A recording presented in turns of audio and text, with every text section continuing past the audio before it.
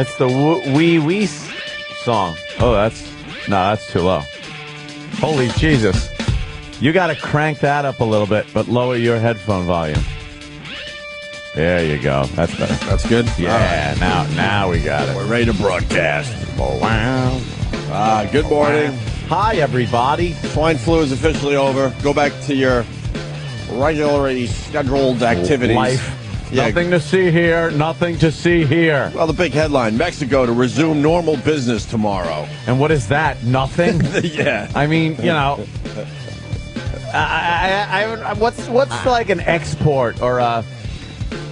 what do they base their gross national product on? What is that? They export brown people. Is it that and... I don't know. Because I honestly don't know. Goya products. What is the number one export of Mexico?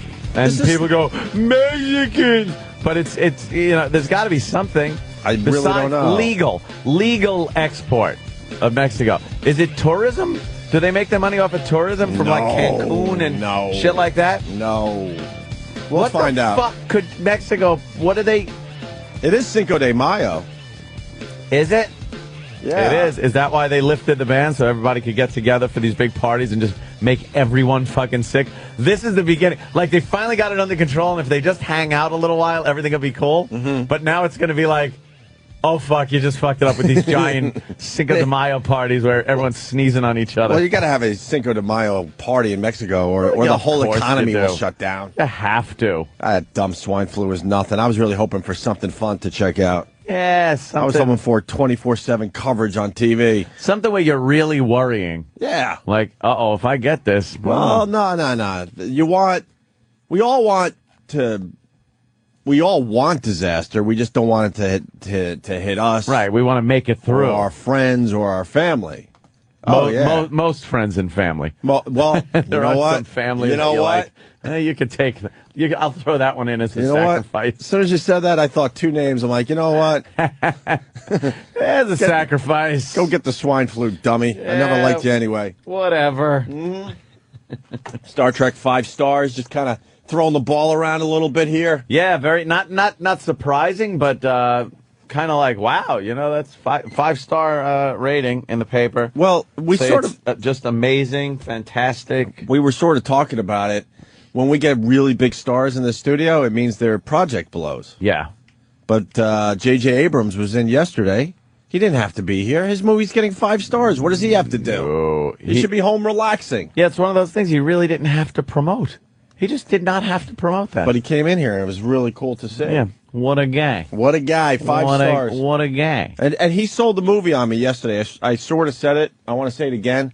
I hate Star Trek. I never liked Star Trek. But I'm a big fan. Which is good. I never liked the TV show. I never got the TV show. Yeah. I never liked the movies that came afterwards. Just wasn't into the whole Star Trek thing. No. And he's like, look, I made this movie for the Star Trek fans, but mostly for people that could carry either way. Yeah, like that. It didn't matter if you saw it or not. Right. It's what it is. Right. Yeah, so now I'm excited to go see it. It opens Thursday? Opens Thursday. Is it Thursday? Well, that's the new thing, is to sneak these movies out before the weekend. The day before the weekend. So the numbers look a little more impressive. Numbers look giant in that case. You're right. I think officially you're going to see all movies, opening up on Thursday. We're heading that way. Usually it's blockbusters, but I think that's going to be the new day. That's complete fudging of numbers, though. Right. That's like you're adding an extra fucking day in. Well, the whole number thing is stupid anyway. Look at this weekend. Wow, giant. Top grossing movies of all time, and it just doesn't work out because Jaws is up there, but then again, it costs $2 to go see Jaws. Yeah. Now it costs, $15, $20? What is it up to? Why am I asking you? Probably. You don't go to movie theaters. Why am I asking you? I go, my theater will pay for itself in 8 billion viewings.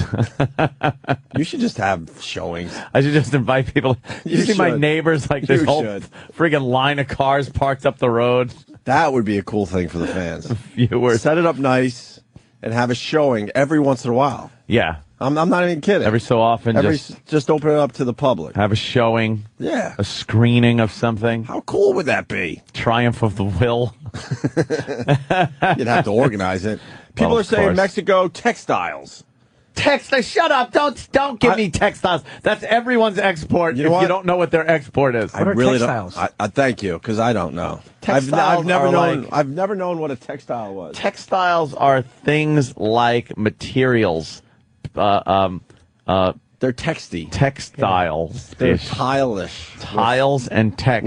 With words with on words them. on their textile. It's actual text tiles, Yeah. not textiles. Yeah. And then someone else is saying they export cars and trucks. Shut up. Who's buying a car or a truck from Mexico? But they do make them down there because it's cheaper. I'm sorry, Jimmy, but Tennessee, not not Mexican cars. It's American cars, right? Or other countries. They're the largest North American auto-producing nation. What? Largest North American Did you know that? auto-producing nation. Wikipedia made in knew it. Mexico. Huh? Wikipedia knew that. Well, Wikipedia. Well, Wikipedia knows everything. And oil is their largest source of foreign income. Oh, okay. Yeah. That makes Wait. From them shipping out oil? Yeah. Mm-hmm. Well, how much oil could they possibly have? And how could they get it out of the ground? And if they have so much oil, why Well. are they such a poor country? Yes, every other country that has oil is rich, Right. and Mexico is poor. Yeah, other countries, they just pave their roads with gold because they don't know what else Yeah. to do with their money. Yeah, we got. And Mexico's falling apart. Yeah, what is that? Well, by 2050, they'll be the fifth largest economy in the world. No, they won't be. There's a huge That's what drop Goldman off Sachs after is. 3. Yeah. Who's 3? Who's Well, 4? by 2050, it'll be China, the U.S., India, Brazil, and Mexico. Brazil. Brazil, whores. What the hell's going on in Brazil? Their export is apulsa. We all expect China. Yeah, India's a surprise. China just got us by numbers. That's all. How's India? I mean, what are they going to find a way to bottle AIDS? India. Their biggest exporter is annoying public service. Oh shit, I suck. What happened? What is it? What happened? It's not Annoying even public service. I know. I know. Annoying phone reps. Annoying fucking. Annoying tech Telemarketers. support. Annoying That's tech it. support. All right, Annoying all right. tech support calls. Ta-da! I finally got it out. Look how funny it was. Shut up. We all learned about India from Slumdog Millionaire. Yeah. I mean, if Millionaire. See, I was trying to say. Millionaire. If the rest of the world is going to learn about America through like some real old Clint Eastwood movie, we can learn about India from Slumdog Millionaire. Yeah. All I know is there's a lot of very poor people and a lot of very rich people, no one in between. That's what I see. Exactly. High rises and horrible slums where duty goes on your head. Right. That's what I know about India. What do you know about India? That they all do dances Like that? like this, and they go like this, Hi-ho! and then they do like this stuff, Hi-ho! and they do this. No, they don't do that. They do that. That's like more of a genie move you just did. Yeah, exactly. Are the genies from India? I don't know. And then they do these things, and they all go and do little moves at the end of their movies, even with the bad guys. That was odd. What do we know about India? This is a good little topic. It's a stupid world. They don't like beef. Because they think that their dead relatives Right. are the cows. Right. So you can't fuck with the cows. They can walk the streets, piss, shit everywhere. I used to know an Indian. Yeah.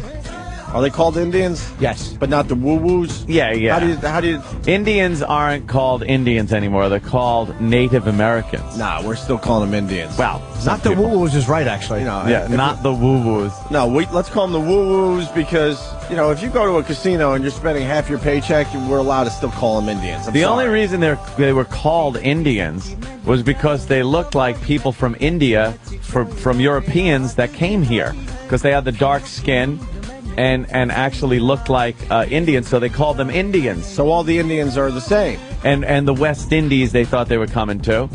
So they called them Indians. The Indians never called themselves Indians, but that just kind of took off. What do you think they call themselves?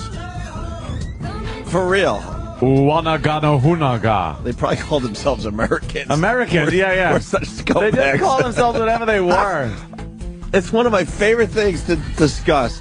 How did we discover America if people were already here? Well, I mean, our whole history starts off with us being pompous. they were a conquerable people, which is what it was. And I'm not going down some dumb liberal rant, trust me. I'm just going with basic facts. Like, how do you have the nerve to set sail discover something that people have already inhabited, go back and go, "What? I just discovered something new." Hey, you ought to see this big chunk of land I found over there. Right. There's some like people on it. You want to kill them all? Okay, you got it. And then it's ours. All right, sounds good. I kind of like that word dicks. I kind of like that word dicks in America. And it all started with that move. It had to be what the biggest assholes ever. In order to be where we are now, we had to do what we did then. And it was during a time where that was an accepted practice. There were people that hated it. No, I understand all that, but, Yeah. but the nerve to say that we discovered. Yeah. We probably should have said we just conquered a new place, not discovered. Well, people really didn't understand the difference between animals and humans back then. They thought there were some kind of hybrids a lot of times. Obviously, with Africans, they didn't consider them human when they brought them over as slaves. With Indians, it was the same thing. They saw this primitive society that they considered savages that weren't really up to par to them. They weren't people. They were there, but just like the buffaloes were there and everything else, they were just there to get out of our way. We're taking this. It's a real odd concept, right? Because they saw the Indians for the first time. Look at these stupid idiots just living off the land. What are they doing in perfect harmony? Yeah, what dopes? You guys suck. Right? You're like, you only kill what you eat. Yeah, you don't just. You guys need real jobs, and you need to pay real taxes. Taxes? What? Right. And they're like, what do you? I don't understand what you're saying. All right, then we'll shoot you. Right. You are forgetting, though, that it wasn't perfect harmony. It was, you lovely guys that paint little buffaloes and then cut each other's scalps off. Well, that's true. The tribe, amongst the tribes, they would really battle each other. Oh, yeah, they were pretty brutal. They were brutal with savages. each other. Then they could kind of consolidate against Europeans when they came over and say, like, look, they're fucking us all over here. Why don't we just kind of get together? And even then they couldn't. What else do we know about India? Yeah, we're talking more about American Indians than we are. Well, because Indians. you went with the cow thing. Oh, I know why. Because the cow thing. Yeah, because I knew an Indian. That's right. Yes. You know they have like, I don't know, thousands and thousands and thousands of gods. Gods? How do you? Do they have that elephant one with the arms? Is that India? I think that is. It's the elephant guy with the arms. I don't know what he's called. Mexico exports illegal immigrants. We did that joke already. We said that already. It's such a hack joke. We threw that out as the first pitch just to get it out of the way. Pete from Virginia, you're a little late to the party. Oh, boy. A little late to the party. All right. And 70% of fruit and vegetables come from Mexico. Really? Oh. Then what's getting picked by illegal aliens here? I know. You would think there'd be so many jobs there. 70% of the fruit and vegetables come from Mexico. You could absolutely employ every Mexican down in Mexico. And they're probably leaving Mexico because they're sick of picking fruit. And then they come to America to pick fruit. I want a good That's not job here in fair. America. I heard this is the field there. Okay. Yeah. Thanks. Could have done this down there. I guess they come for the money. It probably pays a little better here. You know what? We could seg into the Jay Severin controversy. Has he been fired yet? See, our conversation is pretty much facts, and that's it. Yeah. Jay, what did he do? Jay went off at the lip a little bit. Jay Severin works at WTKK up there in Boston, a talk station, I believe. I think he does very well. Yeah. I know his name. Yeah, I've heard his name as well. And he said some stuff about Mexicans. Wait, but isn't he the one, too, that just came for Imus and was bitching because he went to see Imus? He's like, Imus threatened to shoot me. Isn't that Jay Severin who said Imus asked maybe. They get the fuck out of here. Maybe, yeah. That happened, right? But they were friends. That was like a weird misunderstanding. Oh, okay. And Jay Severin turned out to be just a douche because it was obvious Imus was kind of just joking. Yeah. Imus was only joking. If you know Imus at all, that's a basic Imus joke. Get out of here, I'll shoot you. I'll shoot you. And then next thing you know, you're holding a press conference. No. Yeah, he's a fucking Just baby. shut the fuck up. I shot my prostate, baby, just to try to cure myself. How is Imus doing with his prostate? Is that working out? Rumor has it's going to start the chemo. I haven't talked to him in a while. Yeah. Maybe we'll send him a little email today. Yeah. See how the I-Man's doing. Yeah. Why don't we send him flowers from the show? Why don't we be nice? Flowers is such a... Or something. Flowers Something in a is the hospital. thing. Candy. Send Whatever something. you You can eat. send flowers when people die. We should. No, you don't. Not necessarily. Candy. We should send him flowers. fucking gummy bears and watch his teeth rip out. Hey, thanks a lot, asshole. Or we should send him a cowboy hat full of shit. Take a dump in a cowboy hat. He would appreciate that. Of course he He would. probably would. He's despicable. Love Imus. India has third largest concentration of mathematicians.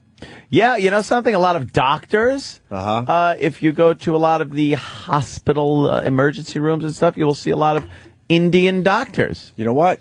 If I go see a doctor or any of that stuff, I want to see an Indian. Indian guys are Number good. one, matter of Good fact. doctors. Indian female. Because then they're going to get back to you. Then they could touch your wee-wee without you feeling funny. No matter what. I got the sniffles. Touch my wee-wee. I think I got the swine flu. I kind of love Touch when my female pee-pee. doctors touch my wee-wee. It's kind of fun. It's nerve-wracking, though, because you don't want to come off too small, but you're nervous because you're at the doctor. You know what? And it's hard to fluff. What's wrong with you? What? You're in the waiting room or the examining room long enough without a doctor. You really are. They you go to the plump it waiting up a little room. bit. You squeeze it. Very hard to plump up in that examining you just room. squeeze through your jeans a few times. No. That's all it takes. I need a little more warmth. I get a little shaky at the doctor. I don't like going to doctors. Like, it's not like a phobia thing where I won't go, but I don't like being in that office. And hang some fucking posters on the walls that aren't like decaying lungs and other shit. Like, how about some happy shit at the doctor's office? You go into that waiting room. Now your magazines are taken away. You know, you can't thumb through fucking Yachting Weekly that the doctor has laying around, his shitty magazines. And then you go into the waiting room. To the examining room, and you used to get examined right when you went in. Right. Now that's like, Seinfeld did a whole bit on that where it's waiting room 2. Yeah, of course. Where it's the second waiting room. You sit on the fucking butcher paper table, and now you just have to look around at things and medicine and posters of horrific diseases. Well, the paper thing, first of all, let's slow down. Yeah, the butcher paper. And if Seinfeld said this, I apologize. the butcher paper, Colin, push my call. Oh, it is. He does say butcher No, paper. I don't think he does. I don't know. I've heard it before Why do we have somewhere. to sit on the same type of paper that they wrap your deli sandwich in? Yeah, because Who came up with that dumb thing? that's what you can look at this. I don't want to look at organs. Dangers of smoking posters. Right. It's like, here's the kidney of a smoker. And it looks like someone took a bite out of it with fucking licorice teeth. Because you're already nervous no matter what. No matter what. I don't want to look at that. Right. Hang up some fucking Snap-on tool calendars like you get at the garages. How about with the chicks? How about a safe TV show that makes you laugh a few times? TV show. It would be great to have a TV in how there. about a little flat screen that's showing Seinfeld or Quincy. yeah, Quincy, right? It was whatever this guy has, Sam. right. Wait a minute. How is he That hearing was this? slow and painful. He cried a lot. It started out as a headache. I have a headache. That's why I came here. What? Look at Quincy. He had normal symptoms, the everyday cold, and his genitals were cancerous. Wait a minute, but that's what I have. Turn this off. Where's the remote, Doc? He complained he couldn't sleep, Sam. He had botulism. I think I got the botulism. Get this off. I hate Quincy. That's right. He had a little cough. His wife was having sex with non-whites. Doctors, they're a bunch of ghouls. They are ghouls. They hang ghoulish things on their Ghoulish walls. things up. Happy things. I want Norman Rockwell posters of little kids with stethoscopes on their chest. Uncle Paul. With little boys, heinies. Yes, getting a little needle in their hiney. That guy should have been arrested for pedophilia. What the fuck was he painting? I guess if you paint child porn, it isn't bad. Oh, really? I bet you. Yeah, you try to be the next Norman Rockwell. Norman Rockwell, Yeah. and see what happens to you. I'm gonna make a painting where I'm gonna pull down a little boy's pants halfway, Yes. and he's gonna be sipping on a little sody pop. Here's a fine painting I made of a young boy being examined in the doctor's office. Right. See, his pants are pulled down so that... What are you doing? Right. Don't tase me, man! Don't tase... Ah! Exactly. Tased. Norman Rockwell would be tased. He's lucky he didn't have a computer back then. Oh, look at that one. It's a mommy. Yep. And there's a child over mommy's knee.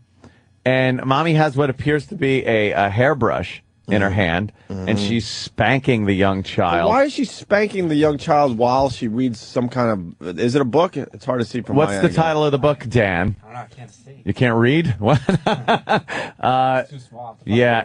Do the tools at the bottom have anything to do with is that a hammer? Was the child playing with the tools that he shouldn't have been playing with, and that's why he's being spanked? It's the tools of the trade. This has to be interpreted. Of the sick mind of Norman Rockwell. Maybe the mother's going to put down the brush and pick up the claw hammer and dig it into the back of the kid's head. The kid's probably going to be spanked with all that stuff that's laying around the chair. Let's say hi to this dude. I don't know your name, sir. What's your name? Brian. Hey, Brian. What's up? Nothing, man. Hey, I work at Off-Track Betting in Rochester, New York, and there's a guy that put a $1 wager on a horse and won $278,503. On the Kentucky Derby? Obviously. Derby. What did he bet the friggin' He did a tri-wheel. tri-wheel? Yeah.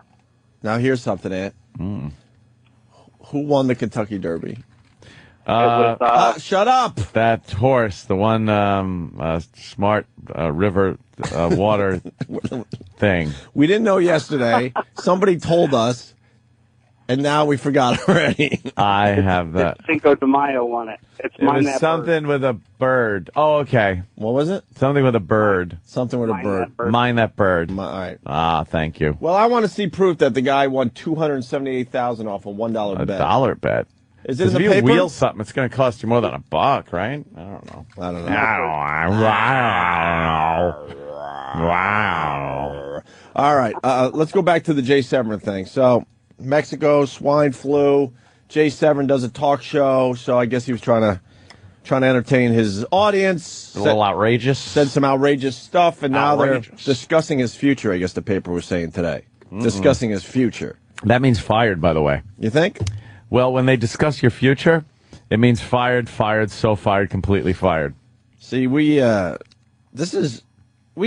most radio show hosts, but we support just about every single radio show host when they're in these situations. Yeah, because it shouldn't get to this. And a lot of our fans are like, aren't you excited that blah, blah did blah, blah? I'm like, well, as much as we hated the guy, no. Because it's not good for us or the business in general. I even think stupid hack bits that get DJs in trouble, it's like, all right, the bit sucked. It was hack, but you can't fire him for it. That's what his job is. Well, this is what Jay Severin said. Is he a comic host or serious? I don't know, to be honest with you. He probably tries to throw some jokes in there. Some outrageousness in there. Yeah. Jay calls Mexicans primitives. Really? All right. This is exactly what he said on the air, by the way. All righty. No beeps, no nothing. We're talking about illegal immigration. So now, in addition to venereal disease and the other leading exports of Mexico. Did we get the VD from Mexico? VD? Venereal disease and other exports. How old is this guy? Oh, boy. That right there should have tipped off a red flag in his head like that one made it through, and he should have gone like, ooh, wait a minute, my filter just kicked in. My brain-to-mouth filter just kicked in. That one got out, but I know now to maybe take it down a notch. Where did VD come from originally? Look at us asking a lot of questions. A lot of knowledge today. Venereal disease I need a pile of placemats in front of me. is very, very old. Did the Indians give it to us? No, I believe it came from ancient Greece. Oh, boy, the butt sex again? I have no idea. I have no fucking idea.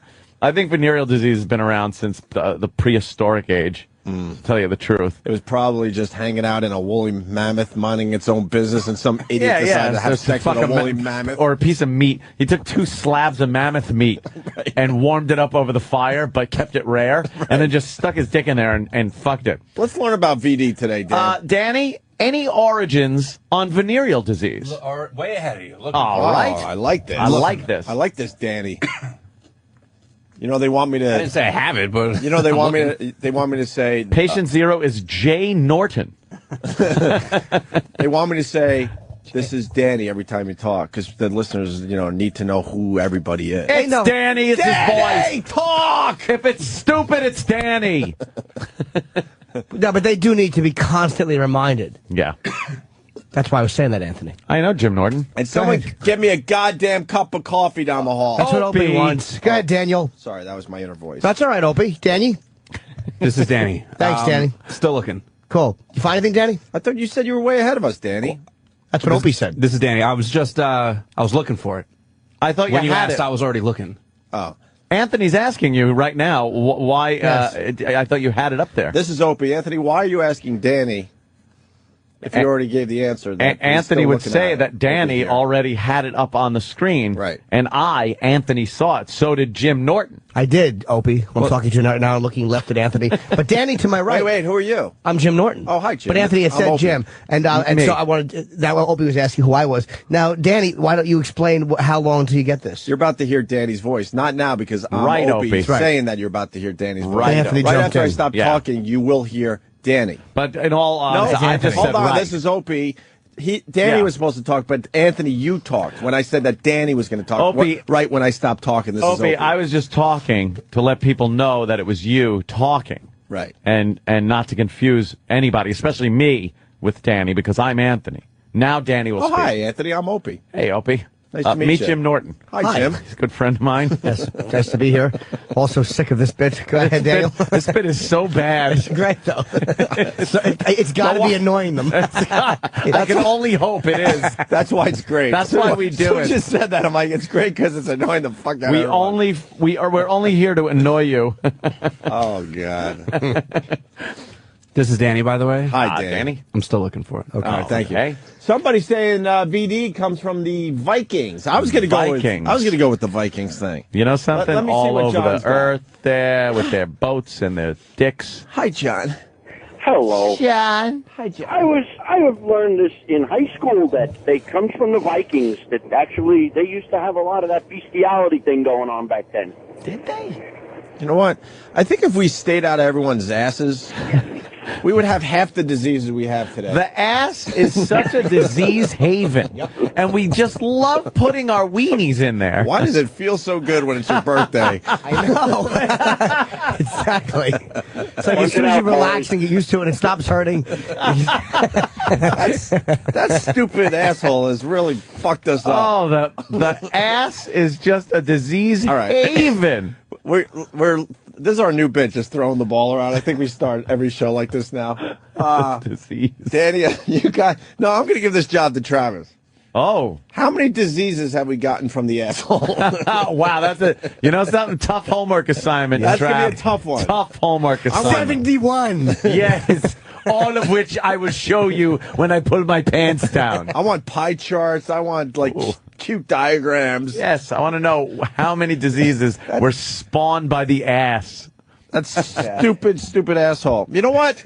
Someone's saying my mic sucks, and I didn't want to Sounds bitch. good. I didn't want to bitch today. This mic sucks compared to those two. I'm telling you. Sounds good to me, but I hear it might every be- day. Yeah, it's like I have to be like this. oh, you got to eat it. And I don't really Yeah, feel you like eat it. licking the head of the big black No. cock today. Put it so. up your ass. See what disease you get. I do believe this mic does suck. Wave. Whatever, but we're not going to stop the show. All right, so Jay Severin. Talking about Mexicans. Mexicans, the swine flu, I'm sure is the reason why. I have noticed you go off mic a lot more than you used to. You'll lean back here a lot of times. Yeah, because And that's go I've here always been and like here. that. I know, these mics- I told these guys they used to be called unidirectional. I don't know if they are. I mean, omnidirectional. Thank you. Because I like being back here, and if you're back here, you don't notice a difference. Oh, you should see the mics at the compound. Oh God. They're wonderful. If I was only invited. Oh my God, that'd be so Yeah, cool. well, if I got the big invite to You're cordially invited. Oh, my God. I think the phones will be fixed tonight. God. Very good. All right, Jay Severin, swine flu, got him a ranting, and now he might be out of a job. Let's see what he said. We're talking about illegal immigration. So now, in addition to venereal disease and the other leading exports of Mexico, women with mustaches and VD, now we have swine flu. But now it's too late to do anything at the borders because, of course, we didn't do anything. So now it's too late to do anything. And when we are the magnet for primitives around the world, and it's not the primitives' fault, by the way. I'm not blaming them for being primitives. I'm merely observing they are primitives. And when you scoop up some of the world's lowest of primitives in poor Mexico and drop it down in the middle of the United States, poor, without skills, without language, not share our culture, not share our hygiene, haven't been vaccinated. Look at all the things we take for granted.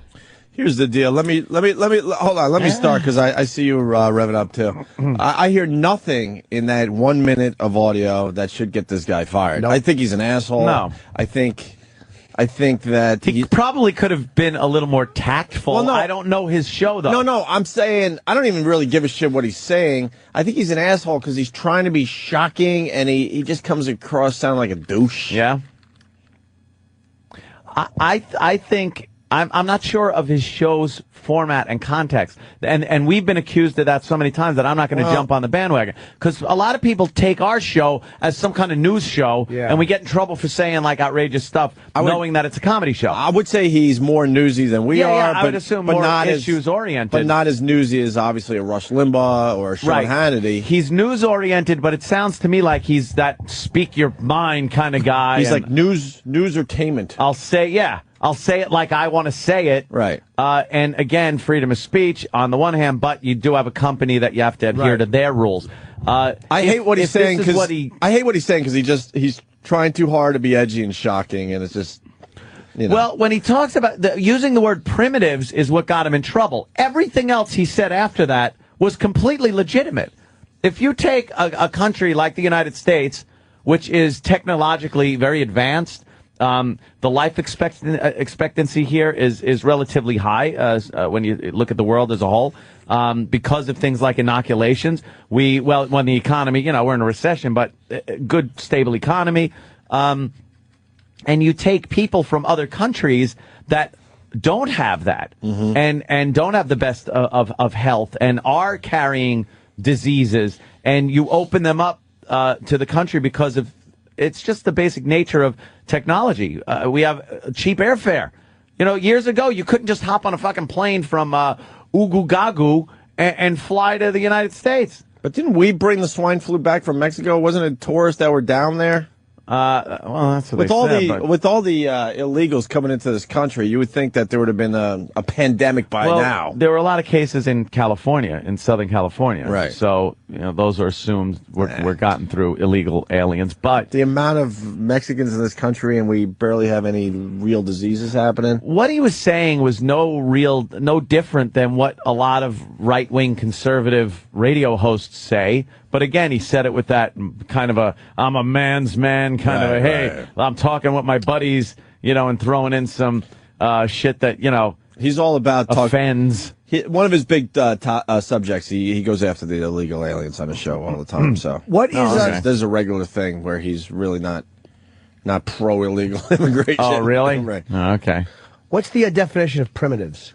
I know it's not a polite way to reference things, but not. Technically, what is he saying? I think it's a relative term. Primitive, it's true. Depends on where you are. And in the United States, someone can be primitive to what we're doing. I think it's a lack of knowledge, not so much intelligence. I think as far as maybe you're ignorant as far as certain things go with the way we are here in this country. There it is, primitive. Look it up as an adjective. Let's have it, Dan. This is Danny. Spell it. No. Not derived from something else, primary or basic. All right, next one. Of or relating to an earliest or original stage or state. All right, that's tricky. Being little evolved from an early ancestral type. All right, that's a little tricky, too. All right. So you're talking about an evolution, but you know what? Retardation. Here's another. Characterized by simplicity or crudity. Unsophisticated. All right, that fits. Yeah, but you can't go down 3 or 4 in the definition. You can't? They always look at the first couple ones. You hit 3 or 4. It's always, it really usually is the You go down one. far enough, it turns into pots and pans. Right, right. You can't. Once you start going, look at the Latin root. Yeah. You're fucking fired. Yeah. Oh, I love the Latin root. You know what, though? All uncut. The guy should be allowed to say primitive as far as talking about illegals on his dumb radio show. I agree. Why not? You should be allowed to say that. He continued with this. It's millions of leeches from a primitive country come here to leech off you. Right. And with it, they are ruining the schools, the hospitals, and a lot of life in America. Now, at this particular moment in history, they are exporting to us a rather more active form of disease, which is the swine flu. California, and middle-class people are fleeing California in droves to get away from the criminalians, as we know. The governor has declared a state of emergency because of the disease. Hundreds of kids are sick. It says many hundreds of students are sick in New York City schools from this, all of them because of Mexicans. We should be, if anything, surprised that Mexico has not visited upon us poxes of more various and serious types already, considering the number of criminalians already here. Wow, regular radio is so fucked. So fucked. The guy should not have been suspended, and he certainly should not be fired. He did paint with a a criminalien, he's calling him. It's like his little illegal alien and criminal. But he kind of painted with wide strokes when he said that hundreds of children were sick in New York, all of which were sickened by Mexicans. Right. That kind of is like, you know what I think he might be saying is that when they went to Mexico on spring break, came back, got sick, and spread it amongst themselves, and some kids got sick. So he's blaming Mexicans for all of their sickness. I don't know what he's saying there. I absolutely don't think he should be fired. That's ridiculous. The guy is speaking his mind.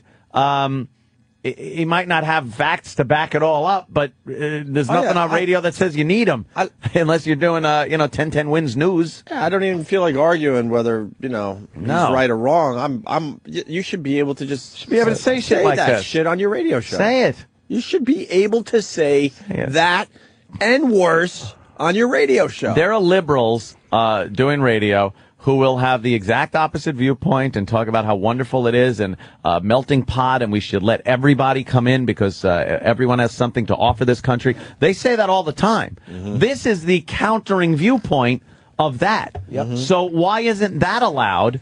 It's extreme, yes, but so is the other side. And what you do is you listen to a little bit of everything and you end up somewhere in the middle, and then you're informed. You could listen to, why can't you listen to someone like that and just go, wow, what an asshole. I hate that guy. Why does some company or the government in some cases have to step in and go, you shouldn't even be allowed to hear this? Were black guys being fired from LIB or from other stations or that station in Chicago, whatever the one that was on Most racist station I heard was WLIB here in New York.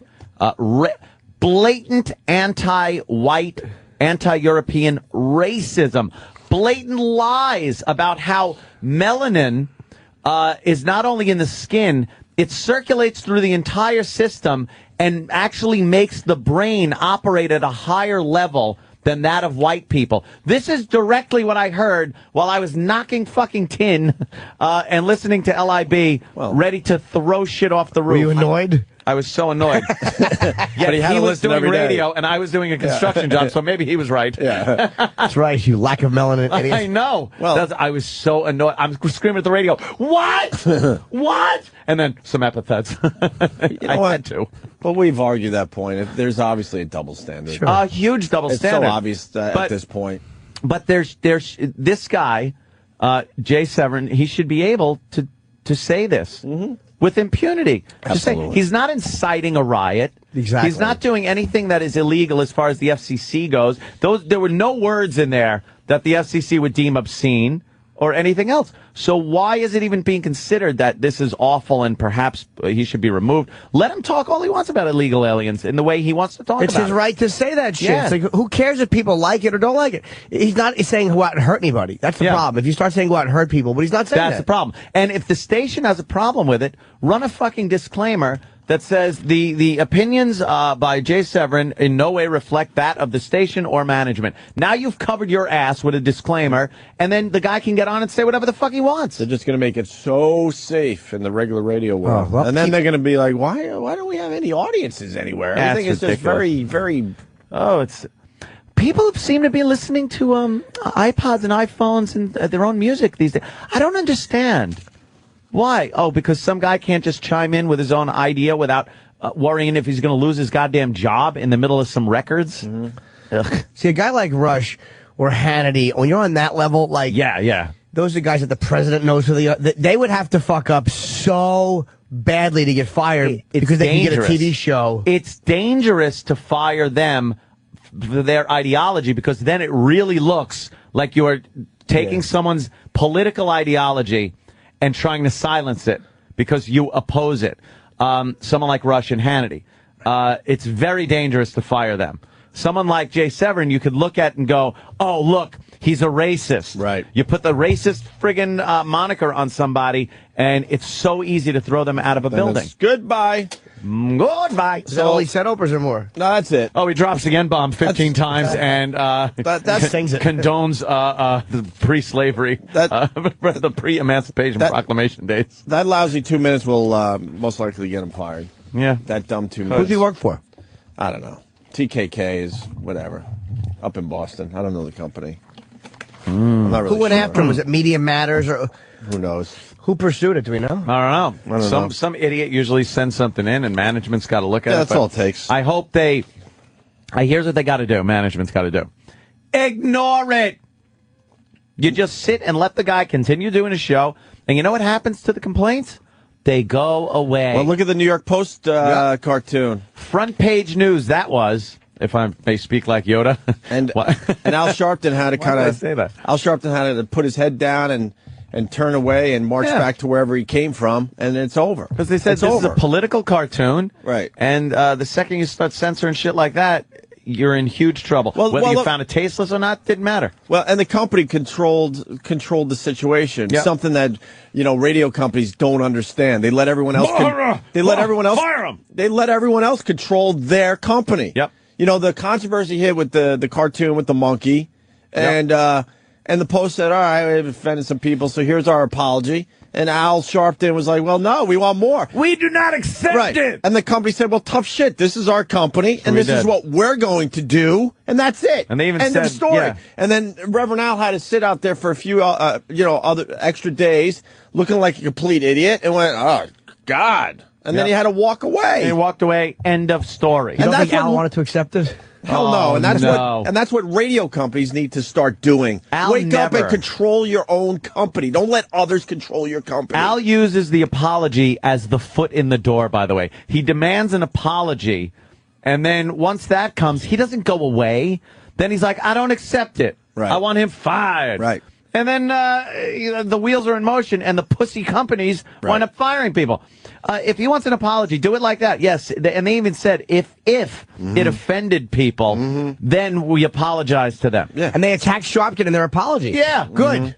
And then he went away. The story went away. The guy still got a job, and no problem. Did they lose revenue? Did they lose No. it? No. No, more people probably bought the paper, Yeah, to see what the guy was going to write next. in the days after that cartoon. So that's what, Yeah. it's so obvious. Radio if you're a radio companies- company, control your own fucking company. Yeah. Stop with these groups controlling Yeah. what you put on the air. Let your public interest groups control what your company puts out. Let them control your product and see how much further in the shithole you can end up. There you go. Because that's what they're doing. It's just unbelievable. Hey, I want to move on because we're heading toward a break, but we got another jock story. Oh, is he in trouble or is he? Well, he shot his dog and his wife, so I would say right? yeah. That's trouble. It's Shannon Burke. I guess we had a little thing going back and forth with Shannon Burke. Did we battle it out with I him? remember the name, but I don't know why. 10 paces, motherfucker. Yeah. Yeah, get some dueling pistols. Well, I got this is God. audio from I about. remember him. You remember? I don't even. I remember the his- picture. Okay. It isn't? No, I don't remember that. Oh, Well, let I'm me- a liar then. I remember the bean head. Wasn't the guy, didn't he have a shaved head? Now watch, he's got a full head of Sam hair. exactly. Shannon- Looks like Shannon, fucking, what's her name? Boyle. Shannon Burke decided to go after us. I think we got a little taste of that, and then it's worth playing He does today. have hair. Before we get to the Is that him? yeah, before we get to the news story, Looks like Jim Laird. then I got some of our pests calling a show, which is just freaking Oh, cool. hilarious. But this is what Shannon Burke was saying about us. I don't know, about 3 years ago, maybe a little longer. Here's Ray in Virginia. Ray, how you doing? Oh, you can call me Ray. You could shoot my dog. You could shoot my wife. Nice. You know what's weird? I hate that bit, but I can't stop doing it whenever I hear Ray. Stupid Ray. You know what? We put Shannon Burke in the Radio Hall of Fame. What did we call it? But he has the same voice. No, there's 5 or 6 popular radio show hosts that all have the same voice. All have the same voice. Bubba the Love Sponge, Mad Cow, Shannon Burke was in there. Who else? E-Rock. Oh, you got right here? Uh-oh. They're all the same fucking guy because they don't know how to use their own voices on their own radio show. Oh, Tom Leykis. All right, is he gone? Yeah. Oh, E-Rock? No, I just don't know. Cheeks. Do you think he scrubbed his ass and changed his underwear and Yeah, pants? with shit. Poor E-Rock was the embarrassment of the show yesterday. The video is pretty funny. People smelling his ass? Yeah. How could that not be funny? Sam enjoyed smelling it. You know what? He smelled it. He went back what? for seconds and thirds. I don't want to let Sam off the hook. He kind of enjoyed smelling E-Rock's ass. E-Rock's ass? As far as ass smelling goes, like Sam was right in there, no problem. He had bad swamp ass. And then intern David also smelled it. And yeah, the video's up on Opie Radio on the YouTube thing. But Sam got right in there, man. Yeah. Yeah, he dug in deep. He didn't have a problem with that. No. Creep. All right, now we're Shannon Burke. Yeah, I know, but now okay. Because we haven't played this in a while either. Hold on one second. It'll all make sense in a few minutes. It's the radio voice Hall of Fame! Now, the Radio Voice Hall of Fame, you have to sound like this particular voice, and a lot of guys have the exact same voice. Yep. Brother Weeze gave me the best lesson ever. Just go on the air and use your voice. Don't try to do anything with your voice. Just be like yourself. you. Right. Here's a montage of radio guys that all sound the same. Here we go.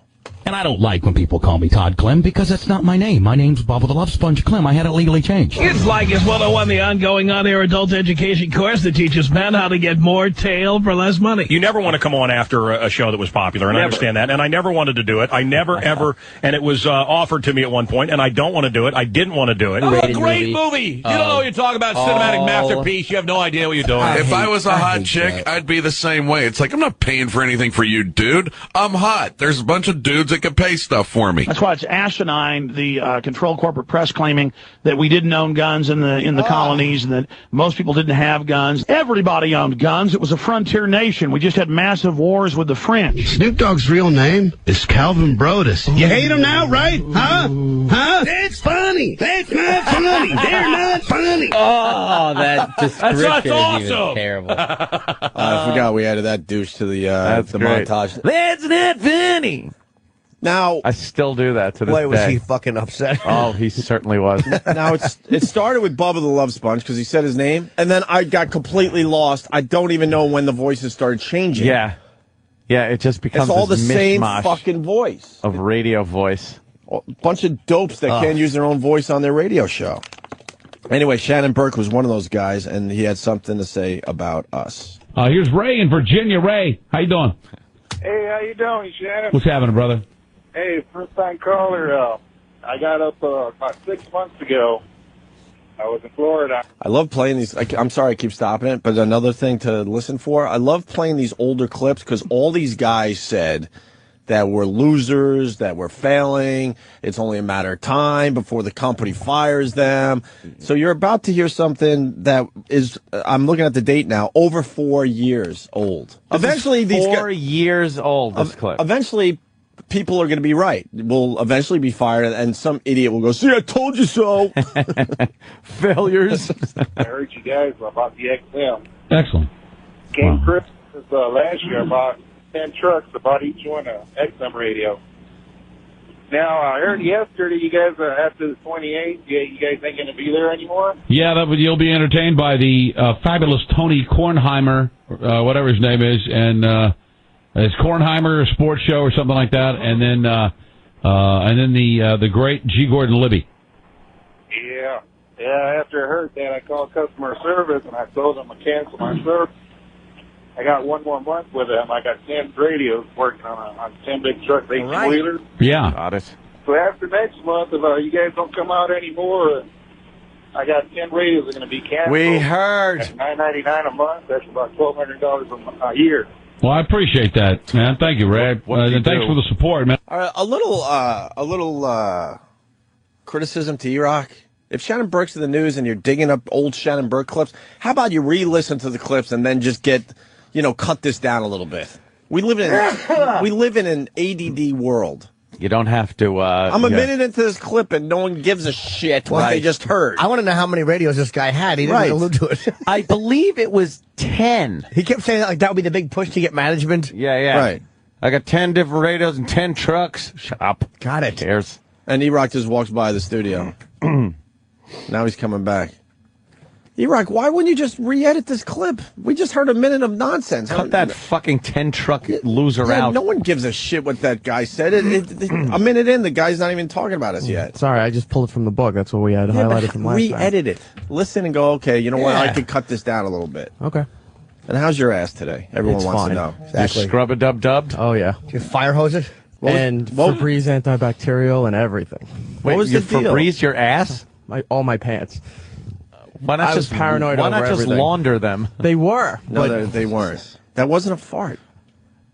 Okay, but they were laundered. You're All either, my clothes you're either were done in the re-wearing laundry. your underwear or you're wearing your jeans too many times in a row. What's the matter? How bad do you think his underwear smelled yesterday? Who? We should have made him take. We should have made them take them off. Oh, wow. And put it on someone's head. Yeah. Oh, fuck. God damn us!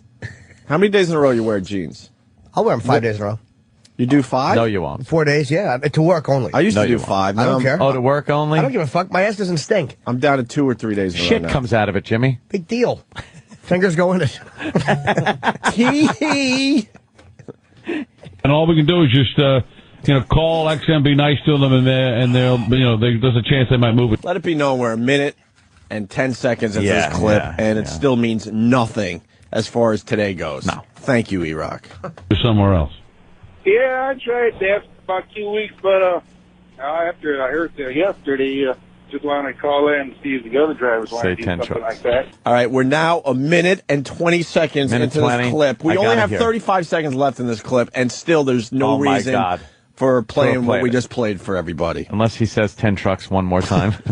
And here's the deal. I think at this point I've heard enough people say it. And I think the deal is they have another service available during the time the show is on, and it's a premium channel that a couple of. All right, listen. Now he's finally getting into us with 25 seconds left in the clip. Yeah. It's a 2-minute clip, by the way. Dude, the premium E-Rock, channel? you fucked us today. Yeah, we were on a premium channel when we first signed on because they were scared of us.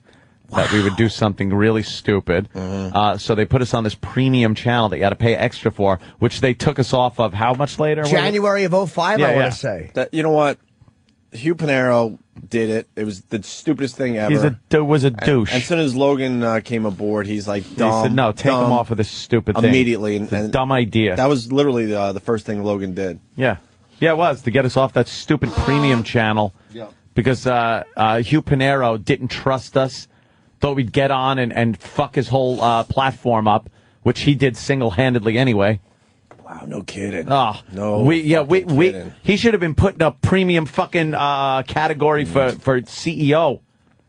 Ugh. Whatever. Ancient history. Just like this clip. Boy, did that guy not like us. Oh, not at all. It's a premium channel that a couple other guys are on, and nobody's signing up for it because they're just too entertained by this show. So what I think they're doing is trying to bore the crap out of you with every other talk programming on XM so that you'll be forced to pay the premium money to get the premium channel. Yeah, but the other guys, they're all washed up. I used to hear them when I used to go to New York. They are. There. They are. XM missed the boat with them, but hey, I appreciate the support, Ray, and hopefully you'll hear us again. There you go. We're washed up, Ope. Wow. So weird. We were washed up 4 years ago. More than 4 years ago, we were washed up, according to this Shannon Burke. Yeah. Yeah. And, then the pest got involved, and hopefully this will be a little more entertaining than the last few Let's minutes. hear the first 2 hours of his show before a pest calls in. Jim in Clearwater. Jim, you're on Real Radio. Yeah, I had testicular cancer. Yeah? I right now have one testicle. Yeah? Can't they put a fake one in there? No. Yeah, they can. Well, the thing is, like, they call me Little Connor because they say only one nut is dropped. It's kind of a joke about Connor Peterson, how a little baby joke. And you're a fucking tool bag, and O&A are gonna. O&A. Oh, he was swearing like he had two names. Yeah, way to go. O&A, yeah. Yeah. Way to go. They call me Little Connor. My ball hasn't dropped. That's who we were back then. Holy man, shit. way to go. Oh, yeah. We probably drove him to shooting his dog. I'm starting to think. The dog sneezed and it sounded like Frunkus. He just shot it. Here's Brian. Brian, you're on Real Radio. Hey, Shannon. Yes, sir. Not you. What does that mean? I don't know. I have no idea. Not you. He thought it was funny. I don't get it. Me either. Try to be a little more funny next time you call. Don't hang up like a pussy. There's a lot of a-holery going on today.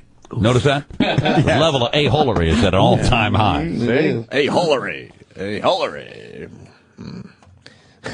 Go Here is Reggie. Hey, Reggie, how are you? Hey, what's going on? What's happening, man? Can I suck your seed? Opie and Anthony suck. Punch it out. What the hell was that? I knew that one. The guy said he wanted to suck on a seed, and then he said, jib, jib, jib, jib, jib, jib, jib. What does that mean? No idea. Never heard of it in my life. That's probably the 30th time he's called me today. Really? What a good boy. Oh, Jesus. Reverend, how are you? Hey, what's going on, Shannon? What's happening? SBK, how you doing, man? Hey, preacher. I'm a big fan of your show, and I just want to say really quick before I get to why I called. Yeah, that, go ahead. I was really bad news to hear what happened with XM and everything like that, because now I got to listen to an online feed and all that. Really sucks. But anyway, glad I can still hear you guys. I appreciate it. Thanks. So the reason why I'm calling is I'm in the Army, and when I got deployed, I didn't receive dime one from Opie and Anthony. Opie and Anthony suck cock. Wow. What makes these idiots? Oh, that's good. That guy was on forever. He's holding forever. Hey, they don't care. They don't give a shit. They're like fucking Terminators. Right. They'll sit there. They don't care how long it takes. They don't give a shit. They can't be bargained with. They can't be reasoned to. Right. And then finally. Let's see. We got some great trivia today. Oh, yeah. That's good stuff. We're going to give you the name of the real birth name of the rappers, and the callers will have to identify their rap name. That's a good game now. I'm going to give you the rapper's real name. You tell me what his rapper name is. Here is Tom. Tom, how are you? All right. I'm going to give you the name. You give me the rap name. Calvin Brodus. Is it Nate Dogg, Music, Ja Rule, or Snoop Dogg? Ramon, turn on Opie and Anthony. Wrong. It is not right. Here is... You loser. Ramon. Well, you get the point. There's 20 of these. Oh, yeah, they just pounded them. I want more. Do you really? These are fantastic. They are really funny, man. I can listen to these all day. They are really funny. The listeners are just insufferable. When they start pricks. showing off for each other, it makes me so happy. Here's Amanda in Fort Lauderdale. Amanda, how are you? Hey, what's up, Shannon? How are you? What's going on? Great. I'm calling to defend Girth, actually. You're defending Girth. Yeah, it really, I mean, I don't know what these women are talking about. It's really not the size that matters. My boyfriend that I'm currently dating just has a really thick penis, and we were making love at Fort Lauderdale at the Improv from March 24th to 26th, and it was pretty much just the best sex I've ever had in my life. Thank you. I didn't understand what that was. That was a plug. Thank you. Plug for her boyfriend's a comic or something? Yeah. He has a comedy penis. Little plug for Jimmy's show. Got a Jimmy's plug in. That's great. Well, you get the idea because, they just keep going and going. So, that's fantastic. That guy, last week, shot his dog. Yeah. And his wife. That's right. Great. Guy we used to fight with. Yeah. Or I don't even know Great if it was guy. a fight. Great guy. we said what we had to, and then he obsessed about us for a while. Yeah. Florida guys were fucking bitches about it, man. There was him, there was fucking Bubba, there was another one down there. There were Florida guys were so fucking resentful. Jim Phillips. Where, God, I mean, the listeners ended up buying a fucking billboard. Just amazing. Yep. Amazing stuff. Here's that guy, Shannon Burke, with a little 911 call. 911, you need police call. Yep, I need an ambulance right away. And what's going on there? I was playing with a gun. I didn't know it was loaded. It went off, and I've hit my wife. Okay, stay. She's in the head. She's all right. It just cut her skin, and she's bleeding really bad. Okay, hold on. Let me... Hurry. Ah, you fucking idiot. I was playing with a gun and didn't know it was loaded. Famous last fucking words. You should have been looking down the barrel of it when it happened, dummy. It's people like that fucking piss me off. It's people like that just fucking piss me off. The gun control advocacy groups latch on to these fucking idiots. But he wasn't playing with the gun. But that's what you got to tell the authorities. No, of course. But regardless, someone got hit.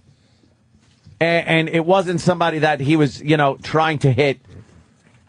What a fucking idiot. Mm-hmm. Good. I hope you go to fucking get fucked up the ass prison. Federal fuck up the ass prison.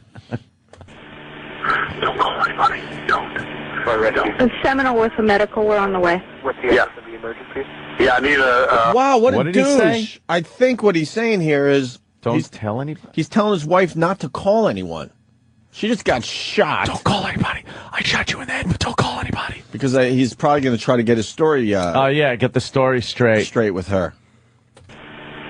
Don't call anybody. Don't. Seminole with the medical. We're on the way. What's the emergency? No, what you probably don't see, and this is just...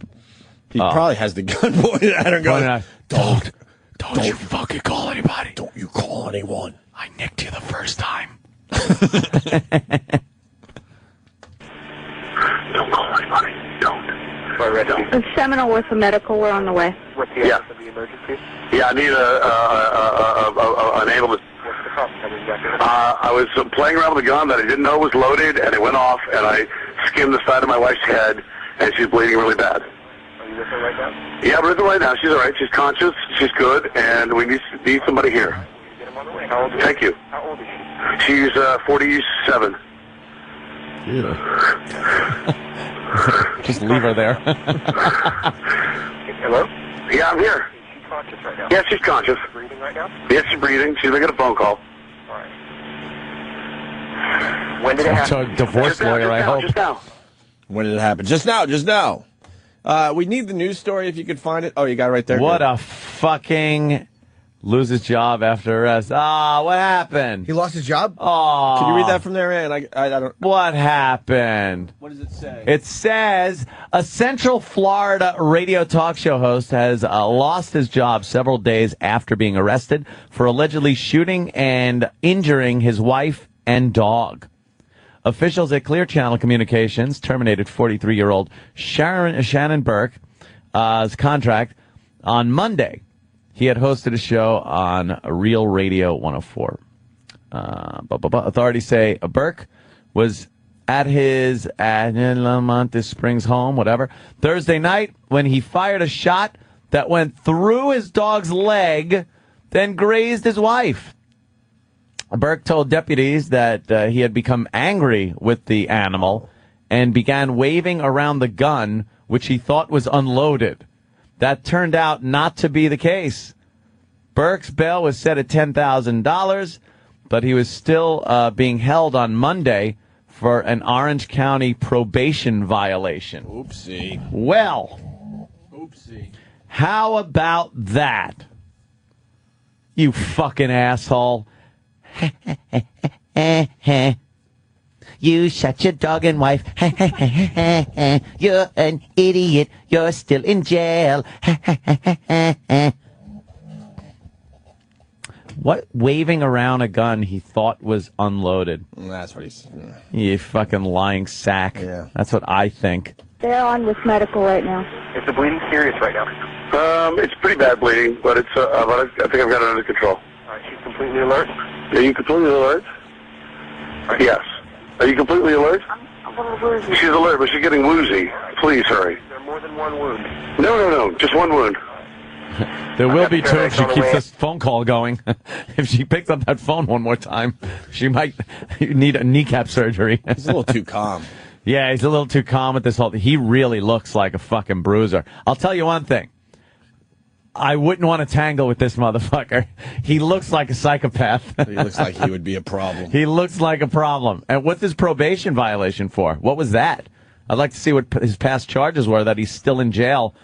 $10,000 bail. DUI. You think it's a DUI? probation. Yeah, it is. And look at him. He's kind of a, I don't know. He looks like a problem. He looks like he fits in prison perfectly. This is Danny. This is Danny? Yes. He kind of looks like he's got a little Hetfield thing going on. I was going to say the profile's a little Hetfield. Yeah. Shoot my wife and my dog. Yeah. It's funny, that wasn't even like a real Metallica song. Of It was course just not. stating the facts. Just stated facts and went, yeah. That's all I have to do. I've got the paramedics on the way as of right now, okay? Thank you. I'm going to give you some instructions, okay? All right. Now, what I want you to do is I need you to take a clean, dry cloth. Okay? Now, I want to confirm this. Is the bullet embedded in it actually? No, the bullet did not. There's nothing embedded in it. No, just, I don't know. I don't think so, no. All right. What I want you to do is I want you to take a clean, dry cloth. Apply firm, steady pressure to where she's injured. Okay. And I want you to keep that pressure on there until the paramedics get there with you. Okay. All right. If it keeps bleeding, you're probably not pressing hard enough. And if it bleeds through that first cloth, I just want you to put another. Okay. All right. Don't take the first one off for any reason, okay? Okay. All right. Jeez. You put another one over the bloody cloth. You don't take the first one off and put the other one on. Why is that, I wonder? Remember that. Because if it's starting to clot and coagulate, you don't want to pull away any of that, those platelets that are sticking together to stop the bleeding. No, look. So you slap that other one on there. We're teaching. That is. So she's alive and fine, right? He probably didn't try to kill her because obviously you don't just graze her in the head. No, like I that. think he went to shoot the fucking dog. He shot the dog. The bullet ricocheted off of something, a bone, the floor. Something. A fragment hit her in the head. I don't think he... And cut her head. Doesn't seem like he... it looks like he was shooting the dog for whatever reason. I'm going to shoot that dog. Little rascals. Yeah, the gun's been secured, right? Yes. Oh, yeah. Yes. Now, what I need you to do is just don't give her anything to eat or drink. Okay? All right. Ever? I just want you to let her rest in a comfortable position. Okay. All right. Yes. If she happens to become less awake and vomit, something I want you to quickly turn her on her side so she doesn't choke on it. Okay. All right. I also need you, is it just you there with her? I'm here. Is it just you there with her? Is there somebody else, though? No, it's just us. All right, well, I want you to make sure, if you can, that you unlock the door and turn on the lights outside. Yeah, you got it. I'll go right now. If you have any pets or animals, go ahead and put them away if you can. I shot him. It's okay. Take any medications, I need to get those together and also show those to paramedics, okay? Okay. All right. If anything changes or gets worse in her condition, hold on, very telling. What happened? Very telling. He goes, if she's on any medications, I need you to get those so the paramedics know. And he goes, oh, like that to me. And believe me, I don't need a lawsuit. So I'm just saying, based on just what I hear, his sigh sounded like, oh, I gotta get so much stuff. like it sounds like maybe something's going on. Listen to it. It sounds like he goes, oh, like that's gonna be the big job. It's amazing though, these paramedic guys, like the phone guys, how they really are covering all bases. Unlock door, turn light on, get medications together. Yeah. How about like everything that you're gonna need to get the fuck out of there quickly. And how about drop the gun when the cops show up? Yes, don't use it as a pointer.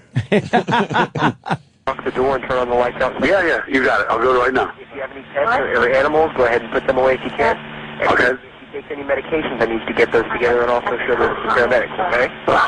Okay. All right. Oh, okay. It's like, oh, we got to empty the whole fucking medicine cabinet. It's fucking just scooping shit out. It's scooping the deal with Shannon Burke prescriptions that are in there. All right, this is to deal with his anger issues. This is to deal with his stupid voice. He's just going to sweep his arm across the entire bathroom counter. Whoosh. If anything changes or gets worse in her condition before we get there, if she passes out or anything, just give us a call. All right. Thank you. Okay, what's your All name? right. What's your Bye. name? All right. What? Yeah, he didn't give his name. There you go. They fired him. I wonder if that's because it came out that there was some anger involved with it. Like it wasn't just a mistake. Probation violation, arrest on a fucking shooting, weapons. Oh, fuck. Yeah. Keep him on the radio. You'll get a nice audience. Yeah, would have been a ratings Yeah. bump. Why would you fire a guy for that? It had nothing to do with work. I think it's an ethics clause that you have in they there. snuck the whole ethics thing into radio. They got like too. an ethics clause in there. They snuck all this regular shit into radio. If you This was shoot never. your dog and wife, they can fire you. But this was never supposed to be a regular job, and they snuck all that crap in. Human resources. When I started, there was no human resources. And when I started, if you did drugs, then they really wanted to hire you. You know how now there's drug testing, there's human resources, there's ethic clauses. You know how you know a gun is unloaded? Huh. You check if it's loaded at least 3 times.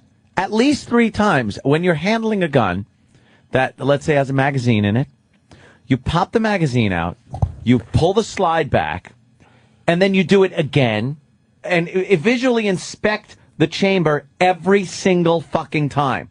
And then you do it again. And then you let the slide loose. You point it in a safe direction, and you dry fire it, knowing there's nothing in there. Knowing it's empty, then you go, click, and now the gun is fucking empty. And then when you hand it to somebody, they are to assume they are being handed a completely loaded gun. And they go through the same procedure, whether they watched you or not. Open the fucking slide, visually inspect it. And that way, you don't go, I thought it was fucking loaded. Owning a gun is exhausting. I know. It's a great responsibility. One of the biggest responsibilities, I think, as far as owning a material thing you could have. It is absolute power over life and death in a split second. And in the right hands, in the right situation, it is a savior.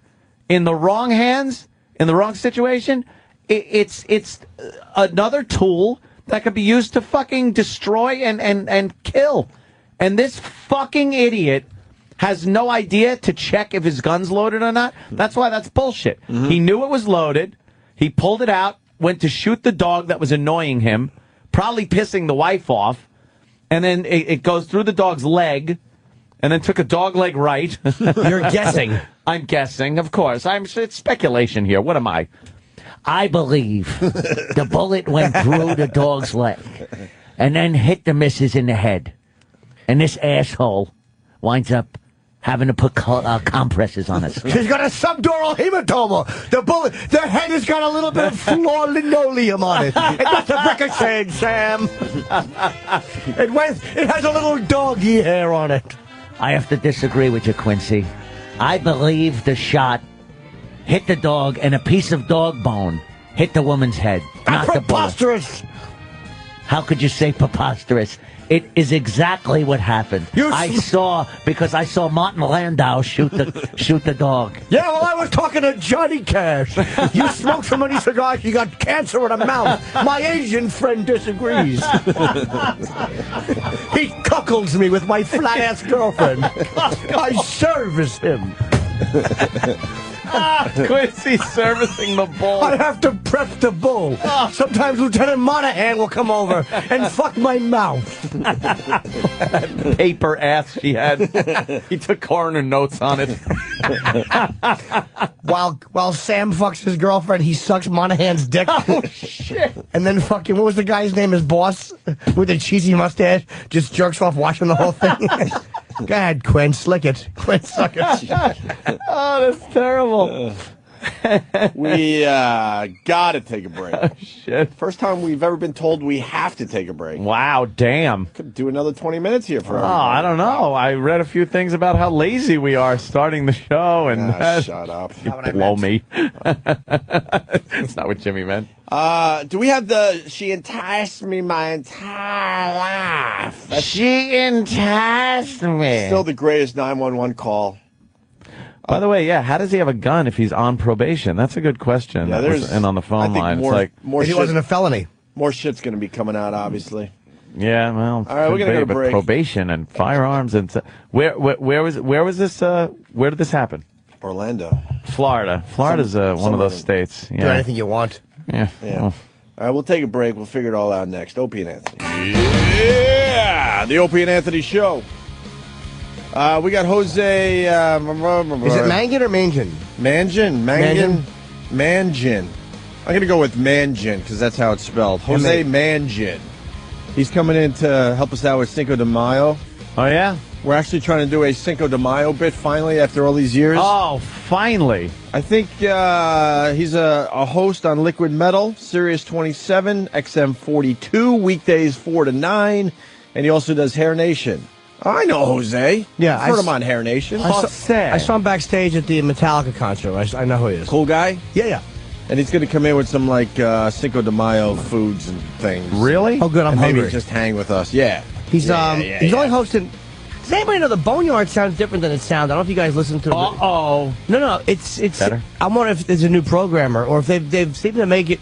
The music seems a little softer. I'm wondering if that was to make it different than Liquid Metal. I don't know. I just want to know if someone new is programming. You don't want redundant programming. Yeah. We could try to find that out. Jimmy is right. That's what I'm reading here. Yeah, see? They played a Kiss. It's funny. I was so glad that we weren't having that Bill Burr Kiss argument. Because there's a song that Kiss did. I heard it on my iPod recently. I was working out, and it's not good. It's not good. And it kept running through my fucking head. Oh, no. And it's called Charisma. It's not one of their better songs. Wow. Because they got charisma? No, well, the song itself is okay, but the chorus is fucking horrible. It's, what is my... charisma. Can we get that? I don't know if it's off Kiss. Dude, it might be off Kiss Dynasty. I'm embarrassed to say I was a Kiss fan growing up. So I still love. Never was. I'll go with some of the hits now just for whatever. Fucking Destroyer's a good album. I couldn't get Rock and enough Roll of Over. Kiss growing up. Couldn't get enough. I bought everything they did. And then they never really developed for my tastes. You know what I mean? Yeah. Because then you put it up against like a Zeppelin or Black Sabbath, because I was into the Sabbath early on too. And then I'm like, wow, this Kiss stuff doesn't sound as good as, I remember Zeppelin when I and was a Sabbath. kid. And They weren't lyrically up to par with those bands either, or conceptual. You know what I mean? musically. Different. Yeah, music, of course. A lot of their stuff was very simple. Ace became my favorite. Oh, Ace is a terrific musician. I think he could have like really rocked if Gene allowed him to. No, why would he? Here's the song Jimmy's talking about. Hopefully at the hook. It ran through my fucking... I think we should hear something. It ran through my fucking head. All right, hit it. Beth, I hear you call, but I can't come home right now. The jazzy version. Me and the boys are doing some radio. Nice. And I can't find the sound. It's nice. Thank you. Thank you. Wow, that was good. Thank you. Damn. You have it? Oh, he says he doesn't have it. That's too bad. You don't have charisma? No, he doesn't have it. I mean, well, he does. literally. Stupid E-Rock has to go, no, I do have it. I know you have it because you told me you had it. And I was just trying to fool around and say you didn't have it. But then E-Rock had to go, no, I have it. I go, no, you don't. He goes, no, I really do have it. I go, I know that. I'm trying to make a little bit on the air. Jesus, E-Rock. I have it. All right, well, let's hear the song.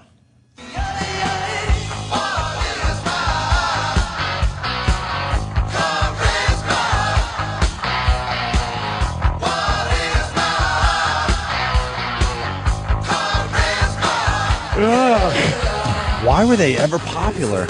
Ew. Listen to the music part. Could have been.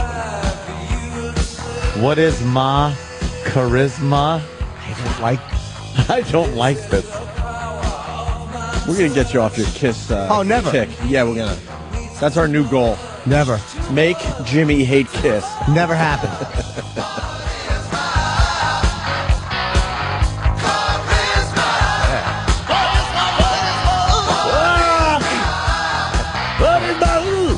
Sounds like it. This sounds like a song they made for like an '80s movie because they weren't using real bands yet. You know what I mean? Well, look at this. Foundry never sounded better. Yeah. No, you'll never get me off of Kiss. They have too many songs I love, and I'll always love. Strutter. I love Strutter. I love Shock Me. All right, we get it. What is ma charisma? Is he trying to say what is my charisma? Yes. But it's ma. To make what is my charisma? Oh, you got to be hip. You'd have to say charisma. Well, it's what is my charisma. Doesn't sound right. No. What is my? Yeah, the obligatory guitar lead.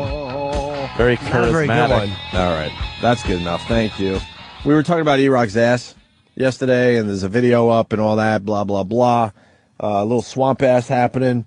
And Sam and intern David smelled E-Rock's ass, and they were not happy Point about blank. the results. Right. Well, Sam went backstage with E-Rock after that little bit we did yesterday. Oh. And now, backstage with O&A. Here is Primetime Sam Roberts. I'm Primetime Sam Roberts, and I'm taking you backstage with O&A. Recently on the Opie and Anthony show, producer E-Rock the Sex Bagel was exposed for having a terrible case of stink ass. We found E-Rock and probed him for answers. So, E-Rock, they said you had a stinky ass today. What do you think was happening? I don't know. I think they were over-exaggerating on that. When was the last time you washed your pants?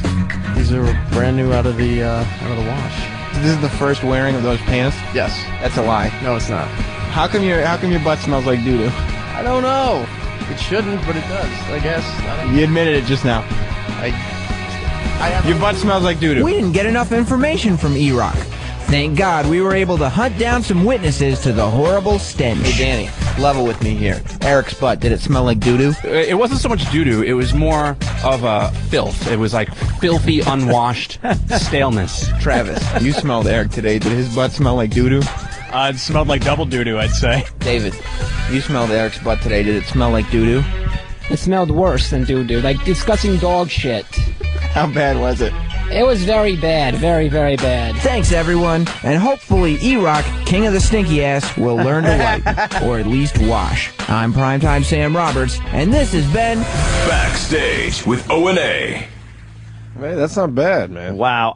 You know something? I have to say that I think Sam is right. I think E-Rock was lying about the pants thing. Yeah, of course. Like being new and out of the laundry. Because you cannot work up stink ass that's going through your pants that quickly if you just put on fresh pants and underwear. I completely agree. It takes a while of sitting there and letting the odor soak into those pants. Unless he marinade. He has to marinade. Unless he's shitting in his pants. Yeah, maybe you shit your Maybe pants. a little nugget in Although there. shit smearing around. Shit your pants is different than swamp ass.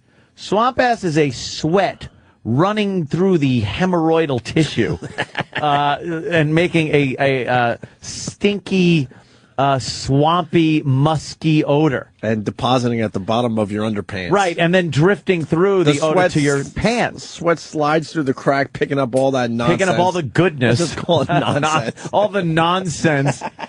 And as it then, that moisture then hits the clothing, yeah, it puts that smell in the clothes. Nice. You can't Right? achieve this Nice, right? in the short period of time between the time E-Rock got dressed and the time that Jimmy noticed that his ass stunk. Unless he exercised. All right. I think we can rule that out. Yes, you might even put space travel in there. They were, the video we put up yesterday, they just hate E-Rock's hair. They hate it. Oh, E-Rock comes in with the new haircut and everything. E-Rock, I think, cuts his hair more than anyone else. The thing is, E-Rock's got a nice full head of hair. Mm-hmm. I don't know why he insists on just getting it cut so poorly. Hedgehoggy. Yeah. He goes with Sonic. What was that? Yes, the fucking Look at Jay theirs. Moore said dykes get their hair cut like Sonic Yeah, the that- Hedgehog. They just, what are some of the comments about E-Rock's hair? He's got retard hair. That's a hair. And brain. and body. Like, there's no reason that E-Rock's hair should look that bad. A retard. Just stop cutting it. Parents of retarded children have their hair cut like that, unless they go with the Mo, the full Mo haircut. Cut it short so they can't rip it out, get it caught on things in their retarded daily life. Mm-hmm. But E-Rock, why don't you grow your hair a little bit or something? Why don't you get a nice style, like the kids are wearing? Cinco de Mayo. Are we going to get Jose in By the way, yeah, we're commenting on how ridiculous E-Rock's hair looks in a picture he's in with Sam. Right.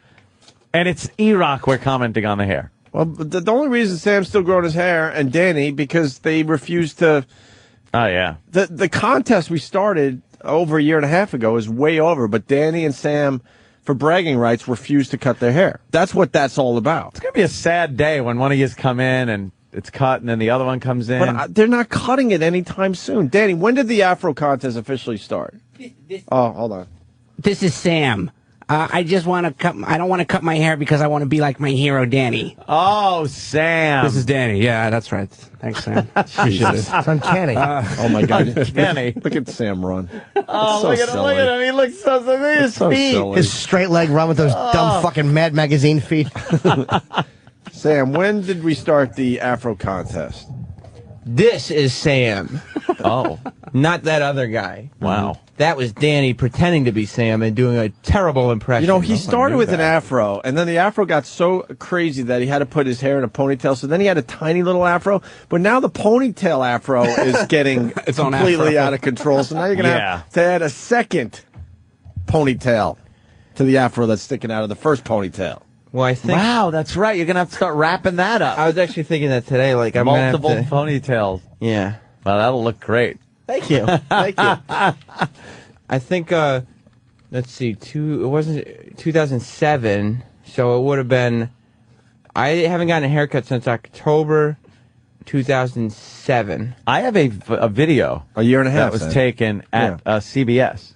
Of That's what I say. I was going to end up looking like. I have a picture from CBS of Sam with short hair walking down the hallway. It's weird when you see it, right? Yeah, yeah. So This when are you guys cutting this? Well, I'll How does tell you this what, end? I've looked better Honestly? than I've looked in a long time. I'll are tell you you doing? what. I'll tell you what it's probably going to end. When? Probably when I get married. That's right. Because you know what? My sister's getting married in September, and she was like, you know, for my wedding, you got to cut your hair. You know what Oh, I said? shit, yo. No. Oh, I said like no. those No. things. No. Nice. How are you going to wear it? Like this. Just up like that? Yeah. You'll ruin her wedding. Danny, No, when are you I getting Think of the married? pictures. We won't. Probably next year. Please. Exactly. What are they going to do? How would his head ruin the thing? She's getting married. So you're really not going to cut it anytime soon, both No. you guys? No. I don't think so. I think you should both go bald one day on the show. Really? This is They shave should it? both completely shave their Just shave heads. it? The Yeah, fans cool. love my hair like this. The girls love it. All right. This Slow is- down. Yeah, Exactly. really, Jesus. Slow the fuck Holy down. shit. Walona loves it. All right, well, This there is you where go. we're staying. And Danny will get his hair cut before me. You know, unfortunately, I think it might turn out that way. Wow. Because Eastside Dave from Ron and Fez was in this competition, and he got knocked out real please. quick. He was gone Right. very, very quickly. That's even long hair on Sam, because I have the close crop Sam video where you barely have any hair. I used to cut my hair every 3 weeks. Really? Yes. Sam actually thinks he looks good with that, though. There it He's is. gotten used to that and he's comfortable with it. He probably kind of thinks he looks quirky and kind of cool. It's cool, and people look at it and go, "Oh, It's a good look. He does look. You look better with the hair grown out a little bit. I think so. Yeah. You can't have the real short Yeah. hair thing. It's very G.I. Joe-ish. Yeah. Could you do like someone's suggesting cornrows? Could you come in here with cornrows one day? Oh, Lady Trucker. Yeah, I could do Lady cornrows. Trucker saying cornrows. Could you do that for us one day? That's what she wants to run through naked. All right. We got Jose about to enter the studio, but before he comes in and says hi to us, Obama's ultra cool Cinco de Mayo speech. Oh. Yeah. What's this about? Well, Making the market crash? he just Did it crash yesterday? No, it did very well yesterday. They're very scared about the NASDAQ doing so well this year. Very scared. The market was very good yesterday, as a matter of fact. Don't they think it might there be was good past? news on housing. Yeah. But they keep us scared. They go, it does seem to be getting better, but we might not be out of the woods. It's like the swine flu. They like keeping us scared with the economy because that kind of keeps us in check a little bit. Like Bush kept us scared with the terrorism and the war and everything like that. I think that had some, was validity, but it was constantly being pounded on us. Yeah. Now the economy, it's constantly, oh my God, I'll freak out. And it keeps us, we always need something to worry about so we don't think too much about other things like taxes and how the government's up our ass. So it kind of keeps us in check as a nation. Doing well. Well, they want to keep us scared about the swine flu. Now they're saying, well, the threat is over, but now it's going to just hang out until winter time. You hear that one? Stop it. So next winter, Winter. Yeah, it's called a winter cold. But now they're saying next winter the swine flu could be completely out of control. Don't we have to have a summer before we get to winter? This sucks. Dude, it's going to be June, and we're going to have like this shitty When fucking... is it going to be June? No, a month. Oh. But like, we haven't even had like a spring. We sort of had a blast of summer, though. That was 2 nice. days of fucking nice weather. I like it this way. The last few... Go outside. Oh, no. It's raining and windy. I'm not a fan of the rain. I'm a fan of the cooler temperatures. No. The last few years, we went from winter to summer. Dude. So maybe this year we finally get a little spring. Hanging out in the fucking backyard on a chaise lounge, nice drink in your hand with the sun beating down on you. It's fucking great. I can't do that. Beautiful, right? I'm cold. Well, it's only May Cinco de Mayo. Right, Cinco baby. equals 5. It's May 5th. All right, here. Wait, when are you opening the ice pit? Like a spot show. Yeah. Today, the pool gets uncovered, but I put my foot down. The pool company is coming over today. There's water. The pool is about half full. Half empty. Drain it! Yes. Why are you saying I'm drain an it optimist. again? Drain it. I want that fucker acid washed, because last year when they installed it, the marble coat on the bottom was kind of fucking discolored. Oh, boy. Acid wash that bitch today. Today. I want it today. All right, kid. All right, I'll acid wash your pool. It's okay, kid. You gonna talk to Anthony Cumia like that? So what did Obama do with this silly, ultra-cool speech of his? Well, he was just saying stuff that if President Bush had said it, they would have crucified him. Oh, okay. Nice. Welcome, the Cinco de Cuatro. Wait, did he mean to say Cinco de Cuatro? Because he did it yesterday. I think he meant Cuatro de Mayo. What? No. The 4th of May. Oh, okay. Welcome, the Cinco de Cuatro. That translates to the 5th of the 4th. Yeah. I got you. completely The 5th wrong. Of the 4th. Totally wrong and incorrect. So it's just a good one. Cuatro de Mayo. Oh. Mayo means Welcome, May. the Cinco de Cuatro. Cinco de Mayo at the White House. We are a day early, but we always like to get a head start here at the Obama White House. He's killing. He is. He's having like an 8.5. Yeah, it's great. All he needs is a shitty striped suit. And when I made my first trip to Mexico as president, not just 3 weeks ago, I was greeted by the children of both our nations, waving flags of both our nations.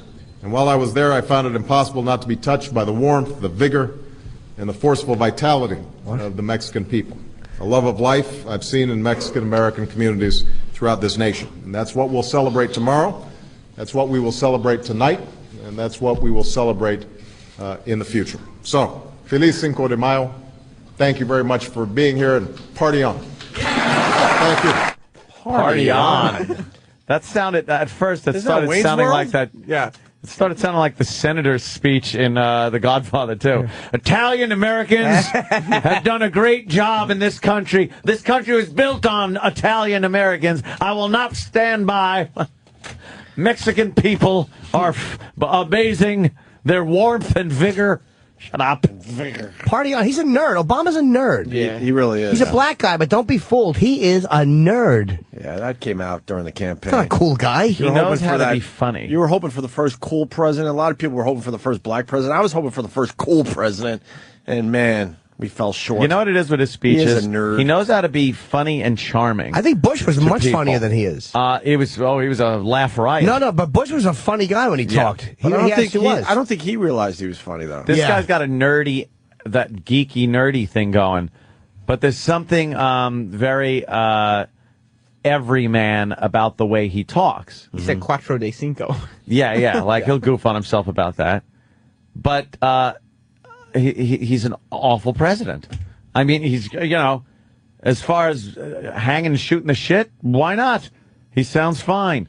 But I don't find him a very good president, that's all. But a lot of people find him a good president. Mm-hmm. We'll see what that... We'll see how it plays 100 out. days in. That's We'll see going how it quickly. plays out. I asked last night at the cellar, what do you guys feel 100 days in? Maybe one person People are like, hey, I'm fucking broke. And I'm getting brokerer. Brokerer. All right, why don't we get Jose Mangin in here? Yeah, where is he? He's right here. You got the hat?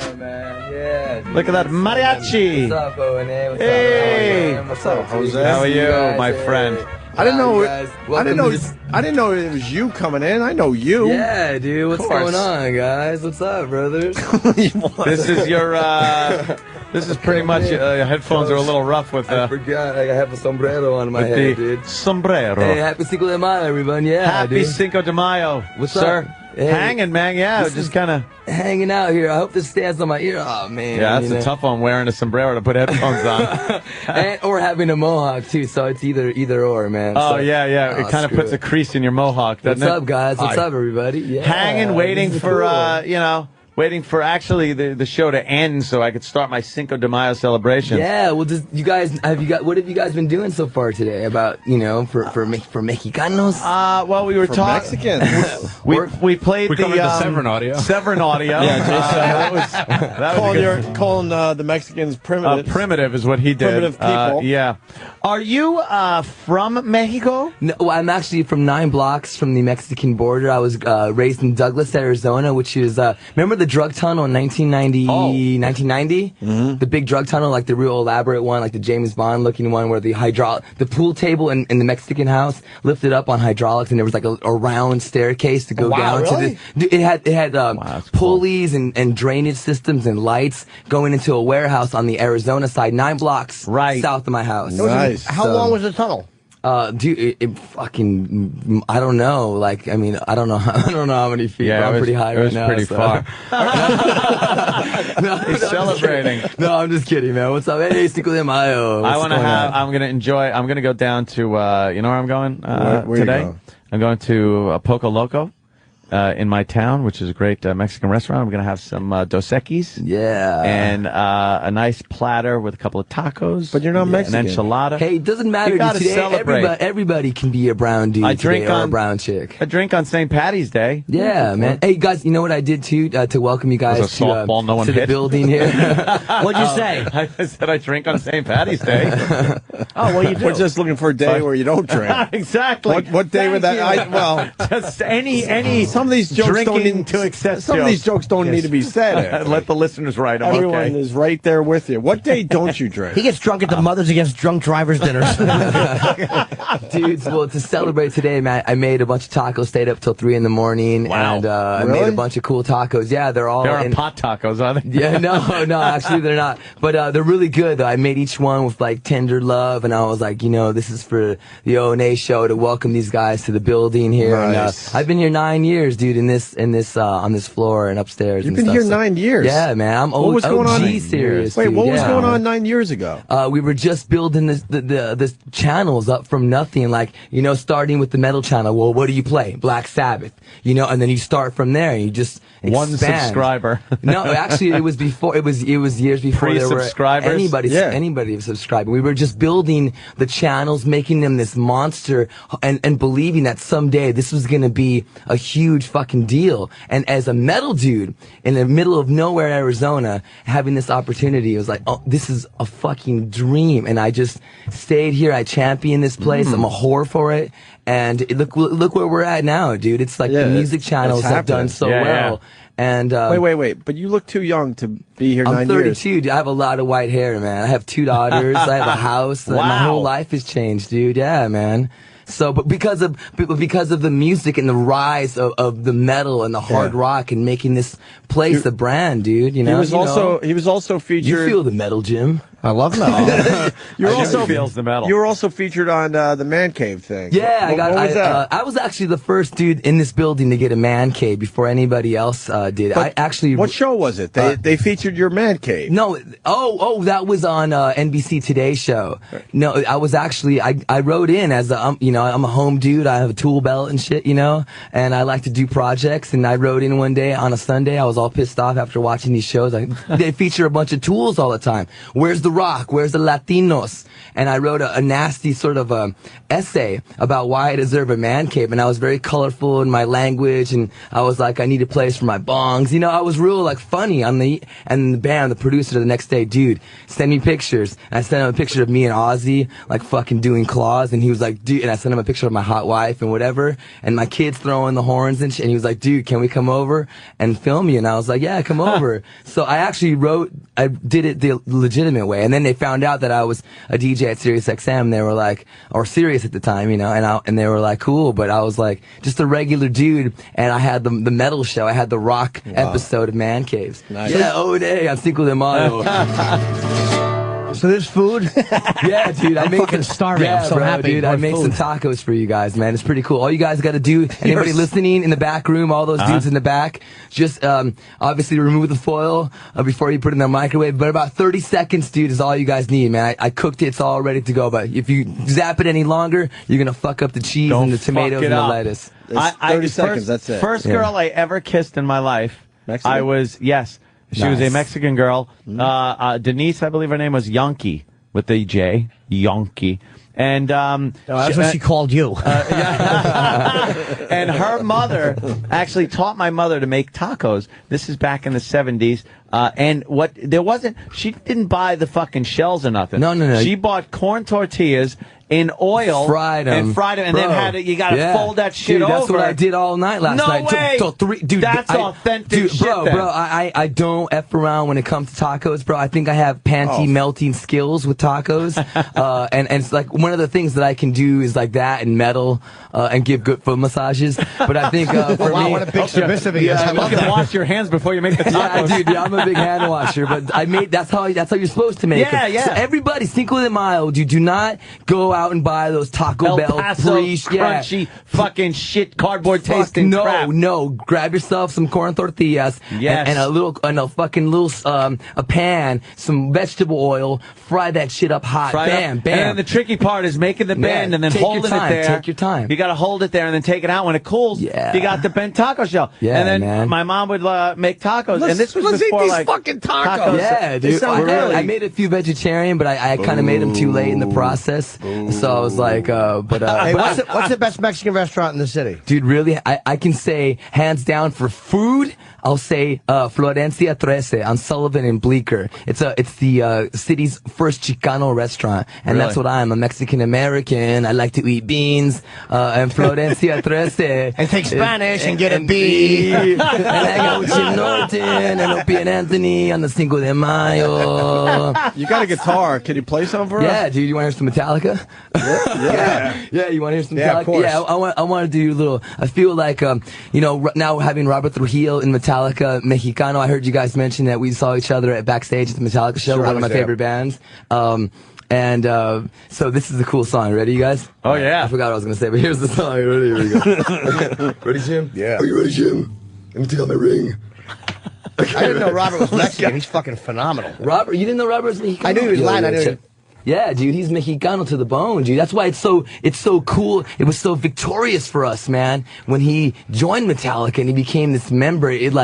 Holy shit, a Mexican is in Metallica. He made everyone forget Jason Newsted. Well, dude, Robert Trujillo, hands down, besides Les Claypool, is the best bass player in music. So there's nobody better to get than Robert Trujillo. But Jason Newsted's an awesome dude. Yeah, he is. But fucking, love him. I think Trujillo's better. Yeah, you should audition for every Robert Rodriguez movie. You look like a guy that should be in every single Robert Rodriguez. That's a compliment, Desperado. You should be you look like you could be a villain in that shit. Well, I keep on telling Dee Snider when he does Strangeland 2, I want to be a victim, and I want to fuck a girl, smoke a joint, and die. And that would be so cool to be like in a horror movie, who cares, have some cheesy role, like, yeah, baby, let me, squirt, and then like die, and then, but Dee's like, bro, nobody dies in Strangeland, they only suffer. I gotta say, I like our new Mexican friend. Remember our Mexican friend from XM? Oh my God! Fucking, what the fuck was his name? A dog named Chicago. The Mad Mexican. The Mad Mexican. Yeah. Is he fired? I don't know. I liked him. Dude, he's got to be long gone. The Mad Mexican got fired. I just heard. Yeah. That's a shame. A little Metallica for Cinco de Mayo. All right, this is what I say.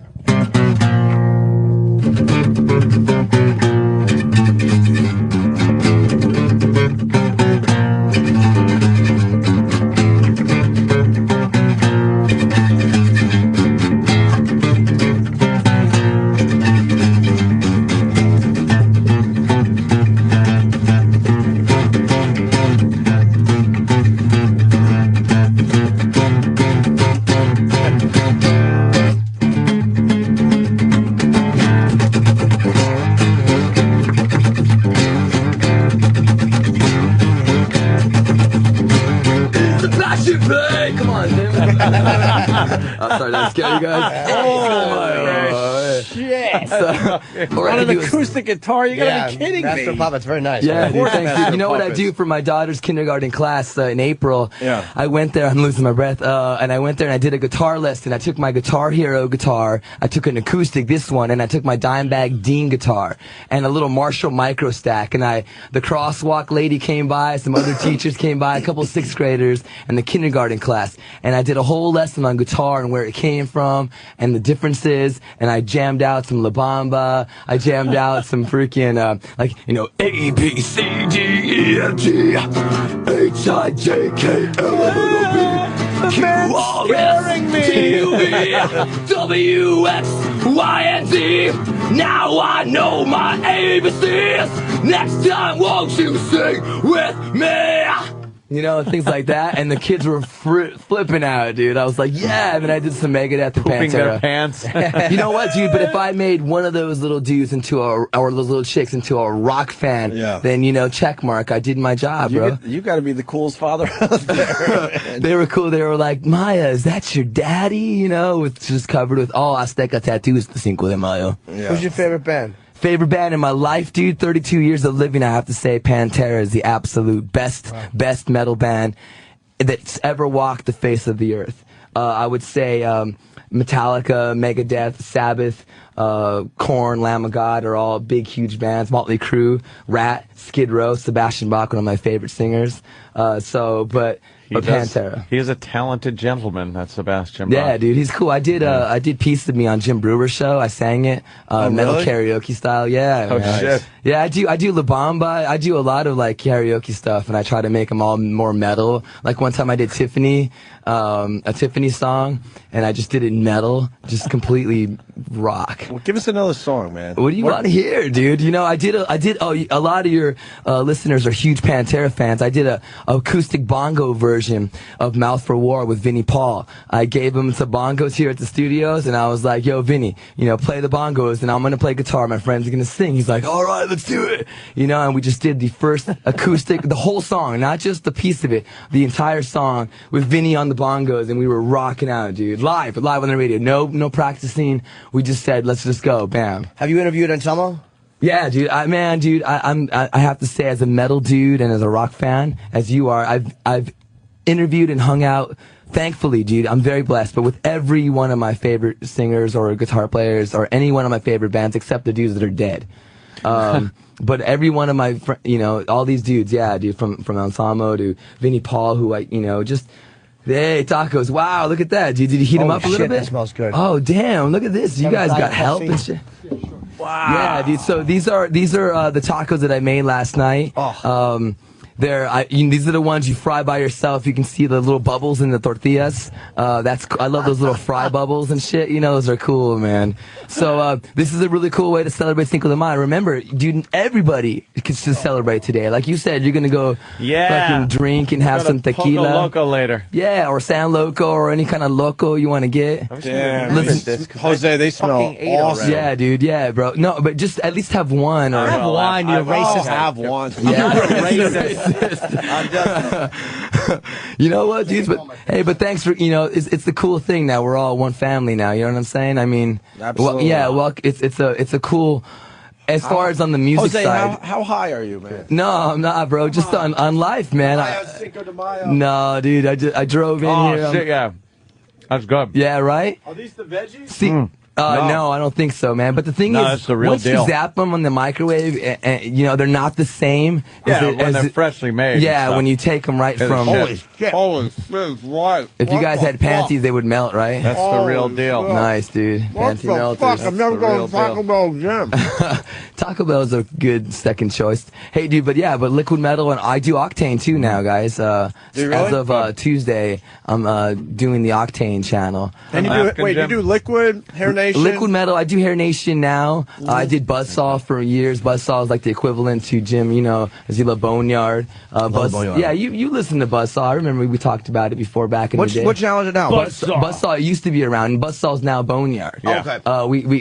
We merged together, and Heart Attack was the name of the metal channel. Yeah. And then we took on the LM name when the whole thing happened in November. So yeah, dude, I'm doing Octane again. I ran it for like 4 years, and then I'm doing it again now. So I just did some Headbangers Ball stuff on MTV2, which was just want to get it all out there. Yeah. Man, it's This good. is Danny, by the way, Hey, just what's for up, everybody Danny? out Yes. there. What do you say to those who say that liquid metal isn't as hard as it used to be? Oh, there's a lot, and I would say you're right. I would say we were definitely Heart Attack was way more mainstream. We were more popular. We had but at the same time, metalheads are very finicky. And when Liquid Metal became us, we kept it open too. We had to make sure that it was still the same channel, but we did get heavier. And you're right, dude, to have a channel that's completely death metal and deathcore and metalcore all day long, which was what it was. And that's cool. And I appreciated that as a hardcore fan, but to reach everybody and Topeka, Kansas, to fucking New York, to AZ. You really got to dumb it down for him. No, dude. Hey, I know what you're saying, because I knew you're a big fan of Liquid Metal in the past, and you're right. If that's the word you want to use, but we made it more mainstream. We play Slipknot. People say Slipknot's not metal, and I say, how in the hell where did that come from? You play too much Pantera, too much Slayer. Okay. I'm sorry. Hey, you guys play Merciful Fate? I never hear that. We play a lot of Merciful. And the thing, Liquid Metal, the old school stuff, it didn't get deep. It didn't play the classics, the old school stuff. And we have a great pride in playing everything from the old 70s to 2009. So, dude, and people sent me emails that wanted my family to die. They wanted me, Jesus yeah, Christ. they were like, I want your house to burn, I shit apologize like that. when I wrote that. I was just, and those emails were rough, man. And I took Ziggy S from Brooklyn. Yeah, hey, what's up, Ziggy? I know Ziggy. No, I talked to Ziggy. I've known Ziggy forever. Jose, listen, we gotta take a break. Yeah, brother. Enjoy the tacos. Are amazing. You want to play things? Holy shit! You got the acoustic guitar. You want to play one more before you? Yeah, dude. What do you guys want to hear, man? You play whatever you want. Whatever you want. Hit it. All right, dude. All right. How about? Do you know any Bad Company? No, but they're cool, man. My hairdresser does though. I'm just kidding. I'm just kidding. No, I'm kidding, bro. Bad Company. All right, cool. hit it, Jose. All right, ready? Yeah. Ooh, ooh. Wait, here's the mic. Ready? Yeah.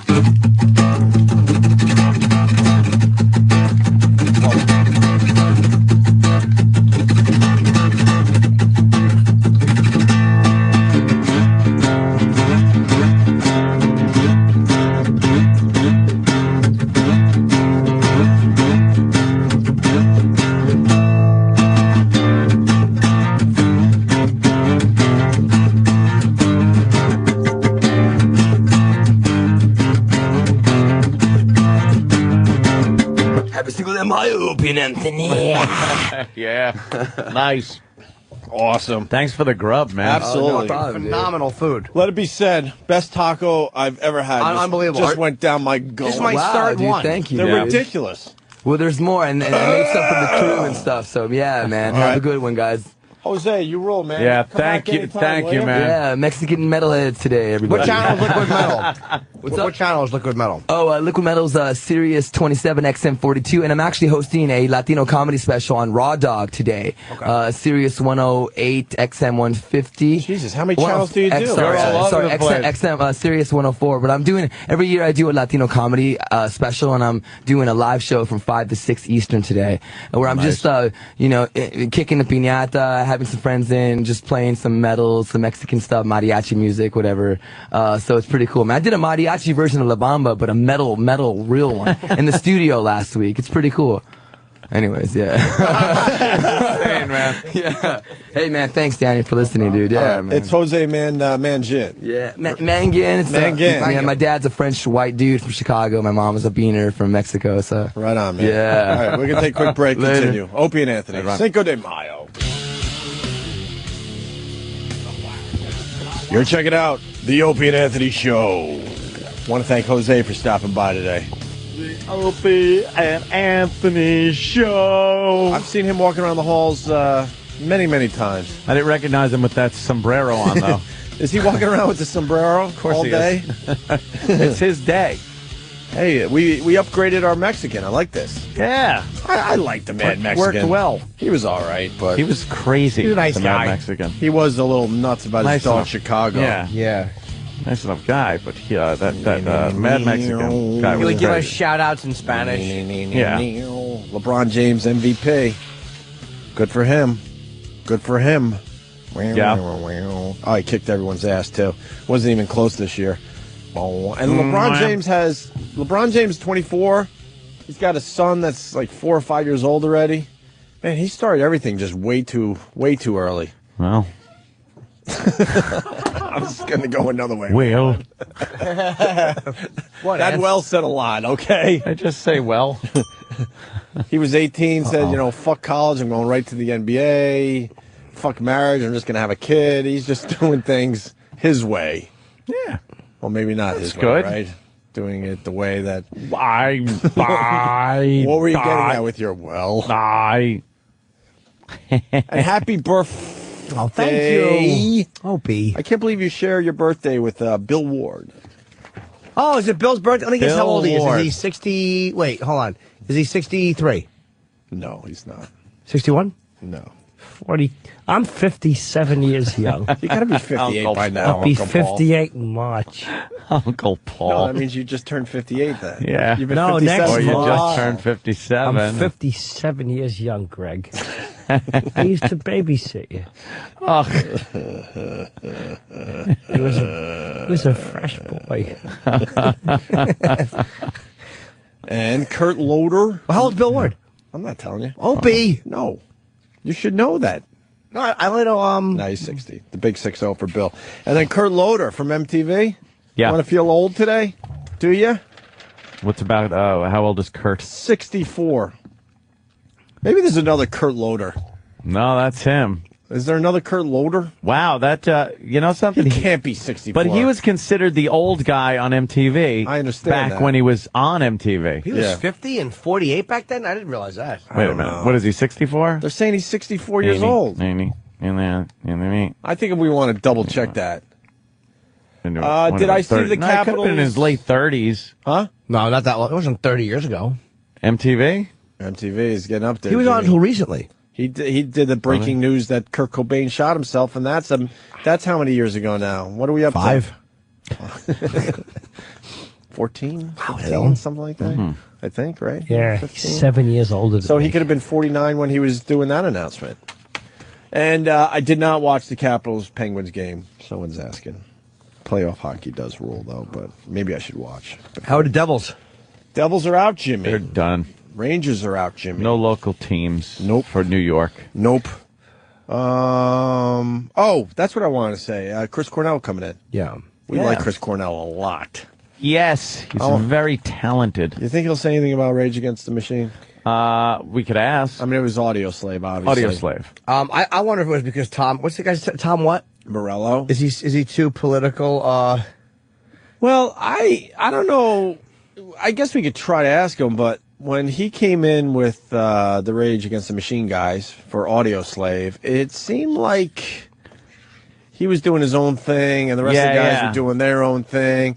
I didn't see any major problem, but it looked like they were very different people doing very different things in the same band, if that makes sense. Mm-hmm. You know what? I don't think he's going to say anything bad, though. Hey, how many guys are in Audio Slave? Was 4? 18. I thought it was 4. Wow. I was off by 14. That happens a lot. There were 37 people in this fucking band. I would guess 4. Do we have the whole band in on XM? Or was there someone missing? Did we miss 1, 2? No, I think there was somebody missing. Chris Cornell was late, right? But we had them. How many were there? 18. I told you that already. No, but I'm looking at E-Rock. He's holding up. Possible.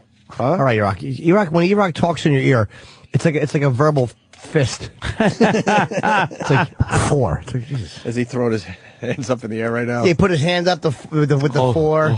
Hey, a lot of people graduating, and you go up on stage and you shake the president of the university's hand. Yeah. because you're all excited. You know, you just gave this university, you know, your life savings basically, and you're going to have student loans for the next 20 years. The least the damn guy could do is shake your hand, right? Yeah. Well, this university president did not. Why? Additionally, graduates are greeted with their degree and a hearty handshake from the university's president. Oh, Laurel, But at and venue's hearty commencement ceremony- handshake. I'm going to guess that this asshole has a germ fetish. Yeah. I'm going to guess he's one of yeah. these self-centered fucks. Huh? You're warm. That is a germaphobe. Swine flu. Give yourself a bill! All right. Swine flu. Give yourself a bill. But at FAMU's commencement ceremony this morning, school officials explained the usual warm handshake from the university president wouldn't be extended due to the swine flu outbreak. Some graduates we spoke with say they understand the situation, and others are just excited. What was it? An awkward nod? Yeah. Like, I mean, you're walking right up to the guy. If just imagine in your everyday life, if you walked up to someone and instead of doing the handshake, what would you do? It would be so awkward. How about you put a glove on? Huh? Why didn't they just, because of the swine flu outbreak, everybody could put on gloves and do it? Like, if you're that worried. Yeah. We just rub helmets. The graduates should have been able to just kick him in the balls one by one by one. You grab your diploma, kick on the balls, and walk off stage. Yeah. And you just hear a lot of, ooh. How great would that be?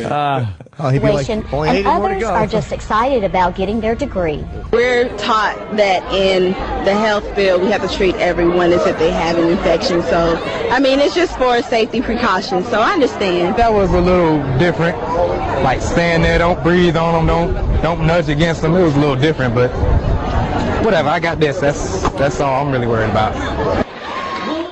3 graduates, Despite and they were not shaking hands with President James Ammons, FAMU graduates say they're pleased to now be Rattler alumni. Yeah, whatever. all right.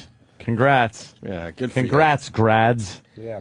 And then you'll realize that that diploma doesn't mean shit. Don't do nothing. Fuck. It might get you up to the next phase of your education, but as far as the job goes, bah. Yeah, that buck will get you a ride to the subway. Exactly, Jim. And they rarely check. So, you know what? Up your degree and up your university, too. When you're in front of Just potential lie. employers. Lie. Just lie through your teeth. Write down on that application that you fucking went to Harvard. Don't matter. Any John and Kate fans? Yes, I hope to God they're okay. Yes. John and Kate. +8. This John, it's turning out, is an animal. Oh, yeah. Have you heard the stories? Oh, yeah. Sam's a big fan of the John and Kate. If you're in a relationship, you know what John and Kate's all about. The women seem to like this program. John and Kate. +8. And Kate is a real cunt. Yes, she is. She is the worst. She's a domineering fucking bitch. So when I started hearing the rumors that he might be cheating on her, I was like, you go. Yay. You she go, got John. fucked You over. go. But I don't know. Well, we'll play the audio and try to figure this whole thing out. But he's got 8 kids at home, and he's out there trying to get laid. Jesus. I think after you have how many kids, you probably shouldn't be going to try to get laid You know anymore. what, though? Good. It's fantastic. Isn't it great? Well, you know what it is? He's probably got to stick it in her shitter because there's no way she feels him in the puss. He's got to go. He's got to go in the shitter, and he's probably tired of it. That fucking mess. She From all won't those stop kids pouring out. She won't stop eating egg salad, so he's always pulling out questionable things on his helmet. Oh, God damn. That's what happens on the show. He's like, look, I have to stick it in your shitter. Can you at least fucking hose it out first? She's like, I'm busy with the kids. Could we work shitter into the title of the TV show? Right now it's John and Kate +8. John and Kate, or John gives it. John and Kate +8. John thinks Kate shitter is great. Okay, it's got a rhyme. Shit. So it looks like John Gosselin of TLC's hit reality show John and Kate +8 is in the doghouse again. I don't even want to play the rest of the story because I just heard doghouse. In the doghouse. I fucking hate that. Are they in the? Is he in the doghouse app? Have you ever used that? Oh, Have you ever used the term "I'm in the doghouse"? I sure have. That's where I fuck most of the girls I pick up because they're ugly. that's what I call their pussy. I'm going to put a couple of fingers in the doghouse. If you don't mind. Did you guys get the picture? Fuck, I should have tweeted it too. I don't know. I don't think you really can. There's a picture going around. It says something about the swine flu, and then it's the big, fat, ugly chick naked.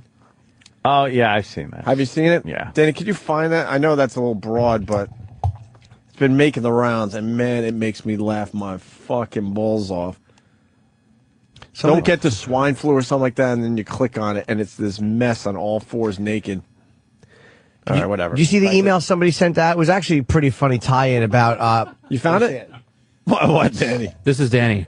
I went to Google to try to find this, and the first thing that comes up with Yahoo Answers, which is great. There's always some great stuff on Yahoo Answers. This says, "Can I catch swine flu from having sex with a fat girl?"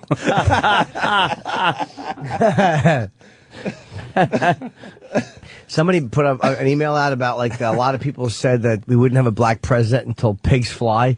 And then 100 days into Obama's presidency, swine flu. Swine flu, yeah. I thought that was clever when I read that. Yep. It was kind of, it was cute. My father would tell that as a joke, and then when no one laughed, my dad would go, it's just kind of cute. Again. John and Kate Gosselin seem to survive his last tabloid scandal. You know, the one about the late-night partying with the college co-eds. But it looks like he's done it again.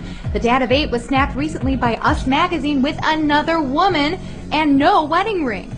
A clubber who saw John and the woman leaving a bar around 2 a.m. tells the mag he could barely walk and heard him yelling, "Hey babe, give me my jacket." When he saw the camera snapping, he jumped in the passenger seat of his car and yelled to her, "Get in the car." Then they sped off. Where was Kate? Across the country in Washington promoting her book. Can't imagine she's going to take this lying down. She's pretty rough on the guy. Now would you like to speak? It's so irritating that you talk over top of me. Good. Maybe John will tell her what he tells. Fuck as many of them as you can, John. Yep. That's where I'm at with this thing. Is that irritating too, Kate? How's that feel with that fucking mess of a vag that you're lugging around and he's banging hotter chicks? Good. I've never heard a more irritating broad in my life. What a twat. Yeah, she's horrid. She's horrendous. Fucking cunt. Good for He's got to you. be a cuckold. He really is. Bye-bye. In some co-eds. He's getting co-eds. he's getting co-ed pussy. Fantastic. Good for him. Yep. That's probably why he takes it home. He just knows he's just getting co-eds. Co-eds. She's like, it's irritating when you talk over him, and he's thinking, yeah, well, you'd be really annoyed if you see me fucking balls deep in a 19-year-old. You should see what I'm up to. Yeah, you'd be really annoyed if you knew what I was up to while you're promoting that dumb book of yours. That'd really get your goat. Right. If you saw me eating the ass of a fucking mixed-race teenager. Irritating that you talk over top of me. Maybe John will tell her what he tells CelebTV.com. Like most people, I have male and female friends, and I'm not going to end my friendships just because I'm on TV. However, being out with them late at night showed poor judgment on my part. Somehow, that doesn't sound like it's gonna fly. Oh, shut up. Somehow. Someone makes a really good point. He's out, like, hanging out with a co-ed. Who knows what the fuck he did with her. And she's, like, promoting a book in Washington. Who's watching the 8 Kids? Exactly. Yeah. Who's watching all those kids that fell out of her water slide? I was. Oh, Uncle Paul. Yeah. No, you are. What a smorgasbord for Uncle Paul. John's a friend of mine. I'll take care of him. You just go out and have yourself a good old time. You leave him here. And don't listen to nothing they tell you. Sophia Tattletale. Yeah, 8 tattletales. We got to get more John and Kate audio. Yeah, she is. Especially of Kate. Just right from the start, we were like, this can't last. This guy takes too much shit from her. Mm-hmm. She's just a bitter fucking bitch. Mm-hmm. Hey. Bye. Club Soda Kenny standing by. Kenny wants to be a DJ. We did this last week. All right. We told him to go make another demo. He has made that demo, and he's here to present it to us. Thank God. And we have also decided that why limit it to the disco station? Oh, he did such a good job with the disco music because he's familiar with that. That's like his decade. Yeah, what's your channel again? The Strobe. The Strobe. The Strobe. You're going to make a demo for the country station next? By popular demand, I have to do all genres. All genres? Genres. What genres are you going to do in the coming days? Country. Yeah. Maybe Jose could get you a little liquid metal action. Yeah, I do it all. I'm going to do chill. Ooh, you're going to do like chill or spa? Yeah. Let's hear your spa voice. I'm touching myself. Let's all light a candle. Why would you be? Why would you? Oh, because it's like a spa. Yeah. See, the spa channel on Sirius XM has nothing to do with Yankee Crankies, you sick fuck. I'm touching myself. It's legit spa music. Like for a spa, really? Huh? Is it really like for a spa? Yeah, it's called spa. That'd the be channel nice. kind of rocks if you're just hanging out, I hate to admit. Does it really? Is this it? Yeah. Yeah, so let's all light a candle. Okay. Turn down the lights. Good. Take a deep breath. Good. And take a shit!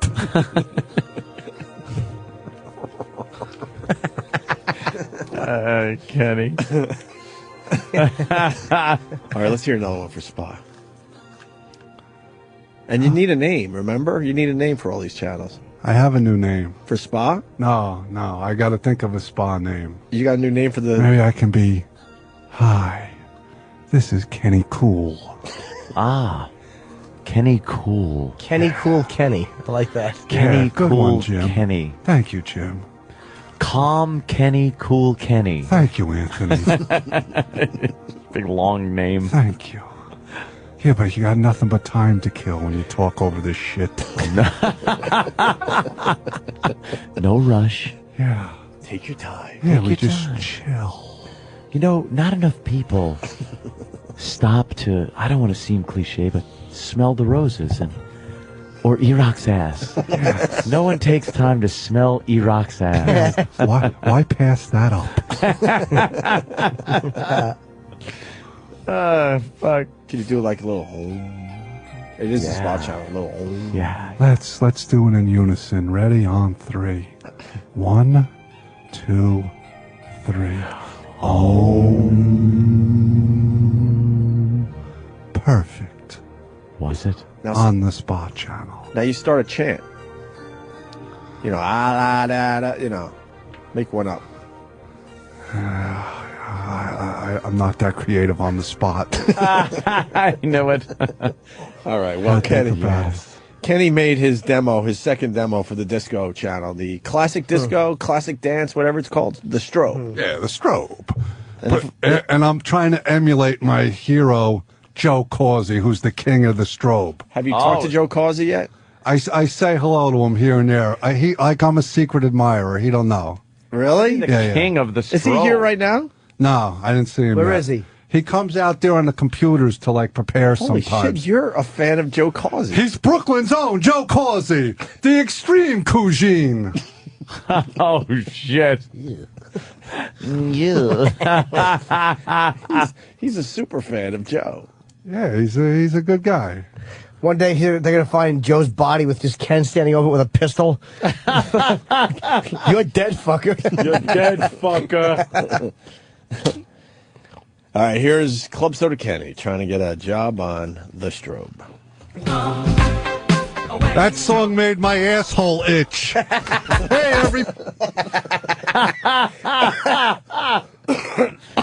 The fuck's wrong with you?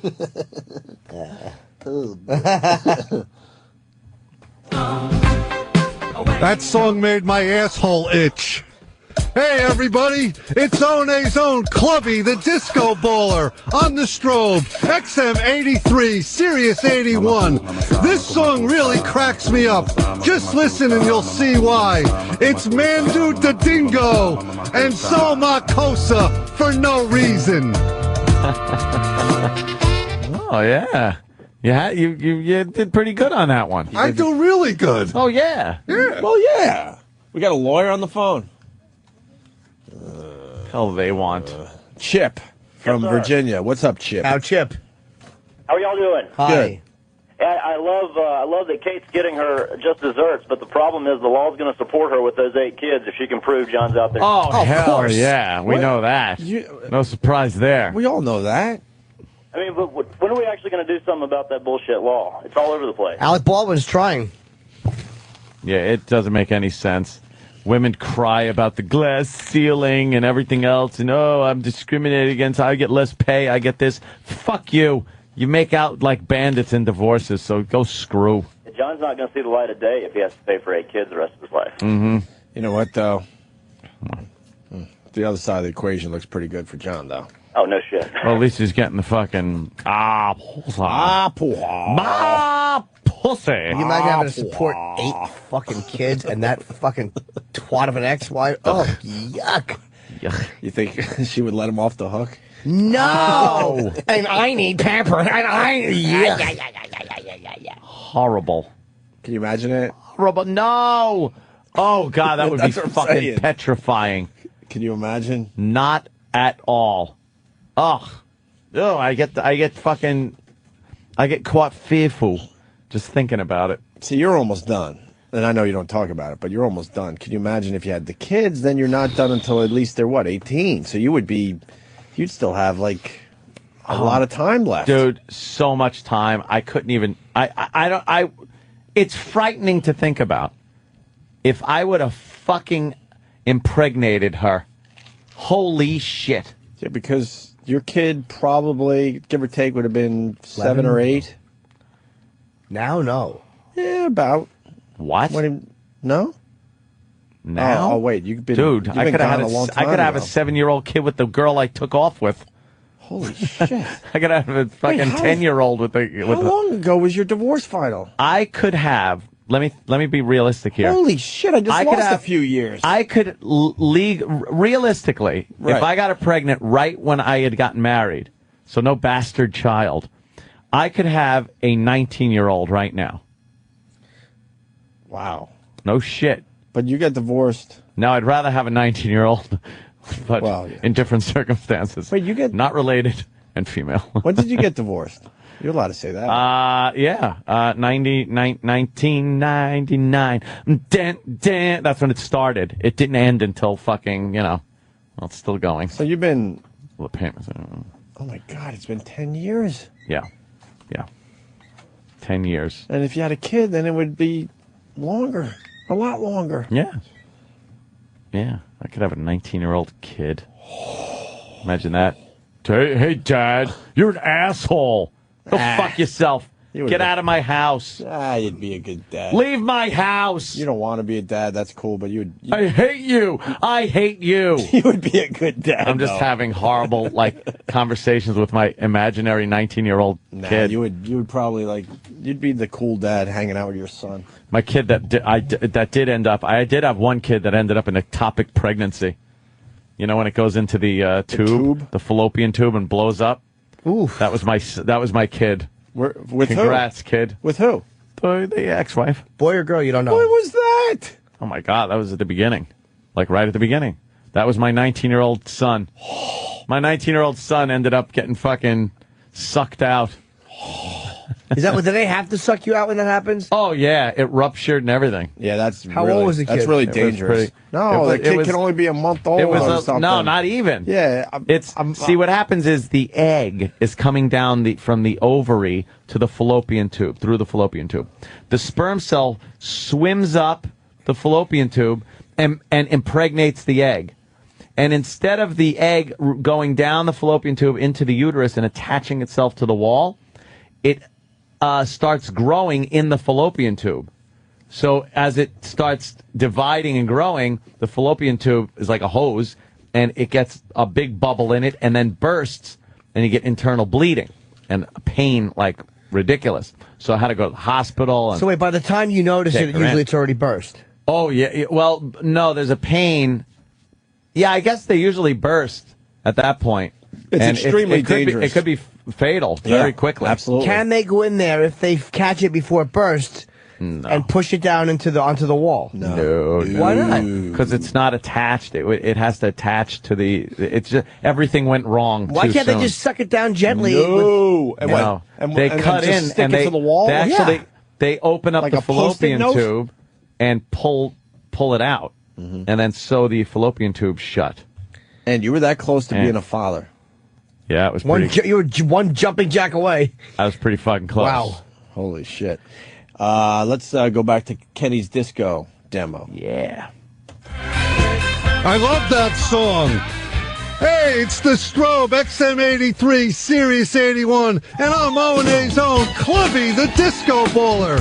Here comes Michael Jackson with Don't Stop Till You Get Enough. Hey, does that refer to his 2 court cases? Just kidding. Get it? Just kidding. Get it? You're a pisser, Clubby. The disco baller. Yeah. Yeah. He changed his name.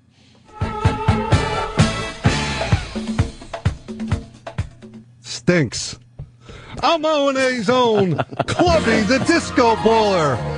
I'm on the Strobe XM83 Sirius 81. And according to Wikipedia, disco originated in the Afro-American and Hispanic communities. Apparently no one told Casey and the Sunshine Band. Let's give this white boy a listen anyway. Here's Get Down Tonight. Nice post. Would you look at the post in your rearview mirror as you sped past it? I gotta change it up a little. Yeah, you don't like hitting the post? Yeah. That's a good song to hit the post on, though. Yeah, you don't like the annoying lyrics. I understand. You know? Yeah. Yeah. Oh, yeah. Yeah, people want to listen to me, not the song. Is that what it is? Yeah. I hear you. Johnny K Plus 8, someone's suggesting that they do another reality show. Where they have, like, John as a single dude hanging out with the co-eds while Kate is dealing with those 8 monsters at home. That would be a show. That everybody would watch. And I'm not even kidding. You go back and forth, like, this is what John's up to. He's at the sorority houses doing keg stands. Yeah. And then you go back to Kate. That would be with good, the 8 man. screaming kids. That would be a good show. Who wouldn't watch that? He's doing keg stands, yeah. Who wouldn't watch that? We used to do keg stands. Oh, I did with one keg stand. Dude, you know what? That was at the very, very beginning of my radio career with you, and I felt like the old guy at the college, because I was. And that was at the beginning of this fucking journey. I ended up at Framingham State College some night. I don't even remember how. Well, it was me and you miserable, so we would take our time going home from gigs. We certainly would. I was not a happy camper going home. Almost went skinny dipping in the pond. The next time it the was Kahlua girls. It was a sorority house in Framingham. It was a mess. And there I am. They're like, Anthony, yeah, you got to put your footprints on the ceiling or it doesn't count. And I'm there doing a keg stand, getting beer shot into my mouth. Fantastic. Well, your wife's at home. Or with the mother-in-law, who knows? Yeah, probably with the mother-in-law, whatever. What exactly? Whatever. What the fuck ever? Oof. God damn, man. Nope, can't go skinny dipping with you girls. Can't go with you girls. Nope, can't do it. Oh, did I grab that fucking girl with the braces, though, at that fucking party? Holy shit, did I you? grab her? Oh, yeah. You fucker? I was just, no, unfortunately, because I was like, nope, I gotta go home. But we were getting pretty hot and heavy, as they say.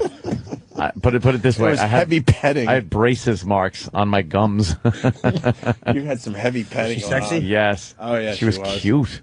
It was Kahlua girls in little They were outfits. yeah, look at that. That is a great shot, Danny. Thank you.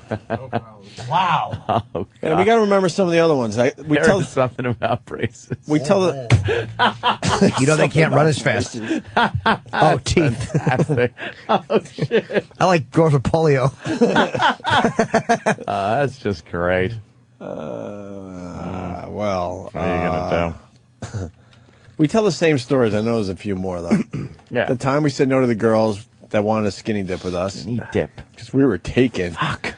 And then there was the time, the keg stand at the sorority stands. house. Then there was the Show Us Your Quack episode in the parking lot of the what was that? Yeah, whatever. It was like a strip club, and then it was another country bar. Yeah, and then it was a strip club for fucking like Chippendales. Yeah, I'm trying to come up with new ones though. Yeah, there were a bunch of them. Oh, the headstand pictures. Yeah, headstand girls, rock bus girl. Well, the underage girl in the studio. That was Rocco. That was Rocco. Yeah. But at one point, I had her topless, and I was giving her a piggyback ride. She was on my shoulders.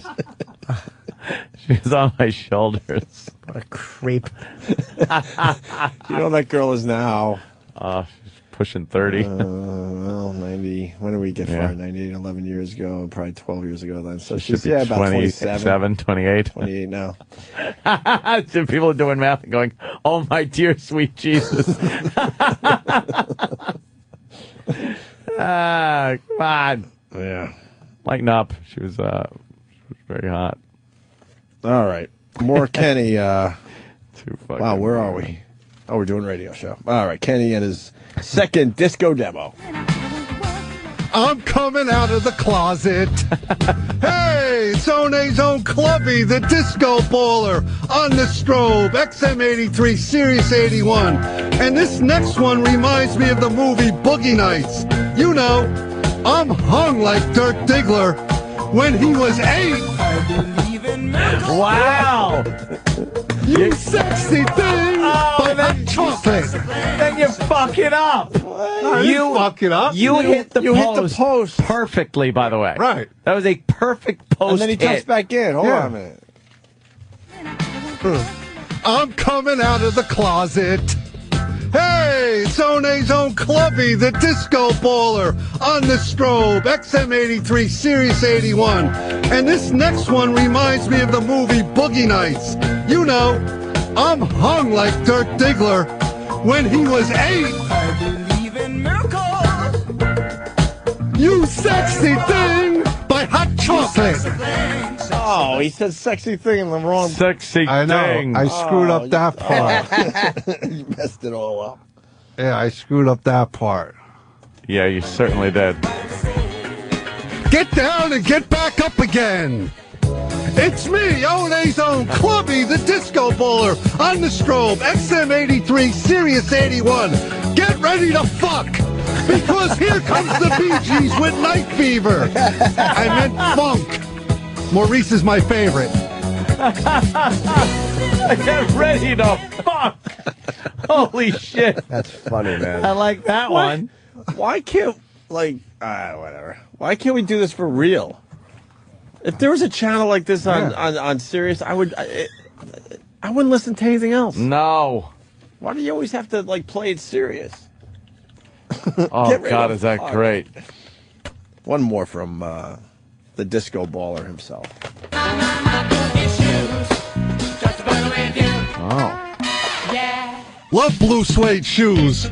It's Clubby, the disco baller, here on the strobe, XM83, Sirius 81, and this nun can really belt out a tune. Let's all get jiggy with this holy person. It's Sister Sledge.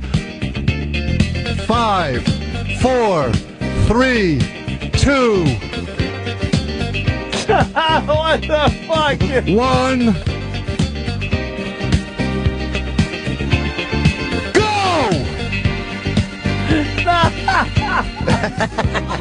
You fucked it all up. First of all, no one hits the post by counting. Go. And yelling go. I do my own thing. Wow. Yeah, I keep it real. You keep it real, all right. Real stupid. And then why are you saying getting jiggy with it? It had that same type of... That's like the name of the song, ain't it? He's the Greatest Dancer by Sister Sledge. I don't know. Yeah, She's getting jiggy with it is later on. That's not really the disco era. You shouldn't be using the vernacular of, another decade. Well, Will Smith sampled that, according to E-Rock. Oh, is that what it was? I wouldn't know that, but that's what E-Rock said. Oh, okay. Then there is a tie-in, and I'm a douchebag see? for not knowing it. I was on the right track. Yeah, I wish you were on a train track. Oh, that Kenny. He is a pisser. People are saying, why not have you just guest DJ on 202 with your disco hits? Could do that. We could do that. One time only. It's up to you. You prepare and you do one. You do a quick hour. What's your up to favorite? Classic disco. Oh, yeah. You should. You should. It's up to you. Do you think he What do they say earned over the there? slot? Let me see what they're saying over here. Hell yeah, I'd listen.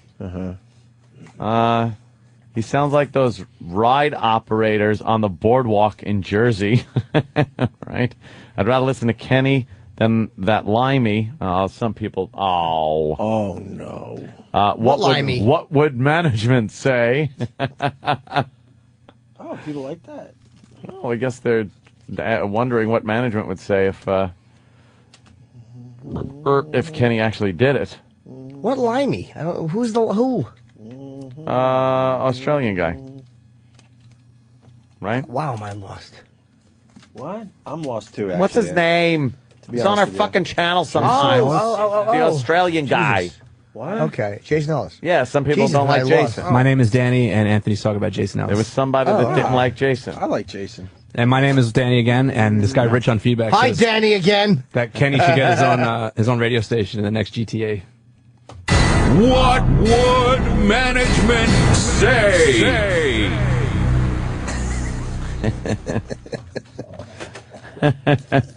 All right, maybe we give Kenny like 1 hour. One lousy hour, Kenny. You can say that again. One lousy hour. Where's Chris Cornell? I don't know. We're getting ready for Chris Cornell. Did you hear it? Pete Dominic's here. There's Chris Cornell here. I didn't see him. Oh. Let's say hi to Marcos in Yonkers. Marcos? Hey, what's up, boys? What's up, Marcos? Come on. Going on? No, you guys were talking about, you talking about you having a baby earlier. You dodged the bullet, man.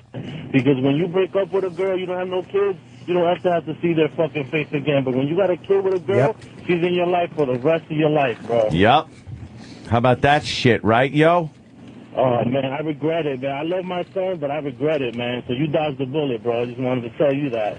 Bet you do. And it's not like you guys put the kid in the middle of anything, right?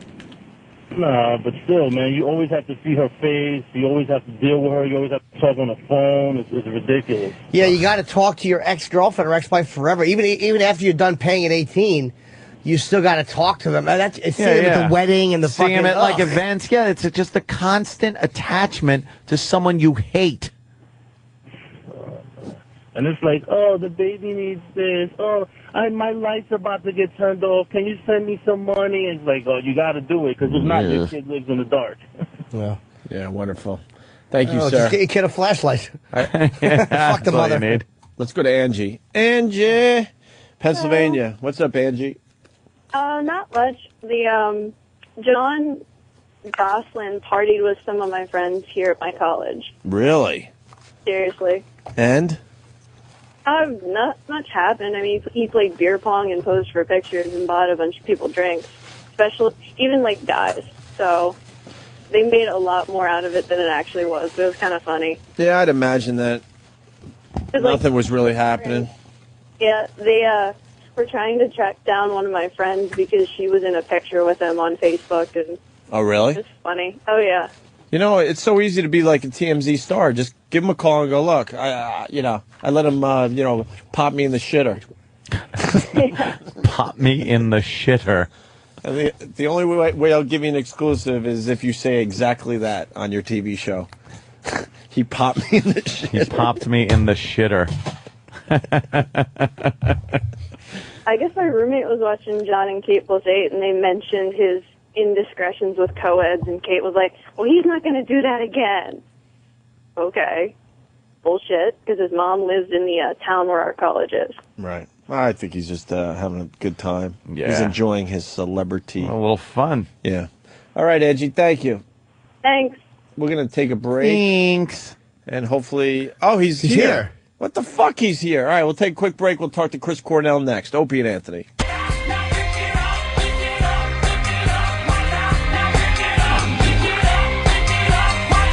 Oh, we got to get right back on the radio. One of my favorite singers of the last, I don't know, whatever. Of the last quite a while. Yeah, I would say quite a while. Let's just put it this way: Chris Cornell, one of the greatest singers. Yes. He's got one of the sickest voices ever. Yep. Ever, I say. And he writes. And he writes? Yeah. What does he write? Writes music. What's up, Jimmy? Why you got your hood on? No, what I guess, or I just dropped in the fucking the little room in there with E-Rock and Butcher. I'm glad you okay. Bring it in here. Poor Liam Chris is in there, and he had to Cornell's be fucking victimized too. Oh shit! Walking down the hall is Chris Cornell. How cool is this? Look, that guy is he oozes rock and roll. Yeah, he's got rock and roll. Chris Cornell, rock everyone, star, making his way into the studio. He's a goddamn rock star, that they call it. What is it called? Rock star. Yeah, he's a rock star. Out. Chris Cornell, how are you, sir? There he is. Right. What's going on, bro? What's up, Chris? Hi. Hanging. It's Jimmy Norton. Do you hate Danny? Do you hate doing this stuff? No, be honest. This is my favorite thing to do. Yeah, to actually to be on the radio. Yeah, especially in the morning live. Yeah, I'm not kidding, because you can't actually do this. You can't do this job that you do unless you're good at it. Well, this time of day with this many listeners, it does suck. You'll get fired. You're absolutely right. You know what the worst part? Be funny, you know. As long as you're either smart or really funny. You can be a funny idiot. That's great. Yeah. Or you can be really smart. That works. Would you ever do radio or podcasting or any of that stuff? Not really, no. You don't want I to just figured some type of compelling. Don't mind. You got to be kind of compelling in some way, whether it's funny or an asshole or whatever it is. Something, yeah. Yeah, just something. Exactly. Just be something. The hardest part of the job is getting up in the morning and coming in. Once I'm in, I'm like, all right. But when I first wake up, it's just like when I was in construction. I go like, oh, motherfucker, I can't get out of bed. This sucks. Fuck. And then you get up and you're like, okay, now I just get to hang out and talk when does badmouth people. I remember my first day of kindergarten. Really? Like it was yesterday. And I remember, and the thing was, I remember being woken up before I wanted to be. And I remember thinking, all you guys ever want me to do is be asleep. And now you want me to get up when I don't want to. And that starts a whole life of having to do that. Exactly. And I remember it like, and I hated it. I couldn't believe it. And then they just dropped me off at this place. I don't know where it is. And there's other kids. And I didn't, and that was. Dude, how odd was that? Because so not right. I talk all the time about how I fucking was the biggest crybaby growing up. Like, I would cry at the drop of a hat. And when I got dropped off at kindergarten, my mother dropped me off. And then I assumed she was just going to follow me into the classroom. And I sat there, like, so she walks me to the door. No, it was like this big thing. And I think she knew, because she knew my personality at the time. So the kindergarten teacher came out and met me and grabbed my hand and starts walking. And then I look and see my mother walking the other way. I was like, yeah. What? I lost my mind. She didn't warm you up to this whole new experience because it goes against everything you were taught as a little fucker. Yeah, that you don't leave with strangers unless you're dropped off by your parents with them. Right. Yeah. And abandoned I was sold in a into strange slavery. place. Yeah. Were you the kid they had to pick up like 20 minutes later? No, I wrote it out. You were able to ride it out? I wrote it out. I was the kid where I went over to my friend's house, and by the time my mom got back to our house, which was like a 5-minute ride, she got the phone call to come get me because I was crying like a little fucking bitch. Couple of freaking fairies we were. But I was 5. I didn't have that option. Everybody was 5 when they got dropped off at kindergarten. I know, like we were 18. No, I was telling a slightly different story, so I didn't want Chris to think that I was 18 and I was crying for mommy. Everyone was 5. Well, I'm trying to get my 3-year-old to just like slowly get into it, and he's not having it. And really? So we would go and sort of just sit in the parking lot and watch the kids, and then he'd be kind of like, "Yeah, I'll go play. I'll go hang out with them." You know, he's almost 3.5. Yeah.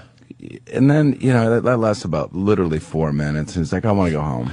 And I remember it so well. I have vivid memories of being a little kid for some reason. I've like a lot of the 90s, I don't remember anything. But being at that age, I remember. So I'm not really pushing him, you know, I'm like, whatever. Well, he's too young anyway. He's just getting used to the idea. Yeah.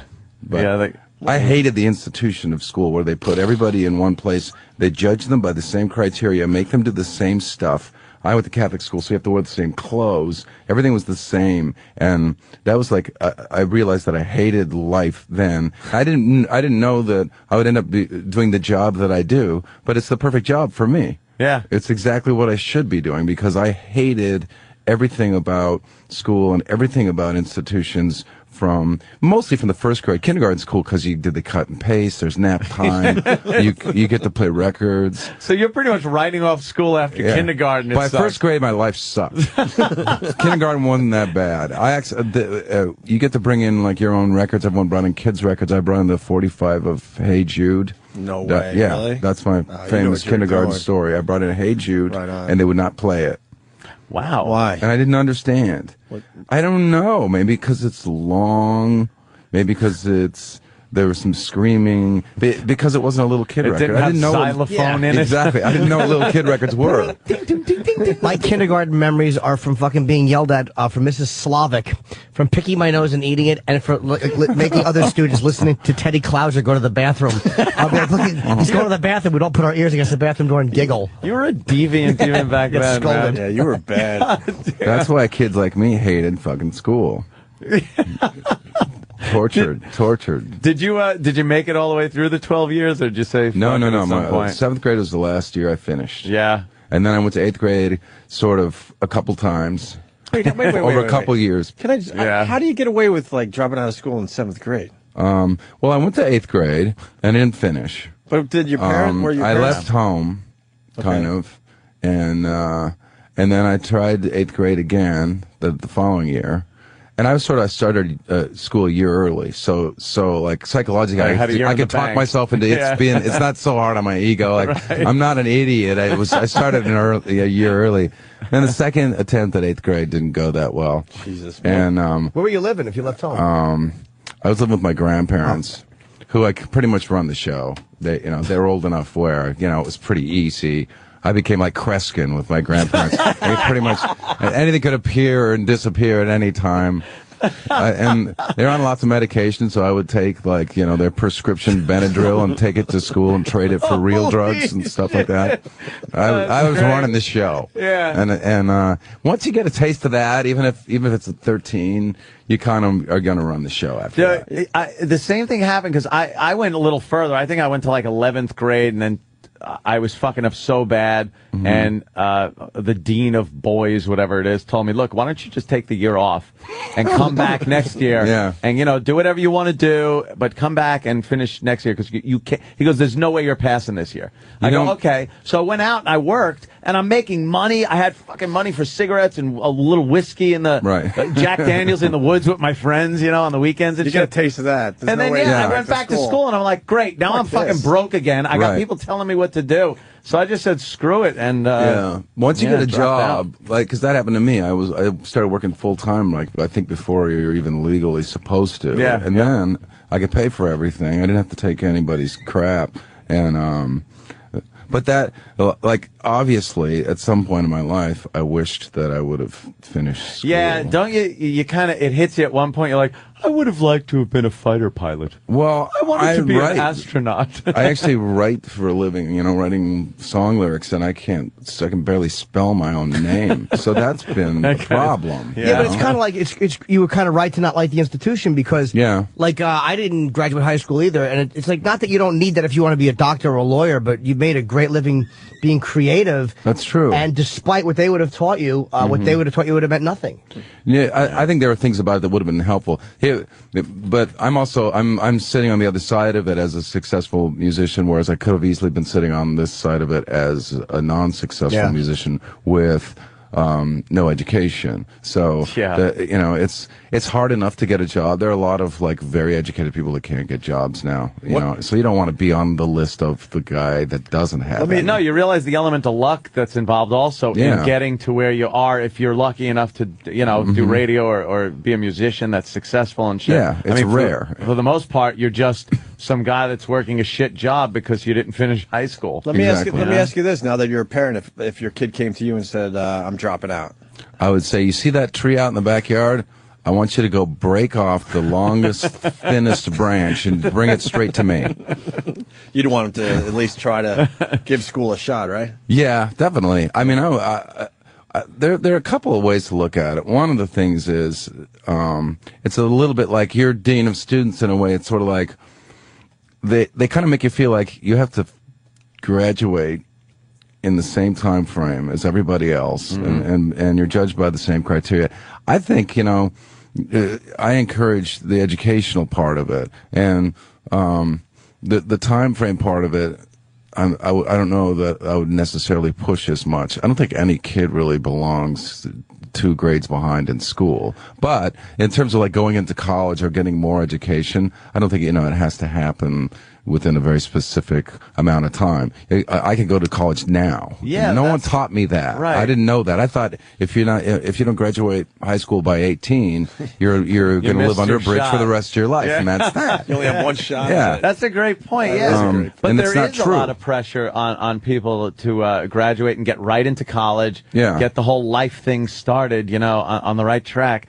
And it is kind of bullshit because people, they progress at different speeds. So why, shove somebody into college if they're not ready for it? Exactly. And especially with the attention span part of it. Because I feel like right now, at this point in my life, I could take any course and learn anything and be totally focused on it, and it's no problem. I have no distractions. I was super ADD in high school. That's why I never really finished anything. I would just find myself staring out the window and wanting to do other stuff. Yeah. And then drawing. over time, I kind of, that changed. Didn't you find, though, that by being a dropout, like, I kind of figured, like, if I don't make it, I got nothing. Like, it kind of made me, I left no safety net. I'm like, I either get where I'm going to go, or I am fucking in deep trouble. That's true, yeah. Did everyone in this room drop out? Yeah, we're all fools. The only one. I know, we're terrible. We're all a bunch of dropouts. Yeah, a room full of millionaires and me. He's got to be doing all right by now, right? Yeah, Jimmy's all right. Oh, God. Musically, I wanted to ask you about the James Bond theme. Like, did you think that was just another gig or something, or was it cool to you? Like, oh, that's kind of, because there have been some really good James Bond songs and some really shitty ones. Yeah. And it kind of does put you in the position where the song is judged separate from the movie. It's true. It's part of the movie. It's true. It's like, wow, if you put out a shitty Bond song, you're like Madonna. She put out one, and it was terrible, and she caught a bunch of shit for it. But I got to tell you, hers wasn't really a Bond song. I know this, the inside information. Yep. It was just it was like a song that didn't make her last record. Yeah. And so that she just changed the word, put the title of the movie into the song. There's a sound to a good Bond song I can't put my finger on it, but it's a fucking Bond song. Exactly. And yours was one of the best, and I'm not just kissing your ass, it was one of the best Bond songs I ever heard. I actually downloaded it and have it on my iPod as just a fucking great song. Cool. It really, it's a good song. Did you, you co-wrote it? I wrote most of it. Most of it, yeah. I actually wrote an entire one, and then I was working with David Arnold, who does the score for all the Bond films. And he kind of wanted me to get involved with him in writing it so that musically we could use the basic melody as a recurring theme throughout the score. Which was cool. It went through the whole movie. The melodies that I came up with, he did do that with. But I had a whole song finished, and I played it for him. And there are parts of it I didn't really like, and he really didn't like the same parts I didn't like. And so I thought, what, I'm gonna let this guy in, and we'll do this together. And no one made me do it. I liked him. David Arnold's a brilliant guy. He's a genius musician, and we just kind of finished it together. We produced it together, played all the instruments, except of course the orchestra. We didn't. Yeah, the orchestra. We're running around doing that. We played the orchestra. Yeah. Oboe, right? How do you play it? Let's do this. But the funny thing is that they told me we don't want this to really sound like any other James Bond song. And you can do anything you want because we got this new guy, and I already knew who he was, and I'd seen part of the movie. I knew it was going to be great, and they said, "So do whatever you want." And so I sort of went out of my way to try to write a song that wouldn't sound like a James Bond theme, and then it totally ended up sounding like that, which I think is really great. I got lucky, but I kind of looked at it like Live and Let Die. When I was a little kid and I heard Live and Let Die, I didn't know that it had anything to do with a movie. I just thought it was an amazing It was a song. cool song, It's one of the right, best exactly. Paul McCartney songs solo You ever. really do forget. But did he write that for Bond? Yes, Yeah, the movie yeah, Live and Let you Die. just forget that. I didn't know because Yeah. my a great point. parents didn't take me to the theater to see Bond movies when I was 10. So, but yeah, it was the song. It lived independently of the film. Yep. The film lived independently of the song, but they worked together. I was an idiot though at first when I first got the call and they said, they want you to do a song for the James Bond movie. Me being American, I didn't understand what that meant. I thought because I have lots of songs in lots of movies where they're just kind of in there. And I thought, oh, okay, that's Yeah, whatever. sure. No, it's this is a big thing for James Bond movies. And I didn't get it until I got on the phone and I talked to the people that you talk to and I said, I'm not going to get in a songwriting contest. So if you want me to do it, I'll do it. If you don't, no, but I'm not, it's not going to be, you're going to wait. I'm not going to do all this work and then have you, have it be part of a list of songs and then choose. You either choose me and I'll do it and I'll make sure it's great or go to hell. And they're like, no, we want you. And then I still was kind of not getting it. And then then I started doing, interviews and it started by phone and I was at home and they're like, so, tell me, how does it feel to have been chosen to write the next James Bond? You must be 10 feet above your chair. And I'm like, wow. And I kind of had to make it up, like, sort of, it's really amazing. I guess Americans don't really get this, do they? And then I did this press junket, and it was like that. People from all over the world, like, weeping about the next Bond thing. Nice. And then, Pressure, though, man. Like, they're already saying, like, how amazing this is. Oh, yeah. Write a great one. And you're like, great works are usually you kind of stumble on It's them. been Goldfinger was a song years ago that got very popular on the radio because of Goldfinger and stuff. So Bond's songs are either hit or miss. Duran Duran. They had a huge. They were the had a last huge one that really had a big hit. And Yeah. there What was was a their bunch of them that. There was the one with the dance into the fire. That one. Isn't that it? Was the Spy View Who to a Loved Kill. Me? View to a Kill, I had to yeah. get to the cars in my head. Yeah. View to a Kill was there. They did a great job at that. Which was another really good Bond good. song for the time, especially. For the time, it was a big hit. And I think that was like the last Mm-hmm. one that was like a. That was a big one. hit. You know what was good with your song was the way, and you were saying it earlier, the orchestra used it throughout the entire movie, so you'd have like a mysterious part of the movie, and you'd hear the melody of that Exactly. song, but done in this very moody, kind of thick, mysterious way, and then an action sequence would have part of the song on it too. So That to was have all- it run through the movie like that was very cool. And that worked out really well, and that was I hats off to David Arnold for just putting it out there because he didn't know me, and we met, and he just kind of said, I'd really like to work with you on this if you'd like. I know you don't have to, and he didn't know who I was or what I was going to be like. How'd you get picked? Like who? Someone. I think it was a few people. I think a woman named Leah Volek who does music for films. She sort of finds people for the right song and the right person to do the movie. David Arnold, I think, helped. Were they like fans that just kind of go like, a woman yeah, I named like Jody this guy. Gerson who's been worked with a publishing company of mine for years, helped. It's their job and they're fans, And I think the main thing was Daniel Craig got me the job because they get Daniel Craig and they've got this guy. It's like now we're gonna have this new James Bond who doesn't take any shit and. He does all his own stunts and he doesn't do anything that a human being can't do. And it's based on the first Bond book. So the first book that Bond is in. So it's sort of more of a tangible story. So now we need to get like an unapologetically male singer. That was their criteria. And then my name came up.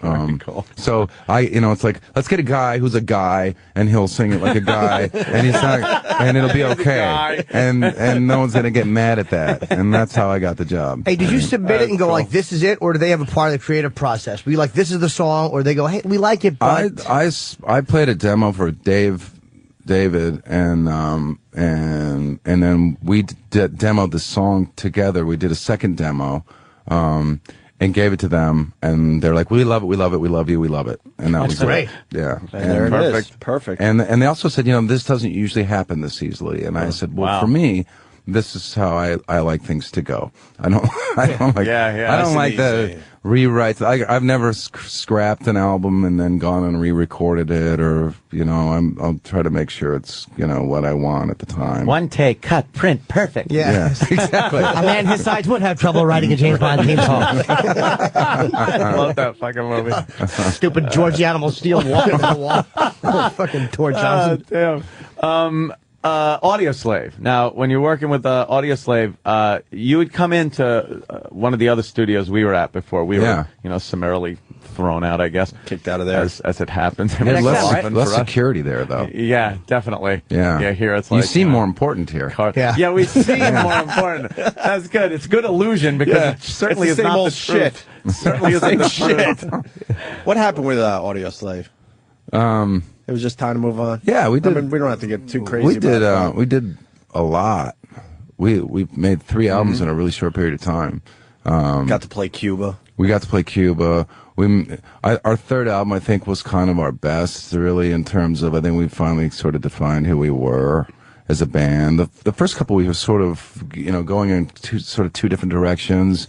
That had to be rough. And well, it was great. I mean, even the first album, I love the songs. I love all the records. The third album, I think, sounds the best by far. But I also think it sort of has more of a cohesive sound in terms of the songwriting. And that was the time when, for me, I think, 2 things were happening. One was there's a whole bunch of business stuff that we never really dealt with, that was really kind of tangled from the beginning because it was 2 separate entities, and it was time to deal with that. We weren't really agreeing on that stuff that much.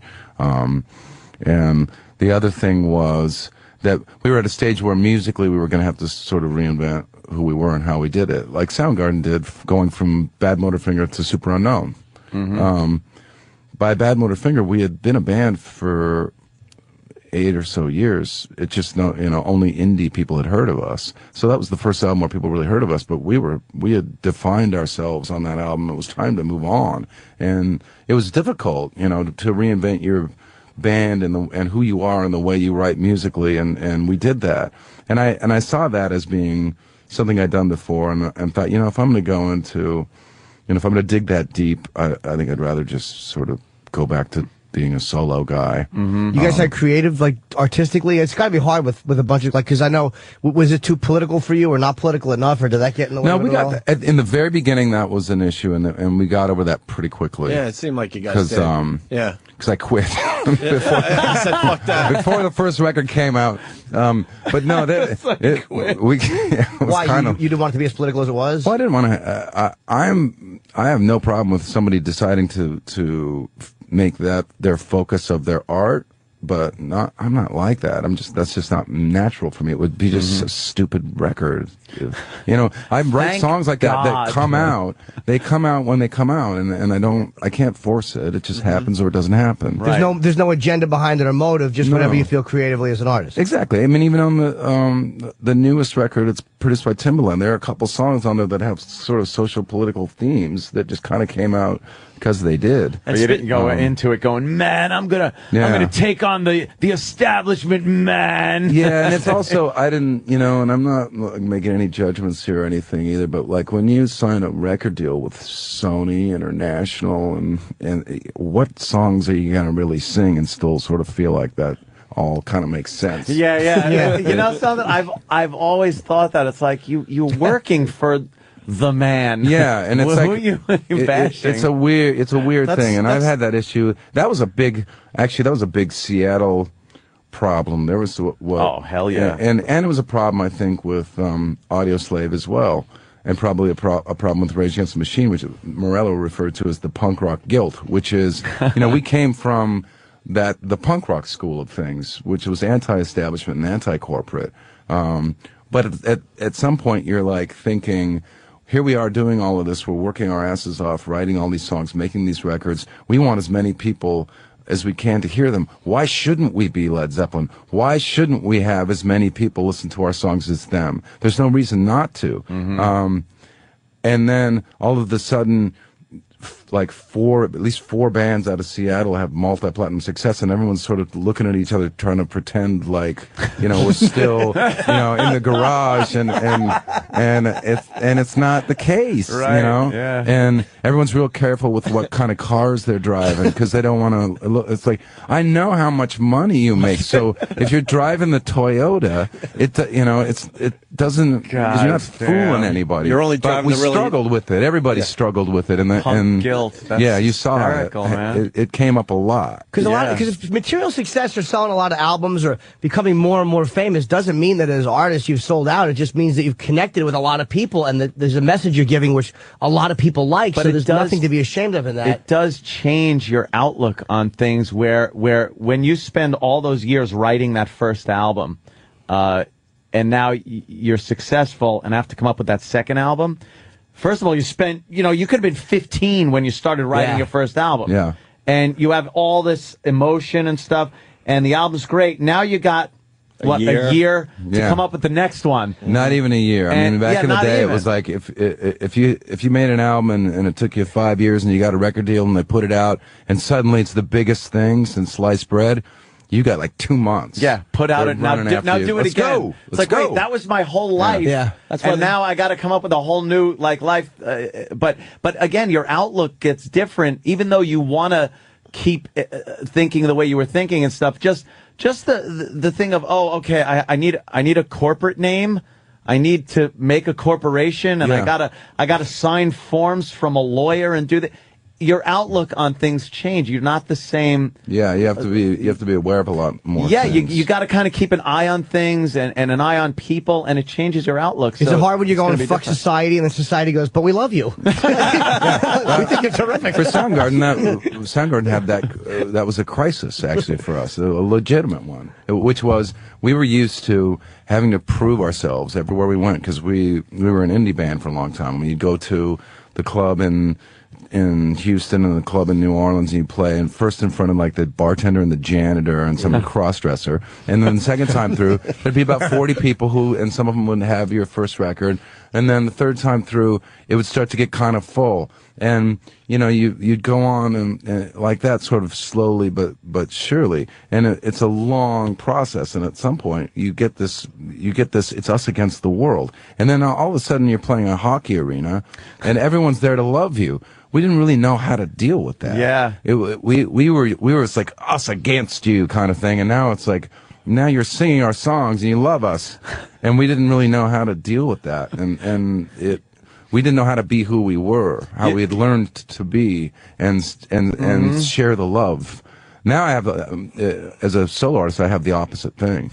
What's The good first about- Audioslave show was really weird because I remember sort of approaching Tom on stage and approaching Tim on stage and smiling and seeing like these stern sort of looks, frowns back at me, just because they'd never done that before. I wasn't part of the program. We're not having a good time. We hate this. Like, why are you frowning? There's a private plane outside. And that changed. Like everybody listened up, and we started to have a good time. But for me now, it's kind of like I enjoy the audience likes my songs and what's different have though a great about- time. The different thing about Soundgarden though was you guys never came off as a real like bitter, angry, where every lyric of every song was about how establishment sucks and stuff. And it's like what you said before. No, if it came out that way, so when you had so many fans starting to just love the music, it didn't come off like oh fuck, these guys they're world haters and shit, and it just came off as We great never had music. a backlash of any kind. Rage is different in that every song they wrote was, wait a minute, he's pretty much singing that he wants me dead. But I love the music. I love this band. So that came across as almost hypocritical on their part, that they embraced the corporation and the money that they were making and everything, but yet on stage singing against all that. It's kind of like, all right, I get it, I enjoy it, but don't try to tell me that you're really into this and tooth and nail. You're actually going down Rodeo with a shotgun. Well, I think that that's something that's like a monster you build and then you have to struggle with it. Like I know only personally know about what Tom does, and Tom does spend a large part of his life giving back. He has a thing called Axis of Justice, and he's extremely involved in helping out different people from different demographics that need help from people like him because nobody else cares. And he definitely walks the walk, and I always said that about him. But at the same time, you know, you're still having to kind of be in bed with big scary companies. You're shaking hands with certain people that you're like, ugh, I know you're a scumbag. Yeah, and you know, I guess there's a certain amount of beauty of the fact that a large part of that industry is sort of dying off, and the scumbags don't really have a place in the world anymore, and at least in the music business, and which is good. Yeah, because of the downloads, right? The record companies are getting cut out a lot of digital media. Yeah, absolutely. Yeah, I think you're going to see like a resurgence of mom and pop record stores because people are always going to want CDs and LPs, and all of the big stores that put those places out of business or made them struggle are going out of business because they can't sell the volume that they need to sell in order to stay open. No, you watch these huge mega stores just all they're going gone. down. Yeah. I like that point though, mom and pop stores. I got nothing. I don't think it's going to happen because nothing better than mom and pop stores. Just walking around and going downstairs to the basement record store and checking out shit. For us, because we grew up like that, but people who haven't bought a CD, like there's 17-year-olds, I think 40% of them didn't buy a CD. For them, music is automatically just taken offline. They don't never hold anything. Whatsoever. Yeah, they would have no desire to do that. I gotta ask, because everyone's asking, Soundgarden, would you ever get the boys back together for something? We've never really talked about doing that. So when it was I've always done, said it was you never done. know, Yeah. because you never do know. Anything can happen. Does it bother you? I'm sorry, man. I was saying, I saw the Trent Reznor badmouth, and I'm like, as an artist, as a radio show, we get like if a radio show attacks us, it's like doubly fucking aggravating. Does that happen to you? Yes. Really? I didn't know it happened. I mean, I know there's radio wars, sort of, but you guys, it's bad. They get really bad sometimes. So really? But it's like we get angrier at another radio show than we would at somebody who's not, and it's like, and then Trent Reznor, who I don't know if you're friends with him or not. I always thought he was kind of a jizz bucket. That's just my take on him. Wow. I never really liked him. Jizz bucket. That's just my take on him. Fuck him. Right. Never liked him. We get it. You never liked 9 Inch Nails? Never. But he's shitting on your new thing. It's like, for what? Yeah, I don't know. I never met him. Soundgarden was. We were a fan of his, especially his video. But his video and Head Like a Hole. Yeah, it's very I heard that. creepy. I love that. We hired the same guys that did that video to do the Jesus Christ Pose video, based on that. And then, you know, that was kind of it for me as far as being a fan. But I liked that. I never met him. I never read what he said about my Timbaland record. Making a record with Timbaland, and me being me, I knew there was going to be people that were going to talk shit. That's sort of that's like a script someone wrote for you. It's kind of not fair because what Chris does a lot is you try to come up with new sounds and stuff. You're brave enough to try different things. Well, I have a lot of musical influences that can't really get completely exercised in certain formats. And like on the Timbaland album, I was like huge into late 60s, early 70s R&B, funk rock, soul music. And like, I got to do a lot of that on this album that, you know, I'll never be able to do like that again. I was never really able to authentically do it before. And now I get to go take that out live. I'll always get to take that out live. And it's great. I love playing the songs live. They go over great live. Awesome. So for me, it's been a huge success. But like he said something that's like on Twitter, which is like you can basically put one paragraph. And so I added him so I can see what he says, you know. And he doesn't like bring it up anymore. I think he said one little thing and then it was sort of repeated over and over and over. Sort of just like a mental kind of I'm just going to blurt this shit out and then leave it alone. But what I do see is he does talk about Star Trek a lot. which is, you know, he's got opinions about a lot of stuff. But he talks about Star Trek a lot. Wow. And that, right. I don't know what tale that tells, but it tells some kind of a tale. Fucking nerd. There is a group that talks about Star Trek, and maybe he gets a little preoccupied with it. And in fact, the new. I see it on the cover of the magazine here. The Yeah. new Star Trek movie is out. He was talking to people about that. I think everybody's happy about it. 5 Yeah, stars. 5 stars in the paper. Yeah, in the paper. You know, I don't like Trent Reznor because years ago I dated a girl named Liz who had a thing for him, and she goes, "You know, he's bisexual," and she said she masturbated thinking about me and him fucking. Jimmy.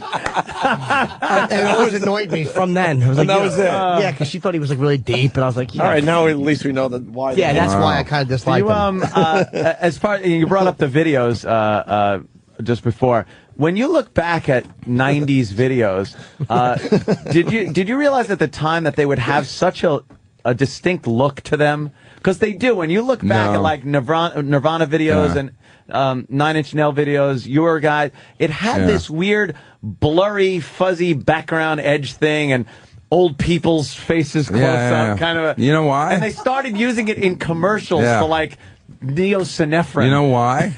Because it's the same guy that directed all of those videos, or the same 2 guys who started out as partners, and then it's those same guys that directed the commercials. Really? Yeah, it's the same handful of people. I wondered because I started seeing commercials that looked like the videos, and I'm like, that's it. These videos are done. That's when you know you're in trouble. Yeah, it's the same guys. It was like 2 guys, and I got in like a big fight with one of them because he did one of our videos, and he made it so smoky that you couldn't see who we were, and it was the first time MTV had guaranteed we were going to get heavy rotation, so it was like, okay, so we want to show people who we are, and the whole time we're filming, I'm sort of yelling like, there's smoke everywhere, and he's like, no, don't worry, it won't show up on camera, and like, what do I know? I'm not a filmmaker. I don't know what's going to show up on camera and what isn't, and we get the first cut, you can't see anything, It's your Spinal Tap moment. Yeah, and the same guy was doing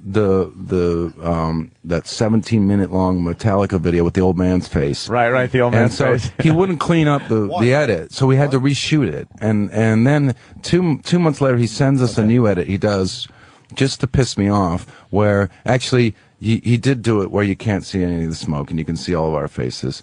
And we never used that video, but I didn't like most of them anyway. What about Black Hole Sun, which was a very I love that video. popular one. That video is weird, really creepy if you looked at it. That video was Howard Greenlaw, and that was us like basically saying, look, we keep trying to sort of come up with all these images and these ideas, and we can't find directors who will do it right. So let's just pick a guy that has a good idea, and we're just going to show up and pretend to play like you're supposed to, and let the guy do his thing. And that's what we did with Black Hole Sun. That was cool because it was kind of the first real public display of morphing. Yeah, I think really. And I remember him telling us. Yeah, he's British, and he was like telling us, when you get the final version, it's going to be weirder than this. The first one was really weird anyway. Yeah, so it didn't matter. But then the first time I saw it, and you saw someone smile, and then their mouth got really strange. I was like, hey, what's that? This video's scaring me. Exactly. Was that before Michael Jackson's Black and White? I think I don't know. And it was different. It was like that was a morph, kind of a face-to-face change morph video. Yeah. This was a face where all of a sudden the eyes would get like distorting and disturbingly big, and the nose would twist, and the smile was weird. It all worked. Just a freaky video, man. That's really another cool. thing that I saw in commercials. To this day, I see that video being ripped off in commercials. That same sort of like over-the-top kind of post-war perfect suburbia that gets twisted into some weird perversion. Yeah, or it's usually for some dog food commercial where the dog goes, "What?" and their eyes get really big because he's getting a sausage or something.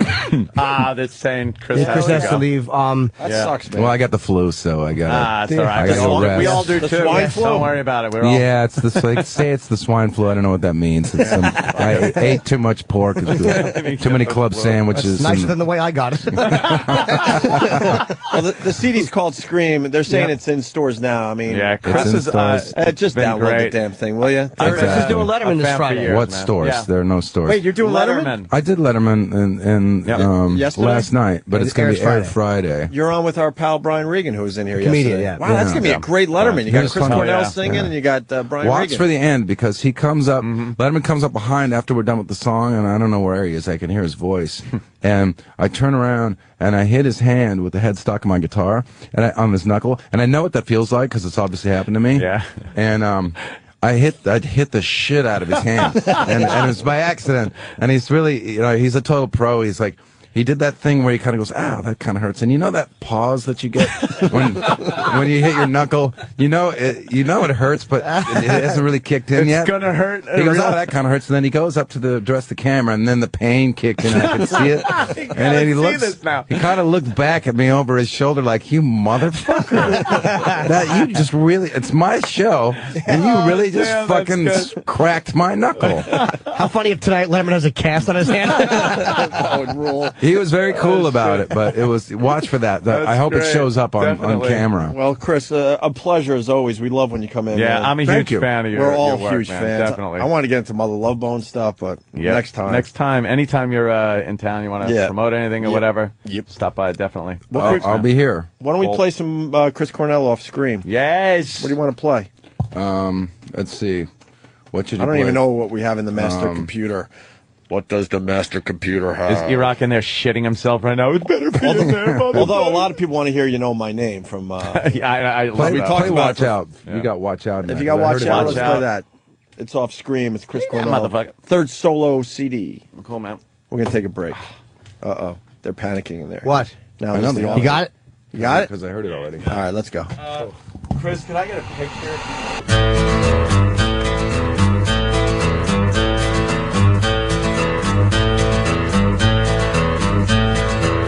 You wired me awake and hit me with a hand of broken nails.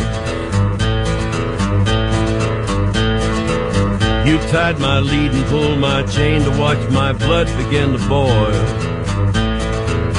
But I'm gonna break my rusty cage and run. I'm gonna break my rusty cage and run.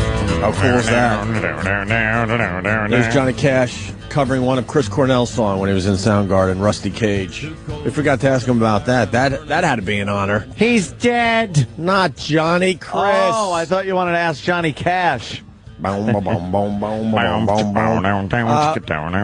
Who's next, Pete? Oh, look at Danny's very proud of his new picture of Chris Cornell and rocks. Danny. How cool is that? What's up, Pete? What's up? That was great. Are you mad? Danny? Don't be mad at us. We're running late today. Oh God, Jimmy stinks. Are you Jimmy mad, Pete? Do you smell that shit? I am only. First of all, what a buzzkill to have Pete Dominic in after Chris Cornell. I mean, let's be honest. I hope that he was extremely uninteresting.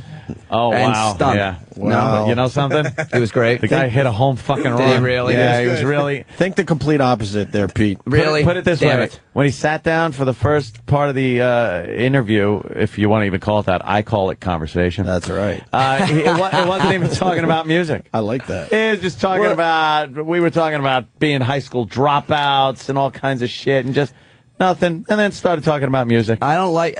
Don't comedians. I don't like it when athletes and musicians are interesting. Yeah, because you feel like they already have something on us because they're either athletes or musicians, and then when they're interesting, the one thing we feel better about than them, Yeah, they I know. can match They us can on. do it too. As long as they're not funny, then I'm okay. Well, he was talking about how hard it was to write a song for something, you know. And I mean, we as a comedian, you could never talk about how difficult this bit was to work on, how we struggled and slaved over trying to. Shut up! You made a joke. Shut up. Yeah, Right, that's what people say. we can't talk about how that bit developed really very well. Yeah. By the way, I did my show in this studio, and it was much nicer then. I don't know what they did, but we had a 6-inch black and white up in the corner. We demand television sets. That's what I do a political show. And I need to know all this stuff that's going on, except for the Tyra Banks show, which actually is pretty relevant. Yeah. But I have no TVs, none. So you wing it. Granted, we have 12. I have 14 listeners, by the way. That's why I'm pissed, because I twittered that I'd be on at 9. And my listener is going to be disappointed. At 9 o'clock? No, we had it down for 9:30. I know they knew that I love last how we're night. trying to explain that to him because it's now 10:15 and he came in. I know. We had you down for 9:30, which means he's still 47 minutes But late. say this though, Chris Cornell was 9. Chris came in probably quarter hour. He was a few minutes late, so we're backed up a few minutes. Yeah, But we're backed up the only thing that I did get mad, and I got mad because they knew last night, and I would have twittered for my my listener, and I would have gotten up an hour And later slept. and Yeah. slept. I have 2 kids. Sleep is of really? the No, you're not utmost supposed import. to. Hey, we're not why- supposed to talk about our kids as an excuse. Why does Or I'll Brother get punched by why other did- comedians. Why does Brother Weeze want to call the show? He heard you're coming in, and he's like, I got to talk to Pete. I don't know. Have you been on his show? I've been on the show. I haven't met him. He speaks obviously very highly of you. I know, but I didn't know who he was. He just called into my show when I first started doing it. I really and love you, as a dude. listener, and I didn't say who he was or that he was in the radio. And he's been emailing me. He's kind of been mentoring me, to be honest with you. And he's just been really, really cool, man. Really cool. Well, he thinks completely different than you, right? Which way are you? No, Pete's fucking. You kidding me? You're a liberal? Oh my God. I don't know. Well, I gotta go. Let's go issue to issue, and I'll tell you exactly how I feel. I try not to be tribal. Well, Jews is easy, but let's do something difficult. That's in the news today, as a matter of fact. I feel like an idiot now. I got to listen to Pete. No, I haven't heard you, Pete. I'm not gonna front. You really But should. now I'm gonna listen to you. You really should block out 3 hours in the afternoon. Up, I don't know Why what you're not? planning on doing. Why I know the you've fuck got a not? pool to clean, but my show is groundbreaking. I listened. Oh, that was you. Last week I listened to Jay Thomas for a little while, so I think I can make time for Jay's Pete. good. Okay, Jay's good. I can make time for you. I did a show on the Comedy Channel for 2 years here, and I loved it. I got to interview all my favorite comedians. Jim came in, and the one thing that was frustrating. Air Raw Dog. America? Do we have Air America? No, I don't know. I was just talking about that. We got POTUS. POTUS is the name of the channel I'm on, and it's also a terrible disease. Yes. It sounds like. You have the POTUS. It's a weird. Yeah. It's weird when I have to do the line or like you're listening to POTUS. Yeah, I never knew that meant until somebody told me it was an acronym. Well, it was huge on XM for the campaign, and they wanted to keep it going because it did well. And then that's when I switched over when we merged. But I was on Raw Dog, and the thing that was frustrating is that I wasn't really like allowed to talk about Jim Norton. No, because we were competitive. I mean, they didn't tell me you can't. But when people would call in to talk about Norton, and I always speak very highly of Jim, but I couldn't say, you should hear him on Opie and Anthony. He's not only a great stand-up, but he's great on the radio, too. Yeah, on the competing company. Yeah, I hated that I couldn't do that, though, because I've always been a big fan of Jim's, as most comedians with any self-respect are. Well, it's weird. It's the Not companies many of those. merged. Comedians with self-respect. Jesus. Integrity of about comedy, perhaps. I don't know. Well, there's Voss. I'm sorry, Rich Voss? Whose clothes I'm wearing, by the way. Right? I think these are his jeans. He gives me all his old stuff. Rich. I twittered a picture of Voss. There's nobody. I mean, Voss is a dummy, as we all know. But the fucking look on his. I took this photo a few years ago. It's something him and Bonnie do. I'll show it to you. He is as dumb looking as they come. The drooly face with the eye closed. He looks like he has fucking Bell's palsy. He doesn't open his eyes in any pictures. It's so bizarre. It's very rare if you get a picture of Voss. Looks with like his eyes everyone open. caught him in mid-sneeze during a picture. That's like any political ad. Oh my God, look at it as a picture of him. They always That's the picture, there's awful 30-second ads that Democrats, Republicans do. Yeah. They always take the worst possible photo of their opponent, like Worst picture. Covered in blood and sneeze, and like, this is the man you're going to elect, and he's vomiting. They also have to zoom in on it, slowly zoom in black and white, and then put scan lines, like over scan line it. And don't forget, and it looks very evil. Don't forget the music.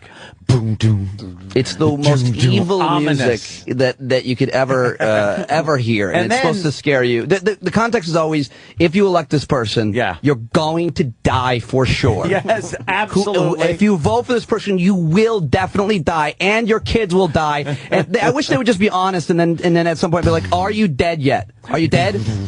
It's over." And then bling, ding, ding, ding. Piano music starts, flowers and color, like Dorothy just walked out of the fucking house. It's all in color, and there's the candidate that they want you to vote for with his family. And it's like, I'm gonna, and then his bullshit. The liberating thing about, I think, what I'm trying to do is that I don't belong to, I don't buy into any party politics. One party line or the other. Yeah, I think they're two heads of the same beast. They're both, the two most capitalistic political parties in the world, and they both have a lot of the same ideas. And I love to just go after both of them. And I support the president on some things, and a lot of things I hate him on. Hate what he's doing on, and I love doing that because that way.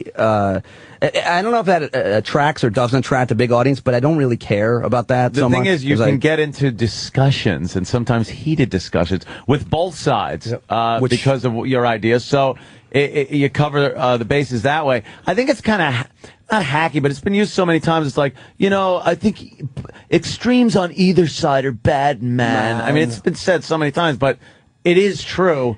If you're far left, I think you're just as big an asshole as the far right is. I bet you we could. Is this my water? I bet you we could come up with an issue where an extreme on the right or the left might be good on an issue. I don't know, yeah. but that's the other thing. The only other rule I try to avoid is generalization, sweeping generalizations, which we all make all the time, including me. I have a sound effect, so when I make one, except for certain races. Except for, you want to absolutely, gender, race. Right, yeah. Of course, don't get me wrong. If we're talking about women or wasps, that's a safe one. Skirts or blacks? Spit take. Nice. Skirts. Jim Norton is definitely one of the funniest guys. He has one of the funniest bits I've ever heard in my life. I mean, I love Jim's act. I said in an interview, and this got misconstrued to Jim one time, but I said, I don't sell what Jim Norton sells, but I buy it. Like, as a comedian, I don't do his brand of humor because I can't.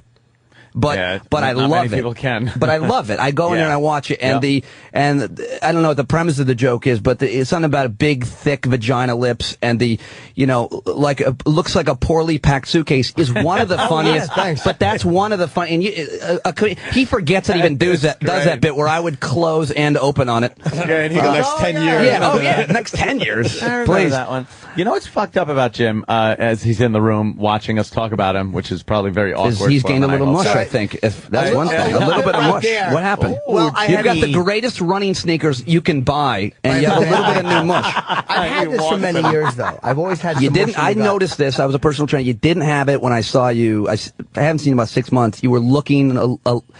You're not overweight. Less mushy. Yeah, I think he's right, though. No, he's right, because I think for the last month or so, I've been eating very poorly, and I've been exercising only a little. I have to agree. The last month, that'll actually do it. Yeah. I know. I gotta get back on that. It's like a horse, you know what I mean? You fall off, you suck his dick, you get right back on.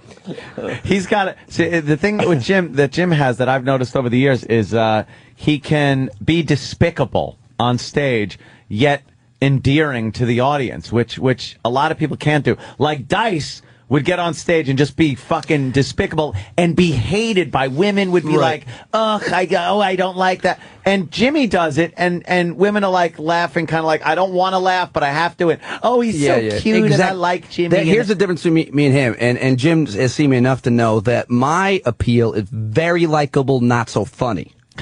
No, that's not true. Right? Like, I am unbelievably likable and vulnerable, but not real clever. No, you had a very funny line about, and I know I'm going to fuck this one up. It was about how you can always tell how you look to the world by the way a kindergartner draws you. I have one joke. That's the funny. Only joke that I've had in a decade that other comedians have complimented. That's a very funny joke. If you want to know, when I was losing my hair, you're in denial about the way you look. If you really want to know what you look like, because I was in denial about losing my hair. I went through puberty late and started losing my hair early, which is a horrific overlap. And if you really want to know what you look like, don't look at a picture of yourself in the mirror. Have a child draw you, because they'll find your most insecure physical quality and focus on it with a crayon. You're like 5 pounds overweight. You're just a fat circle. Your eyes are a millimeter uneven. A kid'll just draw. Here's one eye. Here's your other eye on the side of your fat flounder-like face. We should get kids to draw us. Oh, that is good. That's a good one. Hey, Peter, you. I hear rumors you're not well liked around here. Do you get under people's skin? Really? I have a couple of enemies. You do? See, I want to get into this a little bit. I'm sad to hear that, but I have in comedy, comedians.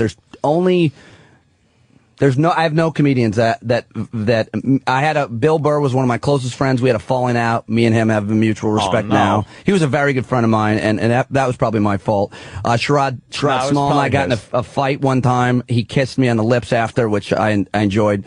And then And there's one other guy whose name I won't mention. Yeah, me and Sherrod are great. Yeah, Good, I mean, that smart- happened right after. He Smart kissed move. me. Because Sherrod's one of those guys, he has retard strength. Like, he knocked some guy out outside the cell. Sherrod's a fucking animal. Like, that big He wanted to knock fist. me out. He did scratch me with his unnaturally long fingernail. But here, it's serious. I'm trying to think. And what the comedian whose name you don't want to mention, you don't have to say who it is. Yeah. Why don't you guys like each other? Like, what is it? He actually has no problem with me that he knows of. I despise him and wish horrible things on him and his family. Wow. Because he tried to. There's comedians like you mentioned, Brother Weeze. There's very rarely in this business whether radio or comedians, and maybe you guys can attest to this, but I know exactly do what you're about to guys say. help each other or encourage each other? Because, and frankly, it's okay because you really are in direct competition. Although Jim and I would never go on the same audition because I'm more of a soap opera extra, and Jim would, work the lighting. Like we would, Sure we would. The same one. They're looking for a fucking pedophile. We could both show up for that audition. That's true. No, actually, that's true. If they were doing like a playground awkward scene, like a Predator remake, we could both clearly star in that. But I mean, like certain guys, you're not competing with on things. But even so, there's a handful of comedians, and just a small handful that encourage you and want you to succeed. Will put a good word in at a club, or with an agent. And Weeze called me up, and I don't know what I'm doing in radio. I'm a stand-up comedian, and now I'm doing a political show, and I say every day, listen, these are my opinions. I'll give yours equal time and guess whatever. Yeah. But Weeze calls me up, and he says, hey, listen, just really nice compliments and telling me about his agent and all these things that he thinks. And why? He owes me nothing. I've never met him. There's no reason at all for that. He just likes me. And I that kind of thing is rare with comedians or in radio. And so to me, I try to do that. I think very few guys do though. But I do that for my own spirit. He's a fan of good radio. Simple as that. When, he really gets off on good radio. There's very few people that do that in radio. You're right. It's unbelievable, actually. Ron and Fez are pretty much the only guys that I listen to and like in radio, and I've talked with both of them, and they've talked with me about radio and given advice, things like that. But going with Pete's point, sometimes you listen to Ron and Fez, you're like, wait, they like us, right? Oh, that's the fun. I think Ronnie said something yesterday because we were having the football conversation, and he's like, have you ever seen a room full of men that know less about football? It wasn't us. But he bashed the whole fucking room. He just trashed. We got caught in the brush fire. It's hysterical. Yeah. I would be okay with an insult like that sometimes too, because I think that sometimes and I talk about this on a show, sometimes as men we're put in the wrong box. Like, actually, if you know more about building, like repairing your home, I own a home, and I'm a woman. I can't do anything. And I'm horribly insecure about that. But I wish I knew more about that than I did sports. You know what I mean? Because that would make me both man things, but one's football, a little why do more you even practical. need to know about that to be in a conversation? You're not playing. You're not going to get in the game. My dad knows everything about baseball and football. He's never been in the game. He's not going to be. I would prefer that I know how to put a garage door opener up. Do you feel good about yourself when you call the penalty before it's even fucking flagged? See, I don't do that shit too much because my dad does that all the time, and I can't. Pass interference, and then but the flag goes down and you go, I told you. Told you. Face mask. Yeah, I don't right get on that. Motherfucker, face mask. I look at guys who do that, or if I'm at the game and hear the guys that yell that in the third tier where I'm sitting, and I'm like, why? What are you accomplishing? My dad says, what do you think of Brian Cashman, the GM of the Yankees? Like, I don't think about. How can I have an opinion about his job? I have no idea he's got the best players. Yeah. He pays the most money. If that's, I don't know. But I don't think about him. Right. I don't know how to. But if you didn't play the sport, I guess it's just the equivalent of me having an opinion on politics, but it's at least a little different. We're all entitled to have an opinion on issues. And it affects your lives more than sports. And you can then, bat it back and forth with somebody on the phone or some shit like that. But I interview a lot of congressmen now, and I'll tell you what.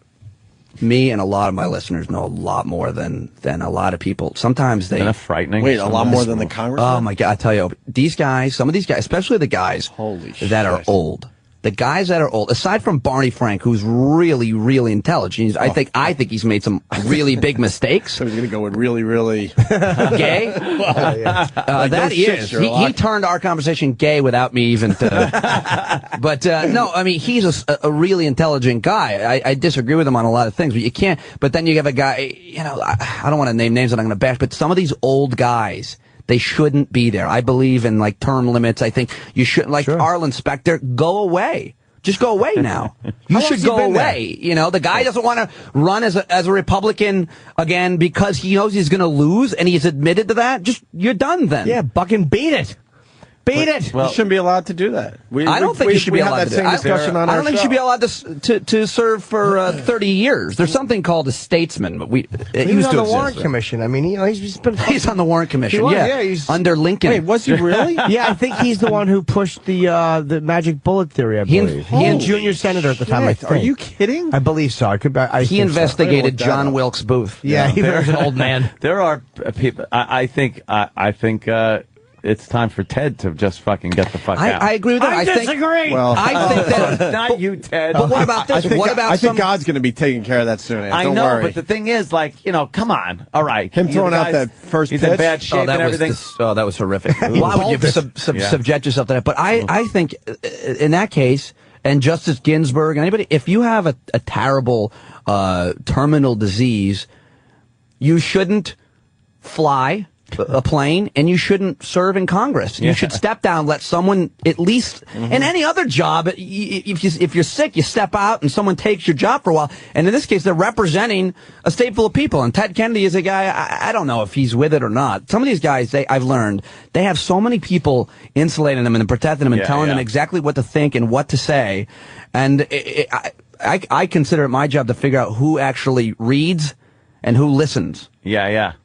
Sometimes you hear them slip up, and you realize how many interns and aides that they have that give them their information. And sometimes they slip up with saying, you know, the internets and things like that, where they get that wrong. You're like, okay, this guy has no clue about what's going on online. Yeah, and it tips you off. Like, how could you be in 2009? And not know what's going on as far as that's concerned. You saw that happen with, most recently, I think, with Sarah Palin. Like, she might be a great governor. She might be, but for national politics, you clearly, everybody knew that she was being bombarded with information to get ready for the debate. And there was no reason for her to serve on a national level, you know, and let me try to think of a Democrat. We could name 100. That was a gag ticket. They were just trying to combat the black guy with the woman and try to, you know, the I think they were doing the religious base. And they were trying to, and then I think they were trying to combat the fact that perhaps Obama was going to pick Hillary. So I agree with that. I think they did choose that. First. It was one of those. It was a gag ticket. Wasn't going to work. Also, I also think that they intuitively understood that Bush hurt the Republicans badly, and I think they understood that it was going to be almost impossible to beat a Democrat this year. And it was almost like, all right, well, who can we give them that we can sacrifice? But McCain is ancient. And she is not really a viable candidate. They didn't want to give up fucking any of their really good candidates. A lot of people think that, Jim, and I've heard you say stuff like that before. A lot of these things, like it seems like that's a fair thought, but you wouldn't actually be able to put that strategy into motion. It's like people believe at 9/11 things. You can't actually make those things happen in real life. It's never spoken. It's like an understanding. It's never like, let's give them a shitty ticket. But, like, when you look at Sarah Palin, and you look at her ability to stand up in a debate or to answer questions that Katie fucking Couric threw at her, there's no way that gets by everybody in the party. I mean, they make so many decisions. You know what I mean? They know everybody in the party, what their strengths are, what their weaknesses are. There's no way they could have been that stupid or that poorly informed. I think you're giving them too much credit. I agree, and it's not they. It's really John McCain did get to pick. He picked Lieberman, from what I was told, and then they did say, "Hey, listen, he's Jewish." And but you know, I think that In retrospect, John McCain, clearly, he won't even bring her up now. When they were speculated on actual governors that might be viable running, I think he was on the Tonight Show. Wouldn't even bring up he her wouldn't name. even bring her up. And it's he said, clear, I left someone out. He even went as far as to say I may have. on purpose. You could probably do a McCain, right? No, I actually don't. That was pretty good. Yeah, my McCain always comes out as Johnny Carson. Watch this. Lenny's wild. I was in a tiger box. He does sound like that. Hey, Pete, what do you think of Joe Biden? Oh, let me do my McCain. It's really good. Yeah. There you go. You have to see that. I was lifting my arms. Jim Norton was not bending. We got Joe Biden. I actually don't think that he's that sharp. I think he's been given way too much credit. I also think he's another 30-year guy. You notice that they're starting to hide him. We brought that up on our show. Well, they hit him, and the first time they bring him out, he said something stupid again. He didn't make a mistake for a month. To be fair, he didn't speak. But the thing, they're tucking him away. I won't defend anybody. I don't care. Like, I just call it as I see it. But I will say, and I'll defend Bush in that. He prepared the country for a flu virus really well. Under his administration, they did all the things they needed to do to prepare for, and the Obama administration had that stuff in place, even though they don't have the right people appointed in the right position. So I don't mind giving credit where clearly it's due. But with Joe Biden, the other day when, I guess it was Matt Lauer asked him that question, it was kind of a weird question to think. He said, what would you do with your family or something? And yeah, they try to bring that personal angle in. The people in the news are despicable. They always do that gotcha, which is easy, and I've done it, but I try not to because it's easy. And as a comedian, I've been taught by guys like Jim indirectly, you don't take the easy way, because the easy way won't get you any respect or any success. You try to be original and have integrity, and I try to do that with my show, and I try to do that with my comedy. I fail a lot, but I try, They do try to get that gotcha moment. Because it's good for ratings. It's huge. Yeah, Glenn Beck is like it's played over and over again on the news. Yep. It's talked about. So they always try to set him up and then hang him. And that's what they do with Biden. But Biden's been known as a guy that's just put his foot in his mouth consistently throughout the years. Like one of the things that I think that Biden, like when he was chosen, right away, all the people of Iraq were pissed because they didn't know anything about Joe Biden except he's the guy who came up with the idea to divide their country in three. And if you're an Iraqi person, you don't really want that. It doesn't work for you if this part gets the oil or this part get whatever. So they only knew him. Isn't that the guy who wanted to divide our country into three different countries? And I thought that was a pretty bad idea too. Yeah. Maybe for us it would be a good idea, but clearly they didn't think it was a good idea. And I always like to look at things through the people who are most affected eyes, like when we're talking about women, Jim. Yes. The only eye I care about them is a little brown one in the back that the shit rolls out of. Clean it so I can shove my Can we hog in. argue, please? Hey, wait, how did Patrice cost you a Bush exit interview? Oh, that's right. I know. I was told, I did Black Week on my show, where I just brought in black comedians the week after the election. Week before. Okay. Week after. I don't know. Brought in 5 who I thought are really smart black comedians, opinion. Kyle Grooms. Kyle's funny, yeah. Todd Lynn, Patrice O'Neill, Wally Collins, and this other kid, I can't remember his name. He dresses like a preppy white guy. He's got 3 names. Elon James White. And Patrice... Can we say anything? Yeah, whatever you want. So Patrice said nigger a few times. Yeah, and in a more than appropriate usage of it. He wasn't just using it gratuitously. I mean, he knew what show he's on. That's how he talks. Yeah. For me, he's a great guest. He was probably not the most timely guest because we had him on the day of the inauguration and he kind of poo-pooed first black guy, which is not what I was looking for, but fine. That's fine. He was being honest and I appreciate that. That's Patrice. Yeah. So, and I love Patrice, and so he said, nigger a few times and a lot of people in Washington listen to that channel POTUS that I'm on, and certainly listen in the West Wing of the White House, and someone in the Bush administration, they heard the word, and Bush wasn't going to go on a channel where the word was used, and he wasn't going to come on my show. He was going to come on one of the other shows, and I was told that, because of that, we lost an exit interview, and Bush was doing a ton of press, and they still are trying to, improve his image and so on, fix it, and apparently we lost that, but, that's me learning lessons and stuff on too. I hate that I have to be careful. It definitely bothers me, but to me, hold on, that's not your fault at all, by the way, because Bush they goes weren't on, blaming it on me. Bush goes on that's funny because don't tell me the president goes on every other network and look at the stuff they show. Whether you want to go to Fox or CNN, I mean, come on, just because we're negligent by a guest is silly. I guess if the interview's hanging by a thread, maybe that broke it. It's not like we were the top channel that he was going to, or any radio really. But so that was that. Was there something else? Can you get Obama on or no? We've had Obama. Have you talked to him? I sat down with him and his wife. Wait, you did you really talk to Obama? That's cool. I didn't, but I really want people to listen to my show, which is at 3 p.m. on Very XM. convincing. What faggots we are, really? Because he tall? We got all excited. That's what he was going for. I met Michelle, and by I mean stood 13 feet away from her, looking at her with stalky, creepy eyes, because I'm very attracted to her. I do the warm-up, audience warm-up in the Colbert Report, and as soon as I'm done with my radio show, I run over there and do that. And so he said, I take a lot of guests from him, and I did get to be 10 feet from her. That's the closest I've gotten. And then there was clearly all the Secret Service was looking at me because I look like I hang out at playgrounds. Yeah, you look like everyone that would not like Michelle Obama. Pete's fucking very creepy looking. Yeah, my whole act now is about the fact that I just wish people would be honest about being white and bald. It's always creepy. I think I'm a decent looking guy, but it's always creepy. And I wish that, Jim, you would describe the dents in my head for the audience, for those of and my giant gums.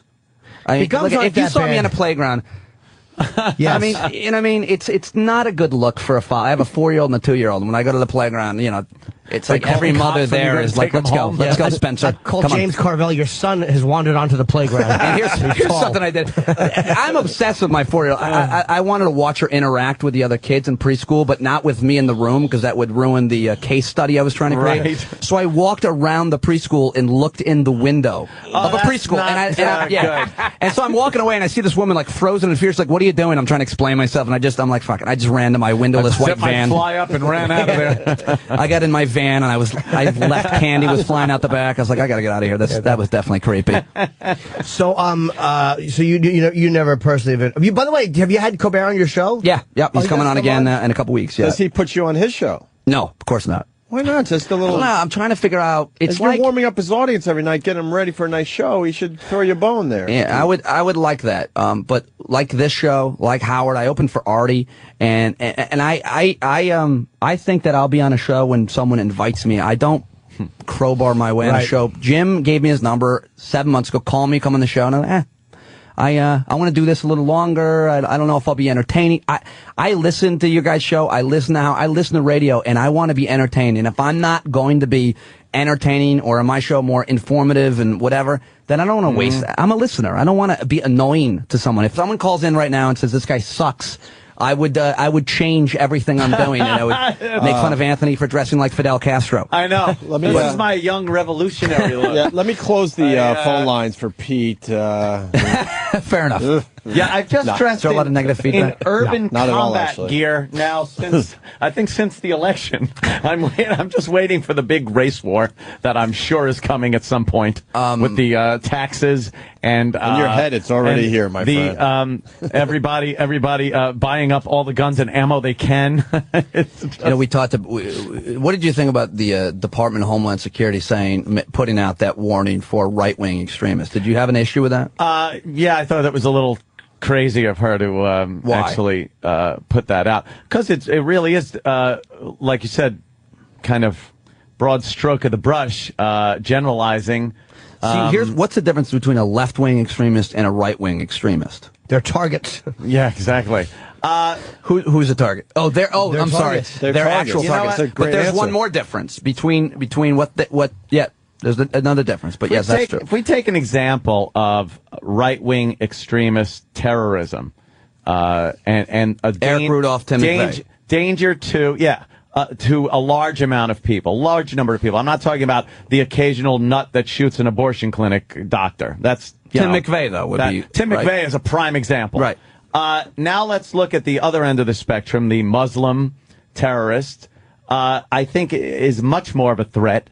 Yeah, but that's not a left wing. A right. No, it's not. But why just bring up that? Why bring up these soldiers that are fighting, coming home, and they're supposed to be now looked at with suspicious eyes that they might be these right wing extremists based on their military experience in Iraq? That's ridiculous to me. The answer I was going for was guns. That's the difference. Guns and bullets. So left-wing extremists don't buy guns and bullets, and right-wing extremists do. Now, only a few of them are going to use them, but we look at that guy in Pittsburgh, who was definitely a right-wing extremist and shot 3 cops. That's what they're concerned with. Is that the majority? Is that the majority of the people that shoot police officers? Holy shit! No. I think more people that voted for Obama shoot cops than right-wing extremists. Has nothing to do with police officers.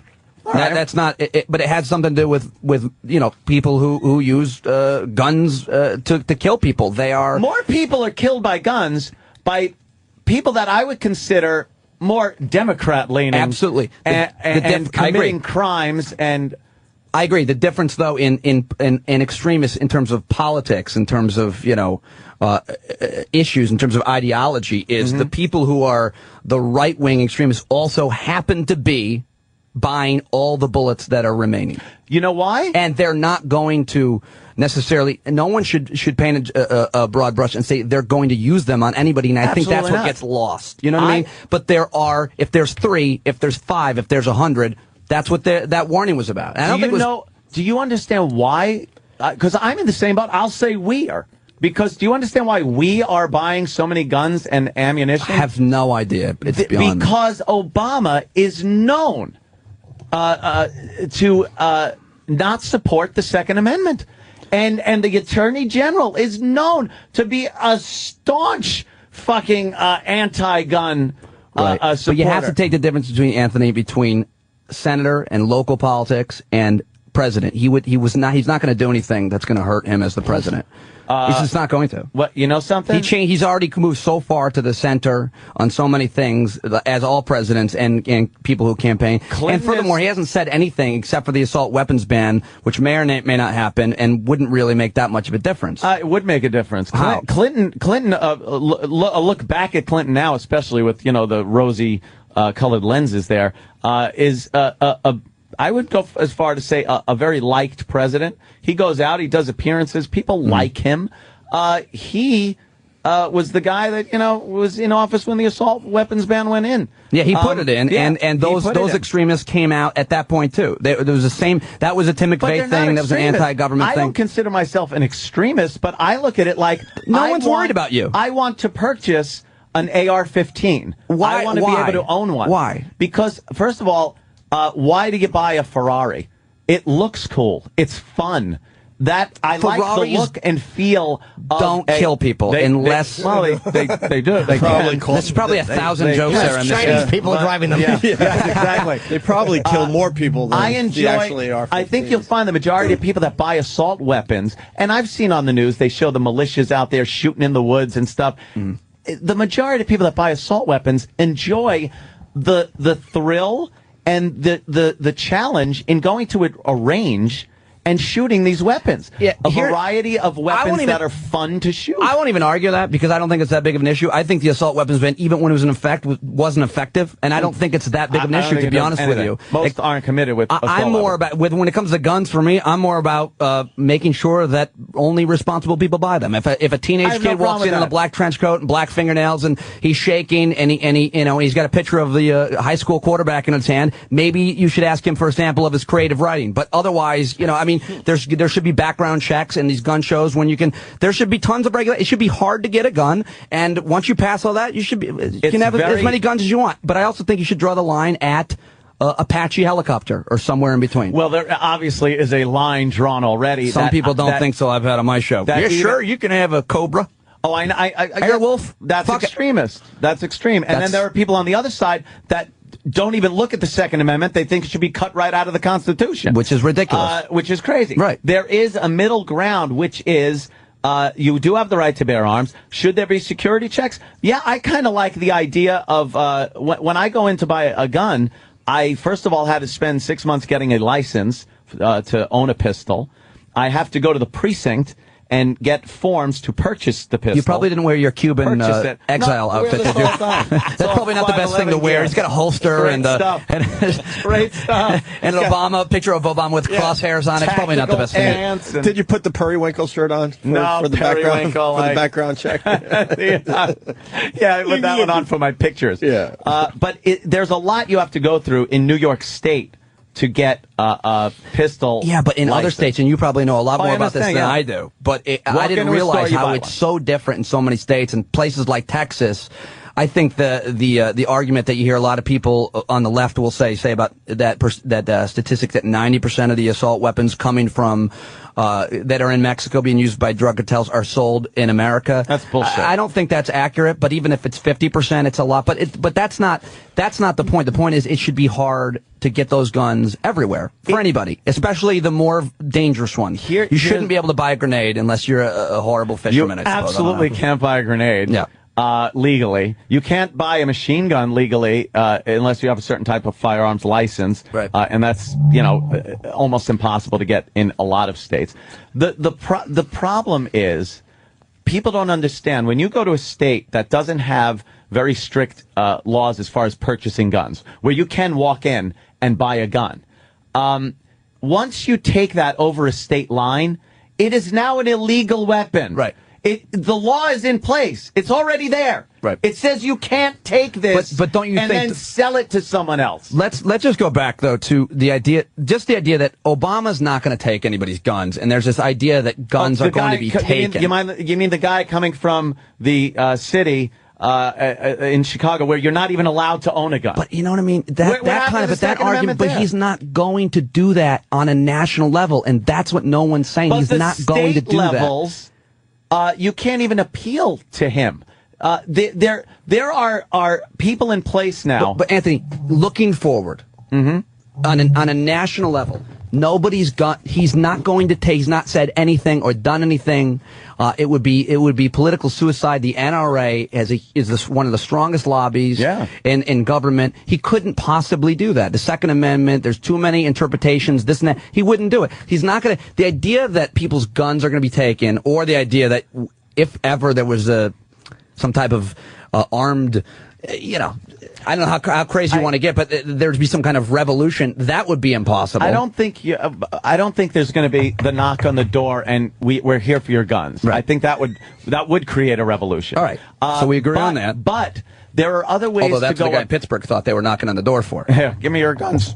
There are other things that are in place that they are talking about. I mean, I've heard ammunition 500%, which pretty much blows away the idea that's the thing. But that's the thing you have to be careful. You say, I've heard. Yeah. That's what I have to be so careful of on my show. Because people are saying. Yeah, that's the thing. I mean, we can do it here. But because people aren't going, if they are saying I get all of my political information or my news or my information from Opie and Anthony, it shouldn't be. That's not what you guys are doing. You're not spending, I'm a comedian now. I spend 5 to 6 hours a day just researching every point of view on every issue. And I want to talk about torture because I bet you anything I can flip you on that. And if I can't, well, I'll waterboard you. Well, but I heard your conversation about it the other day, and I know your feelings on this. And I was just like you, and I changed. Why? How did you become a non-homosexual? Boo. What happened was I was in the steam room at Equinox on the Upper West Side. I know it well. And that's a real cruise. And that's where I met Jim Norton. Do we have anything? I heard they love cock in that place. Heard. Can we do torture, or do you want to stay and go? I say torture's fine. Here's the thing. So I heard you guys' conversation about the other day. Let me start with a question. If you want to know, everybody's on their phones. I know I'm not Chris Cornell. No. This is what we do. Yeah, we did this. So you did this to Cornell? They Twitter. All right. You're Twittering? I actually had to send my someone a text. How come I can't find a picture of Opie's wife on Google? Is there? By the way, just a quick question. So if you want to find out whether or not enhanced interrogation works, enhanced interrogation, we know all the methods from waterboarding to slapping, whatever. Yeah. What would be the best way to find out if that works? Do you think? The best way to find out if that Who would works. be the source to go to find out if what's the most effective way to get information? The people who are doing the questioning. I would think, the guys that actually perform it, the interrogators, and are asking the questions. And if beforehand they didn't answer the question. Yet after they did, I would say that it would work. So I win that argument. How is that? All the interrogators that have interrogated Al-Qaeda, 4 of which I've interviewed, 3 of which I've interviewed on my show, all agree that it doesn't work. And it didn't work in Iraq, and it didn't work in Yemen with the USS Cole. They got the most information from traditional techniques. They got the wrong information or made up information. These are guys who are by no means liberal ivory white tower guys. Matt Alexander's got a book called How to Break a Terrorist. I interviewed a guy named Jack Clunan from the FBI who interrogated a lot of Al-Qaeda guys. These are I talked to guys who interrogated Al-Qaeda members. The guy Matt Alexander, which is a pseudonym, he doesn't want to use his real name because he'd be targeted. He conducted over 300 interrogations of Al-Qaeda members, supervised another 1,000, and he said most of them said the reason they decided to join a jihadist movement or Al-Qaeda group is because of Abu Ghraib and Guantanamo Bay and the torture. So it actually recruits, and that's just true. Well, But let me just finish. All right. This guy, Matt Alexander, interrogated the guy his task was, we need information. Remember Zarqawi? The head of Al-Qaeda. Yes. Probably the worst guy. He's the guy who cut Nicholas Berg's head off. Yeah. Probably one of the worst guys of all time. He's a naughty boy. Yes. He was a naughty Jordanian. That makes it sound like he just touched a kid. He was very fresh. That and he cut the kid's head off. So his task was, we need information that can help us find this guy. That was his task. Matt Alexander got the information where the safe house was, where Zarqawi was. They dropped 2 500-pound bombs on his head and killed him. How did he get it? From establishing a relationship of trust where what you want to do is get a guy to think that if you can understand the way they think, you can flip them. You have to understand the way they think. Because these guys will kill themselves. I don't disagree with you. That is one. And the LA terrorist thing is one proven untrue. That is one technique in the arsenal of interrogation. Working relationships, intelligence, getting intelligence, working down the line. I think that's one tool in the toolbox. Here's the problem, and the biggest problem. I think it's more perception than reality as far as torture and waterboarding goes. I think if you take off the table and have a president that says, we are never doing this, my goodness, this is awful, it shows a weakness. It shows people that are imprisoned and are being questioned, hey, I know it's not going further than this, so why the fuck would I talk?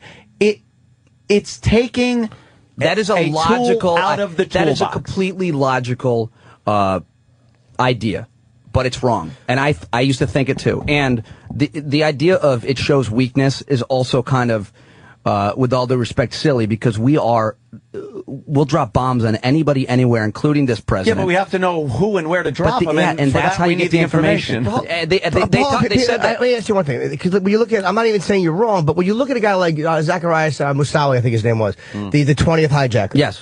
You look at the way he was belligerent and mocking and completely unhelpful publicly with his trial. Sure. Give him shampoo and he'll say anything. No!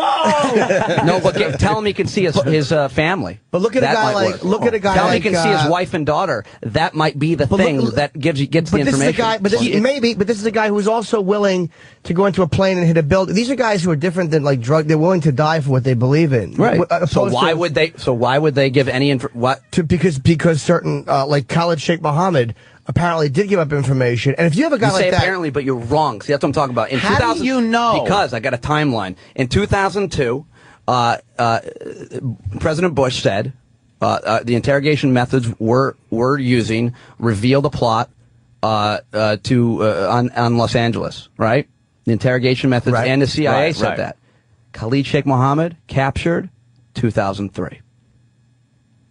And the guy who interrogated Abu Zubaydah, FBI agent Ali Soufan, a Lebanese guy, a star in the FBI, left the FBI and went into private, working for Giuliani's private security firm mind-blowing op-ed that he wrote in the New York Times last week. This stuff is so unbelievably interesting to me. I just search and search and search for more information on all these issues because I want to know. I was here on 9/11. I don't want to die. I have no respect or sympathy for the enemy. I don't want to die. And so I want to use the methods that are most effective. It's not about, for me, it's not even about the soul of America or that we don't torture and all that. I agree with that, but it's not, to me, it waters down to not dying. Okay, let me ask you. The thing with Messiah, Zacharias Messiah was, when you're on a timetable, to get information on a timetable like you are with Khalid Sheikh Mohammed, and you're getting nothing from him.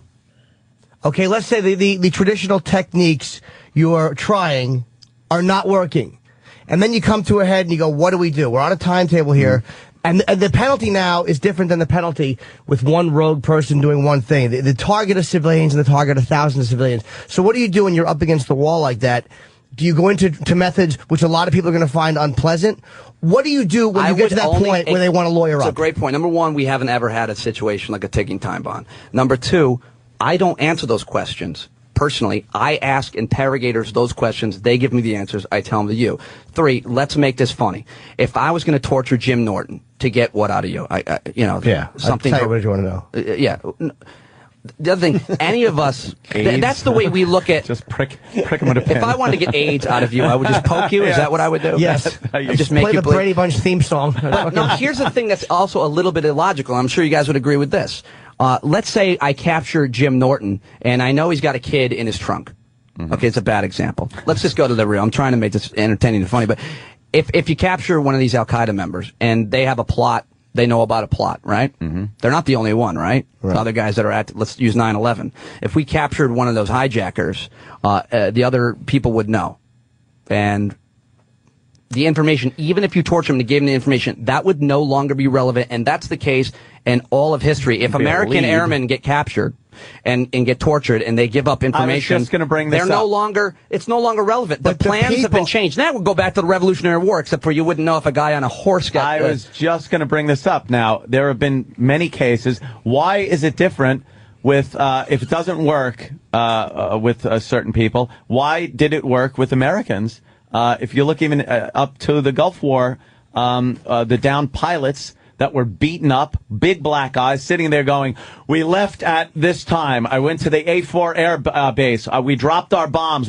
And there they were, just blurting it out, beat to shit. Couple things. One, Americans value life and want to live. 2, probably a lot of the information, as John McCain gave, information. He gave the Green Bay Packers offensive line. You're saying those people, those Muslim people, are completely different. Not those Muslim people. I would say these Al-Qaeda terrorists, these high-ranking Al-Qaeda terrorists, I'm sure you'd agree, they are the extreme Never difference. laugh. They don't like their families. They don't care about their families. They don't care about anything but their agenda. A lot of that is true. A lot of that, I mean, listen, that's why priests aren't allowed to have families. They respond the same way, it's the same to in discomfort. That's why I think you're almost making they don't respond the same way. I'm almost sounding silly here saying a human's a human. You know, but it's not they're true. people but you're too. looking at that. You guys look at this. We look at this as if we're tortured. Of course we'd give it up. Who are we? We're not well-trained military, hardened. But those were well-trained military. You're talking about the Americans? I don't know that they gave up any huge relevant information.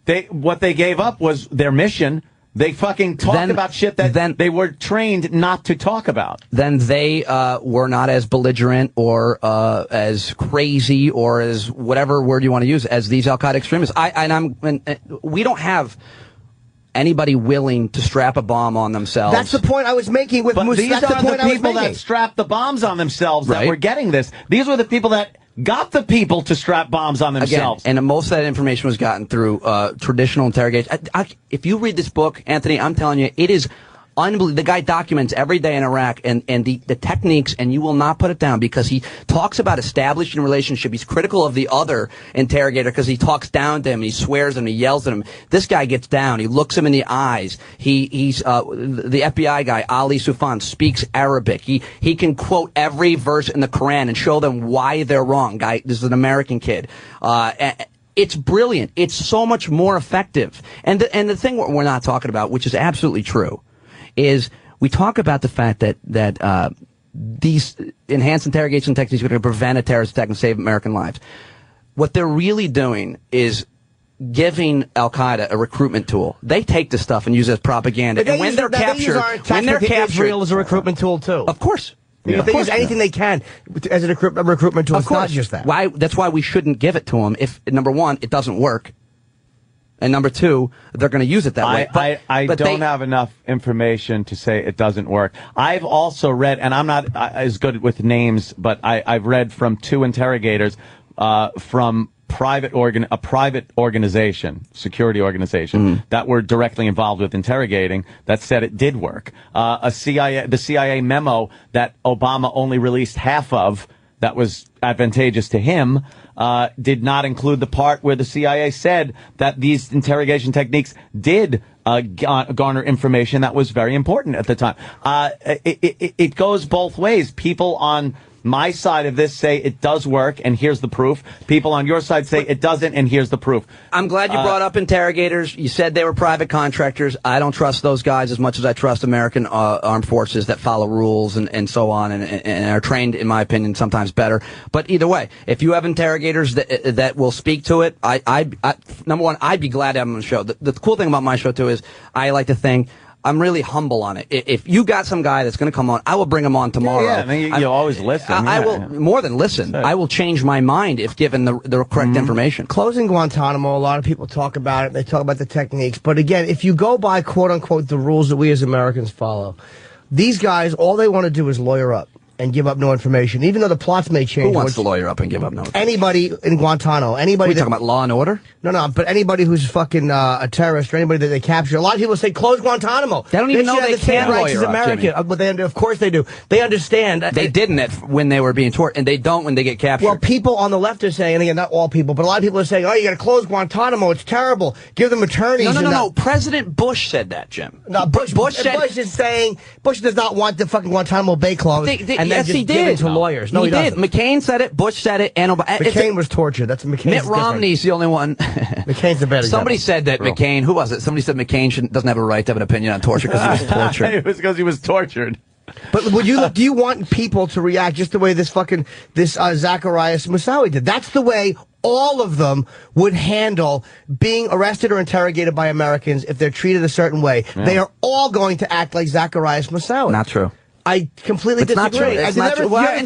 Jimmy, I interrogate interrogators. By the way, they call each other gators. That's the reason that their stuff works. Maybe the guy Ali you're talking about, who's obviously very good. Ali Soufan, Matt Alexander, Jack Clunan. Maybe the reason a lot of their stuff works is because the other side of the coin is somebody waterboarding you. Maybe it is a good cop, bad cop. No. It isn't, though, but it's not. It's not, because this guy, Ali Soufan and Matt Alexander, Ali Soufan got kicked out of Iraq because the CIA kicked him out because he wouldn't do those things. And he said, I don't need to. I'm getting everything I need. So he was the guy, Ali Soufan was the guy who questioned Abu Zubaydah. He's also the guy who cracked the whole investigation about the USS Colt, and he's the guy who found out who was involved and that it was Al Qaeda and exactly how it went down. Unbelievable article about it. Well, doesn't he have an advantage? Isn't it possible he's a little bit pissed off about being kicked out for whatever reason? Because if a guy's getting great, I'm sure he was. It's absolutely legitimate to say this guy's just saying this to protect his own ass on this and so on. But or maybe he's mad, or maybe he's partially right, and maybe he's a very good interrogator. But maybe he got great results. I don't know who the guy Jim, is. You have to develop, in my opinion, you have to develop your opinions on these things with the information given, and you can't be subjective and guess. Well, this guy has this. I'm only going with what you're giving me right now. Some people are going to kicked out. Some people are going to give up everything. The FBI pulled him out. Other people, you're going to have to, question them a little deeper. Yeah, but I'm telling you, if you say every tool has to be in that fucking interrogating toolbox, whether it's trust and talking to these people and building a rapport, or the at least threat of physical harm and discomfort. They don't care about that, though. Of course they do. Some of them don't. They're going to drive themselves into a building. Do. Why would they care? They're not afraid to die, but Jimmy, being alive. Hold on. Being alive, you care. That some people. They don't care about being alive. They'd rather be dead. Being alive and uncomfortable. Anybody. That's waterboarding will break a person. It's different than killing yourself. As establishing a traditional relation, a good relationship. You're right. But you're coming from this. But you guys, Jim, you also come from this from a kind of, and I think you do, Anthony, too, as well, just from what I heard. from the same point of view that we all do in terms of I'm angry and I'm pissed and I want to see these guys. No, I want you're wrong. revenge. I want the information. Then guys that are not listen to the afraid to die, interrogators. guys that are not afraid to die are not going to buckle under, maybe some will, but they are all not going to buckle under traditional discomfort. But waterboarding or something that's extreme, that you're not dying, the feeling of drowning, the feeling is enough to break any human What about being. the fact that these interrogation techniques are 100% responsible for hundreds of American military deaths and Iraqis as well? I don't believe. I mean, the Abu Ghraib excuse they gave. It's not that you have to believe it. It's that these guys say it to the interrogators. Hundreds of them said, the reason I'm here, I was running a sporting goods shop. And I saw these photos come out of Abu Ghraib, or I heard these things. It works. It's the same reason why we joined up in the military. Look at me, I'm a half a fact. But why guys joined up after 9/11? But you know who didn't say that? The fucking 19 that hijacked the planes and flew into the building. That had nothing to do with Abu Ghraib. Absolutely. Absolutely right. They had other reasons, and it's not because they hate us for our freedom and that BS. No, that's not because of And how but about part of it is they hate us because of our attachment to Israel. That's a huge piece of it. Absolutely, probably most of it. How about this? Okay, Abu Ghraib happens. A bunch of people get pissed off and join Al Qaeda. The repercussions that happened because of Abu Ghraib, they threw those fucking people out. There were court-martials. There were fucking sweeping changes and supervision over these prisons now after Abu Ghraib. But Anthony, they didn't. 9/11, beheadings. There weren't Muslims coming out saying, this has to stop. We're outraged. There were, though. But there were. Very bullshit. They all agreed with the and motive. let me tell you, not to the extent of Abu Ghraib, where they turned around and said, you out, you court-martialed, you fuck. No one got penalized for Abu Ghraib that should have. No one. And no one got fired after 9/11. Does that not upset anybody? No one got fired. Fired for what? The pilots were trained to come out. Pilots were trained to come out, and the FBI and CIA have never shared information. That's despicable. What? The FBI and CIA never were good at sharing information. They're both very territorial. I love it when you pull your chin back and get angry at me. I can't help. I'm not mad at you. I actually firing someone after 9/11 is pretty much somebody that should have known is pretty much admitting that we had some responsibility for that happening, and for the United States. No, it's not. It's having someone know that, that someone messed up on their job, not breaking down intelligence. You know, prevents 9/11. What prevents 9/11? The pilots being trained to not come out of the fucking cockpit. They didn't. That's how you prevent 9/11. You lock the cockpit doors. So that was just nobody's fault. They took advantage of a weakness in the system, which was not one man's fault. They took advantage of Americans' good nature and the fact that we don't assume we're going to be crashed into buildings. And to our credit, they'll never be able to do that again.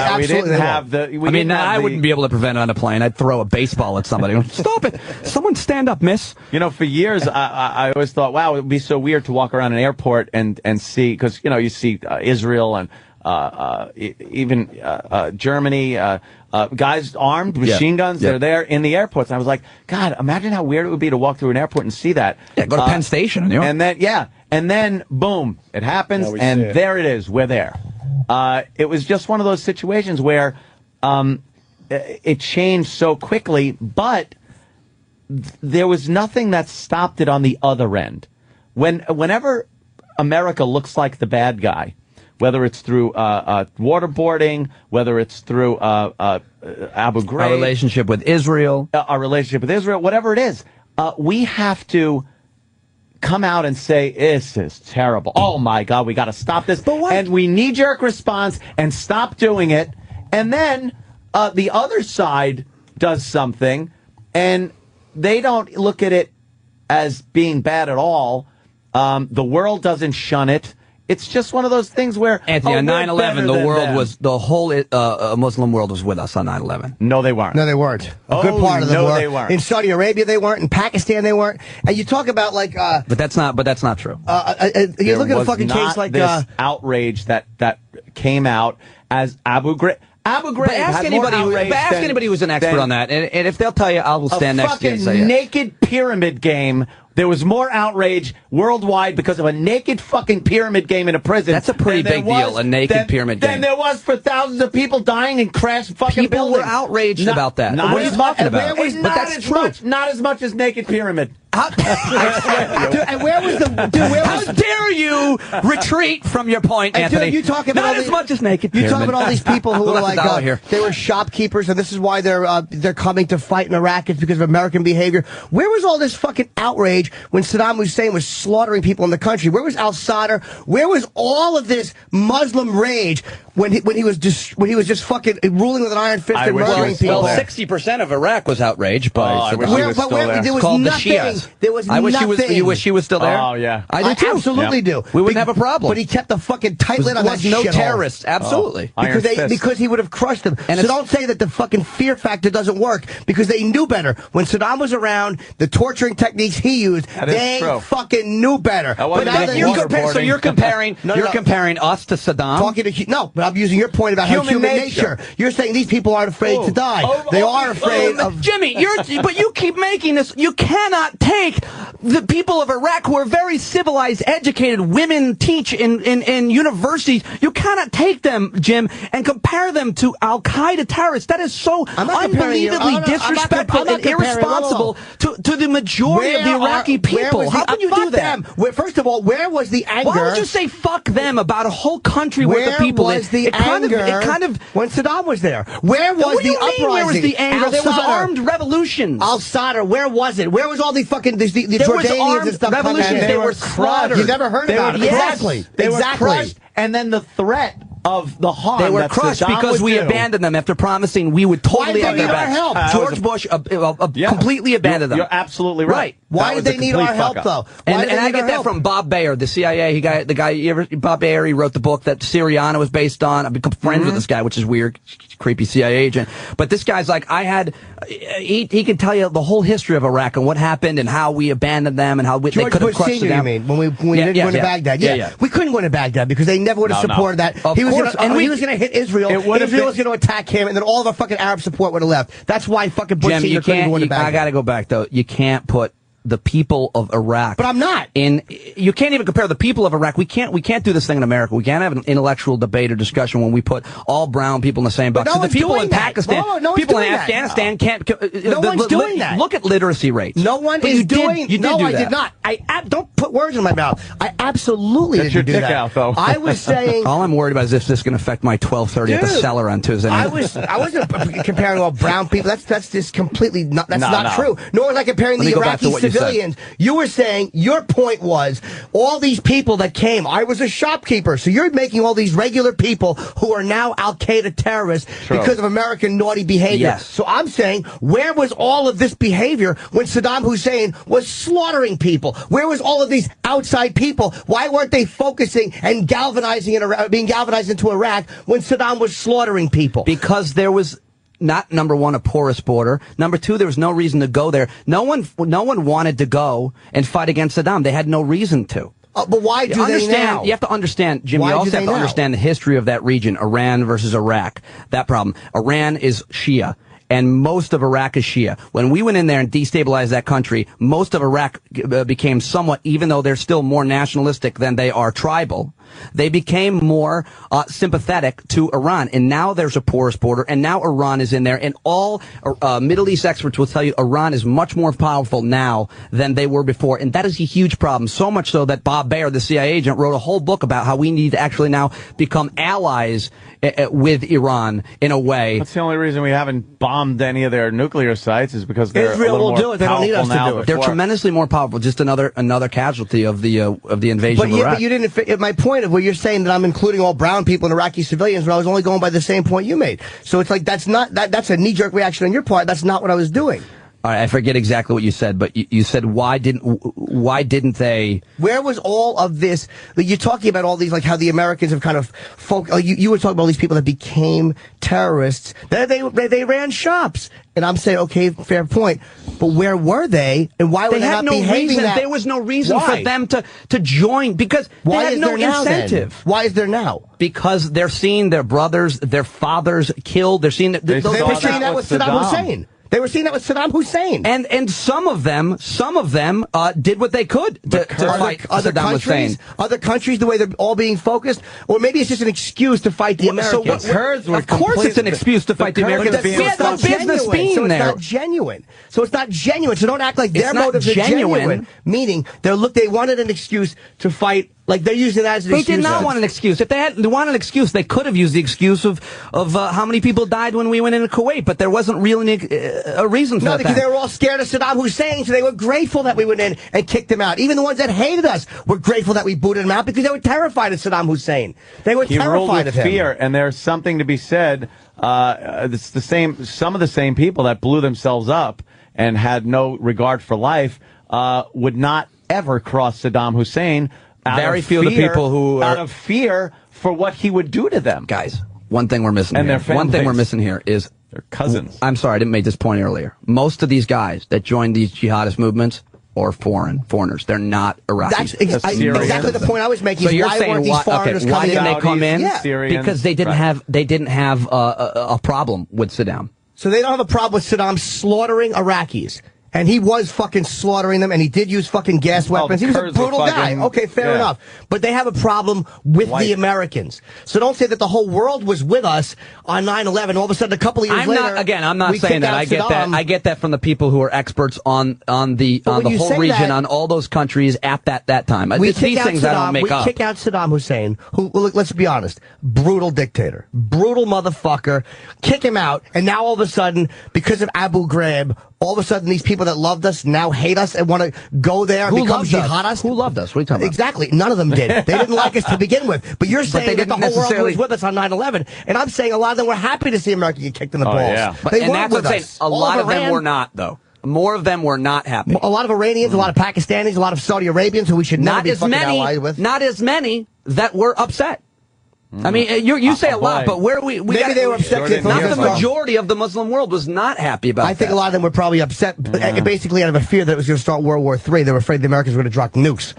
They're probably afraid that we were going to fucking have such a military response. I think there was a lot of happiness that hey, we finally got him. Now we know what it's like. We finally nailed him. But you're wrong. I mean, it sounds right.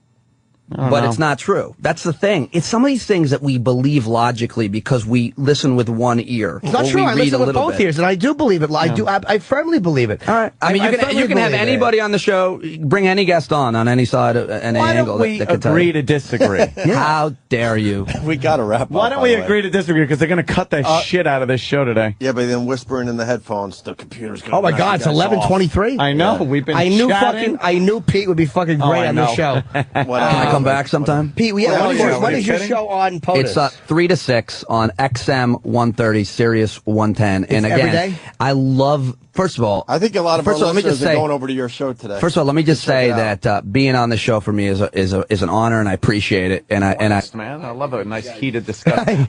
Jesus, Opie, you're terrible.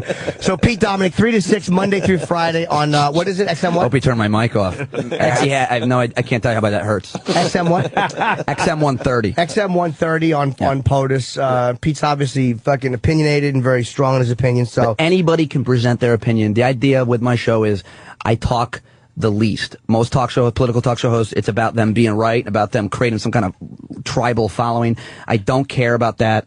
I just am curious. I've got questions and fewer answers, except for on a couple of issues that we talked about, which is what I did bring them up because I have been working on them for 3 weeks. But any point of view, I don't care. And if you disagree with me because I'm the guy on the mic, you obviously go right on the air because every opinion needs to be presented. Every opinion. That's the way to go. Man. It's just and that is a mustache, right, Anthony? Yeah, apparently. Yeah, right. It's some kind of revolutionary thing I'm going for. It's his look. Well, they're going to chop us up so yeah, we got to get out of here. Pete, it was a pleasure. Come back in. It was a lot of fun, and I appreciate you having me. All right, Pete Dominic, everyone. We got to get out. See you tomorrow. Yeah. Later.